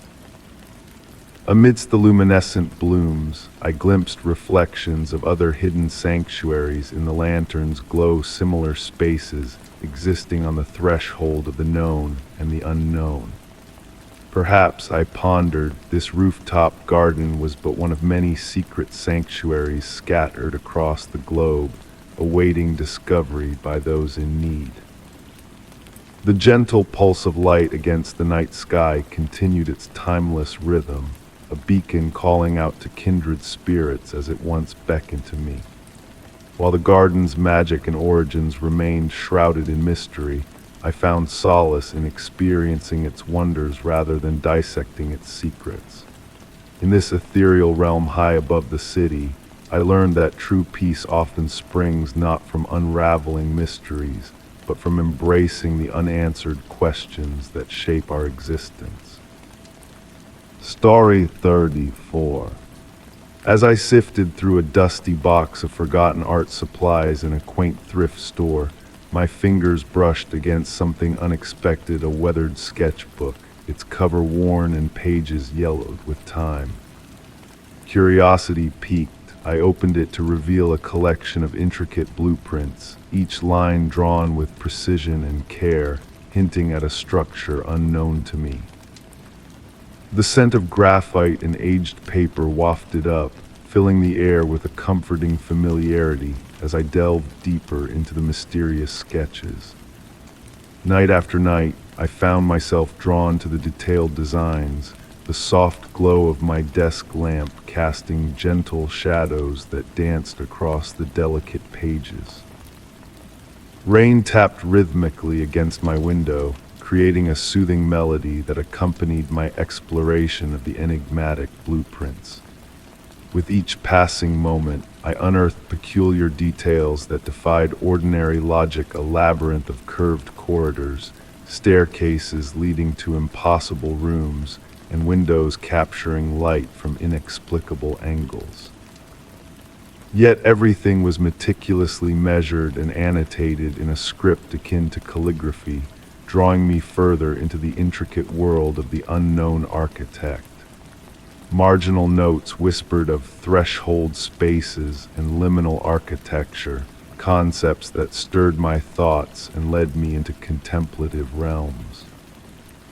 In the quiet stillness of evening, I began to sketch my own interpretations of the designs, letting the pencil guide me as I attempted to unravel the underlying philosophy woven into the drawings. The scratching of light against paper became a form of meditation, transporting me to a realm where time held no sway. With each stroke, I felt a connection to the unseen creator, as if their essence lingered in the very lines I traced. Shadows in my own home took on a new depth, corners seemed to curve subtly, and the house itself whispered in a language only I could understand. One fateful night, bathed in the ethereal glow of moonlight, I uncovered a hidden sequence of numbers within the borders of the blueprints, a cryptic pattern that beckoned me to decipher its enigmatic message. Hours slipped by, marked by the steady ticking of my clock as I unraveled the numerical riddle before me. Weeks turned into dreams, dreams into reality, as I found myself wandering through the impossible corridors of the structure depicted in the blueprints. Each step reverberated softly, the very essence of peace and wonder enveloping me in its embrace.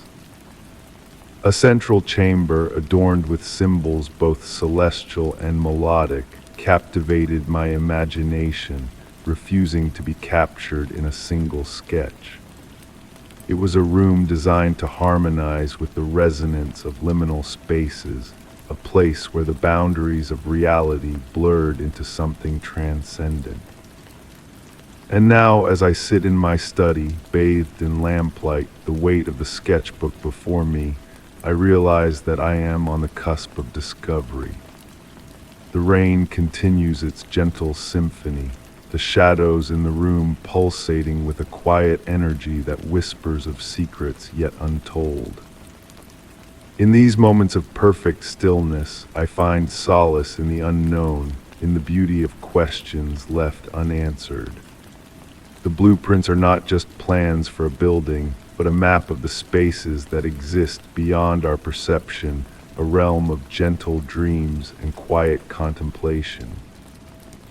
As I pen these words, the mystery lingers, a half-remembered dream that leaves me feeling content in the knowledge that some enigmas are meant to remain unsolved, like whispers in the night that fade with the dawn.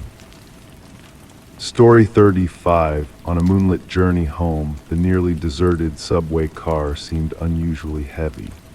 A lone figure sat in a distant corner, their gaze fixed on me as the train clattered through shadowed tunnels. The air carried a heavy blend of sweat and stagnation, and a disquieting sensation of being observed settled over me. The gentle sway of the carriage and the rhythmic click-clack of wheels on tracks wove a hypnotic melody that typically would have eased me into slumber. However, this night held a different allure.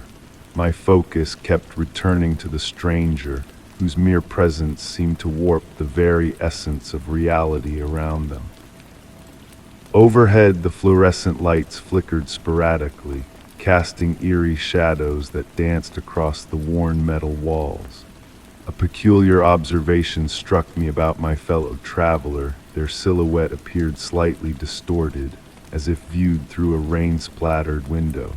Each blink or shift of my gaze caused their edges to momentarily sharpen before blurring once more. The stranger made a gesture that resembled a greeting, leaving lingering trails of light in the air, akin to sparklers painting ethereal patterns in the night sky.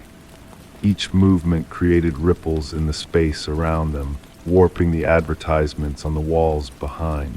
A chill crept through the carriage, raising goosebumps on my skin. Time itself seemed to warp, expanding and contracting with each breath. The intervals between stations stretched longer, the darkness beyond the windows growing deeper and more profound. The usual ambient sounds of the subway faded into a soft silence, leaving only the steady thud of wheels on tracks, a heartbeat in the night. Their attire caught my attention, a blend of modern and antiquated styles, a coat that could belong to any era, shoes that shifted in design when not directly observed. Despite the harsh overhead lighting, their face remained shrouded in darkness, as if drawing shadows towards them. A haunting melody began to resonate, not with my ears but in the depths of my chest, evoking memories of childhood lullabies and distant dreams. Heavy-lidded, I struggled to remain awake, torn between comfort and unease. Subtle alterations unfolded within the subway car. Advertisements morphed their images when seen from the corner of my eye, metal poles bent at impossible angles before snapping back to normalcy. Windows reflected scenes of gardens, libraries, and distant galaxies. The stranger rose gracefully, their movements fluid as if weightless. Advancing towards me, their feet hovered slightly above the floor, the air around them shimmering with an ethereal glow. Their presence exuded an ancient wisdom and boundless patience. Seated across from me, their face briefly came into view, kind yet ancient, familiar yet impossible to fully grasp. Their voice, like wind through autumn leaves, echoed softly in my mind. You perceive beyond the ordinary, they conveyed without moving their lips. Rare to find one awake at this hour of reality. Yearning to respond, to unravel the mysteries swirling in my thoughts, a sense of tranquility enveloped me. The train's sway cradled me, the darkness beyond the windows offering solace. The stranger's aura no longer felt menacing, but rather akin to reuniting with a long-lost companion on the cusp of remembrance. As I reopened my eyes, solitude greeted me in the subway car. The fluorescent lights hummed with their usual harshness, adverts displaying mundane offerings. The air resumed its normal temperature, and the subway's symphony of sounds filled the space. Yet a change had transpired. A subtle iridescence clung to my attire in the reflection of the window, akin to dewdrops on a spider's web. In my pocket, a ticket stub surfaced, bearing inscriptions in an unfamiliar alphabet that I mysteriously comprehended. Since that enigmatic encounter, every late-night subway ride beckons my attention to fellow passengers. Occasionally, when light strikes just so, I glimpse blurred outlines and trailing lights, and on rare occasions, a distant hum resonates not in my ears, but in my very bones, a whisper reminding me of reality's fluidity, especially within the hazy realms between consciousness and slumber. Story 36. In a secluded courtyard, I ascended a set of crumbling stone steps, my eyes drawn to an unfamiliar symbol deeply etched into the worn surface. Bathed in a faint glow under the filtered light, the mark beckoned me with a sense of ancient allure, its presence accompanied by the cool, mossy scent of weathered stone. Pausing in my tracks, I found myself captivated by the mysterious carving, as if it whispered of long-buried secrets waiting to be unveiled. The symbol's intricate swirls and angular lines danced before me, shifting subtly as if alive, a puzzle begging to be solved. Kneeling down for a closer inspection, the smooth stone beneath my fingertips radiated unexpected warmth, a stark contrast to the crisp autumn air enveloping me. A gentle breeze rustled through the surrounding trees, carrying hints of sweet floral notes and the earthy perfume of aging leaves. Each evening, like a moth drawn to flickering light, I returned to those steps, mesmerized by how the fading sunlight caressed the weathered surface, causing the symbol to pulse with a soft, inner radiance. With each visit, my gaze began to wander beyond the symbol, noticing peculiar details scattered throughout the courtyard. The ivy creeping along the walls seemed to shy away from the marked step, leaving a ring of bare stone in its wake. And on hushed nights, a faint humming melody echoed from beneath the ground, a haunting serenade that stirred something deep within my soul. During one of my nightly sojourns, I brought along my sketchbook, intent on capturing the enigmatic symbol on paper. As my hand glided across the page, it moved with a fluid grace, almost as if guided by unseen hands. The resulting drawing revealed intricate details I had overlooked before, cryptic markings surrounding the main symbol, forming what appeared to be a language of its own. Oddly, upon my return the next day, these additional symbols had shifted, a subtle dance that mirrored the ever-changing cosmos above.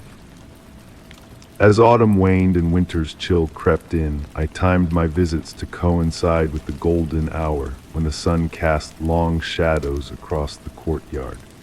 And it was then, bathed in that ethereal light, that I made a startling revelation.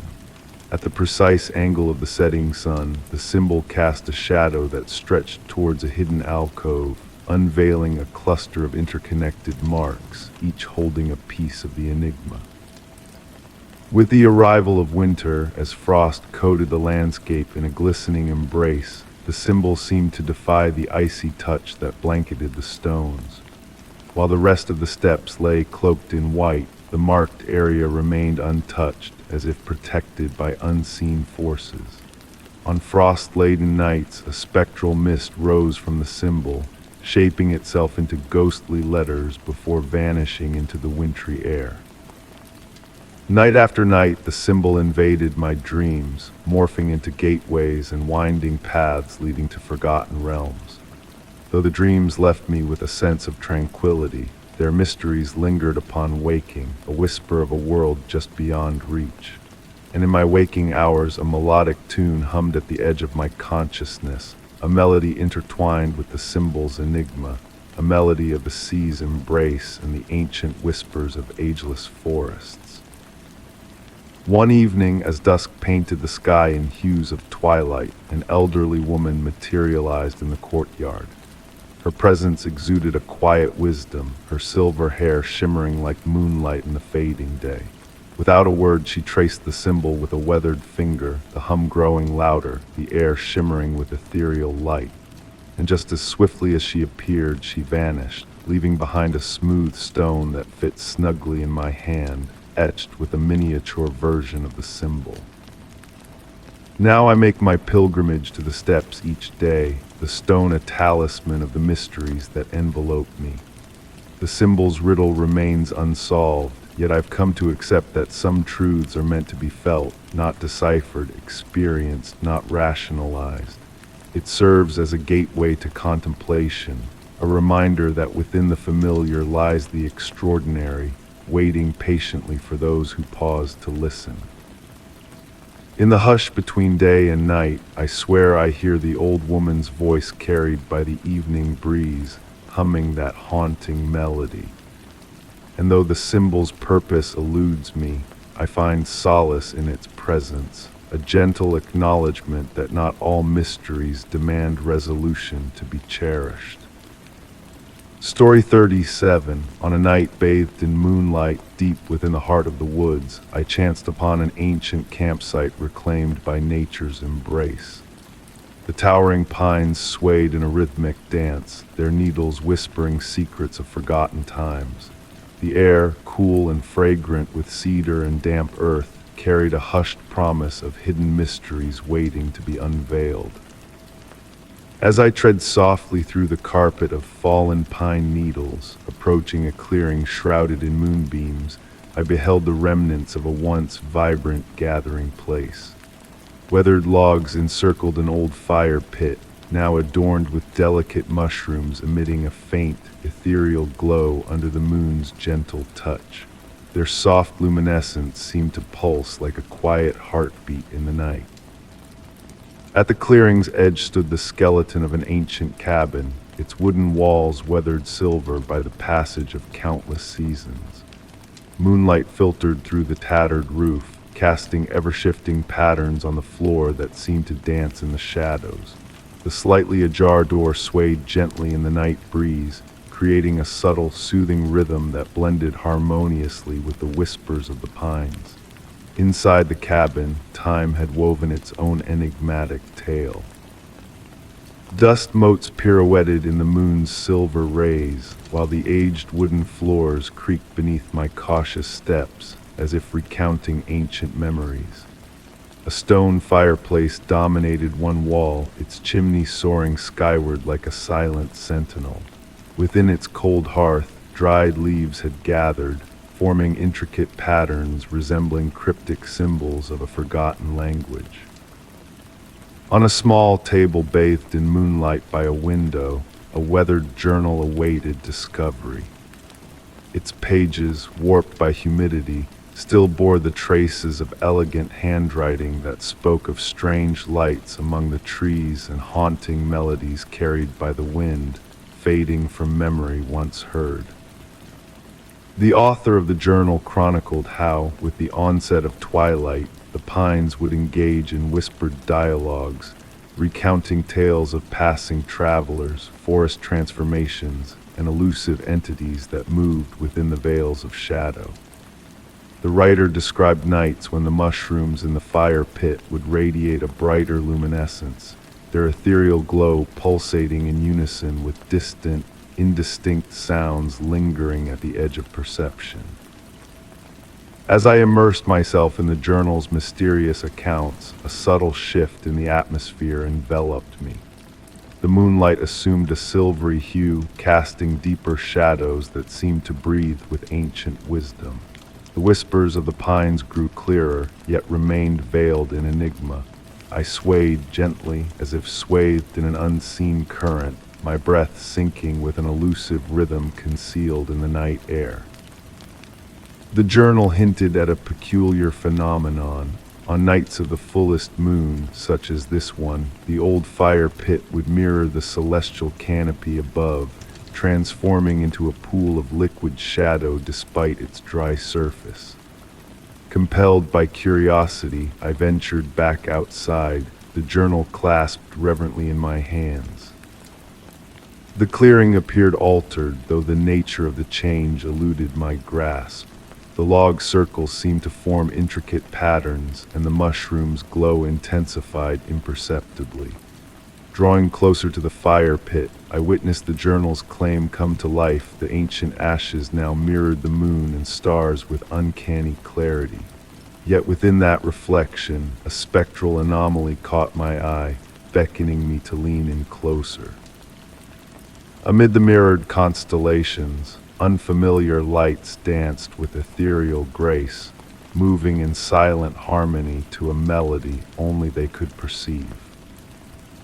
Mesmerized by the enigmatic display, I settled upon a weathered log, the journal open in my lap, and commenced penning my own observations. The night deepened, time flowing like a tranquil river in this otherworldly realm where the boundaries of reality blurred. Was I an observer of the luminous phenomena, or were they observing me in turn? Were the ancient pines imparting their arcane secrets, or merely allowing me a fleeting glimpse into their eternal whispers? As dawn painted the horizon in hues of rose and gold, a gentle mist enveloped the forest, draping the tree trunks in gossamer veils. Before departing, I penned a final entry in the journal, recounting the gradual dimming of the mushroom's glow, the transition of whispers into mundane morning sounds, and the fire pit's return to its mundane state as the night surrendered to daybreak. Placing the journal back on its table within the cabin, I acknowledged that the mysteries of that night would forever elude complete understanding. The pines continued their murmured conversations, now speaking of commonplace elements: wind, sunlight, and the eternal dance of light and shadow. Yet in the quiet moments when I close my eyes, I sense the lingering echo of that moonlit night. The gentle pull of elusive mysteries, half revealed and never fully comprehended, whispers through the rustling pines, a lullaby of secrets meant to be embraced in the realm between wakefulness and slumber. Story 38.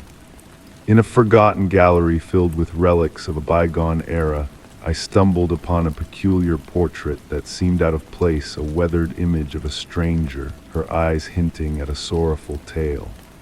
Behind the frame, nestled discreetly, lay a fragile, yellowed letter. The air was tinged with the scent of aged parchment and a whisper of lavender, coaxing me to unravel the secrets veiled within its faded script. The gallery exuded a sense of timeless tranquility as dust particles pirouetted in the soft afternoon light that filtered through tall, ancient windows, casting a hypnotic spell against the backdrop of weathered wooden walls. The floorboards murmured softly beneath my steps, echoing the countless souls who had trodden these paths long before me. With trembling fingers, I extracted the letter from its hiding place, the touch of the worn paper sending a shiver down my spine. The woman in the portrait observed me with an enigmatic gaze, her Victorian attire hinting at a life once lived, a story left untold. The script on the letter, though faded to a sepia hue by time's gentle hand, flowed gracefully across the page, transporting me to a world long forgotten. The words whispered a tale of a journey across the sea, of ancestral legacies shrouded in mystery.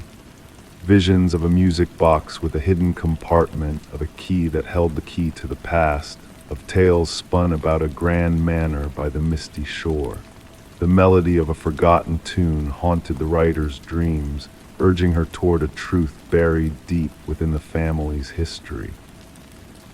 The letter hinted at a map concealed within the portrait, a map that held the key to unraveling the family's enigmatic past. A legacy not of material wealth, but of ancestral wisdom passed down through generations. The moon's reflection on still waters, the whisper of ancient trees, the dance of shadows and candlelight all held the secrets waiting to be unveiled.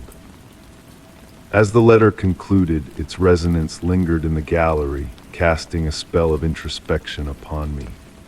The portrait of Margaret, the mysterious writer, seemed to come alive in the dimming light, revealing hidden clues within its painted facade. A pendant at her neck, a music box in the background, her hand poised as if guarding a secret, all whispered of a story waiting to be unraveled. The gallery enveloped me in a cocoon of tranquility as I pondered the choice before me. Should I embark on the journey Margaret had set in motion, following the breadcrumbs of her cryptic message? Or should I let the mystery slumber until the time was ripe for its unveiling? Gently returning the letter to its resting place, I made a copy of its contents in my journal, preserving the legacy of Margaret's words. As I prepared to depart, a faint melody seemed to drift through the air, a haunting lullaby from a bygone era. Whether real or a figment of the gallery's ancient whispers, I could not discern. The portrait's gaze followed me as I left, not with menace, but with a silent invitation, a promise of untold adventures waiting to unfurl. I knew that I would return to this gallery, to this mystery, when the stars aligned and the time was right. For now, I let the questions linger in my mind like echoes of a dream, knowing that some enigmas are best unraveled in the realm of slumber.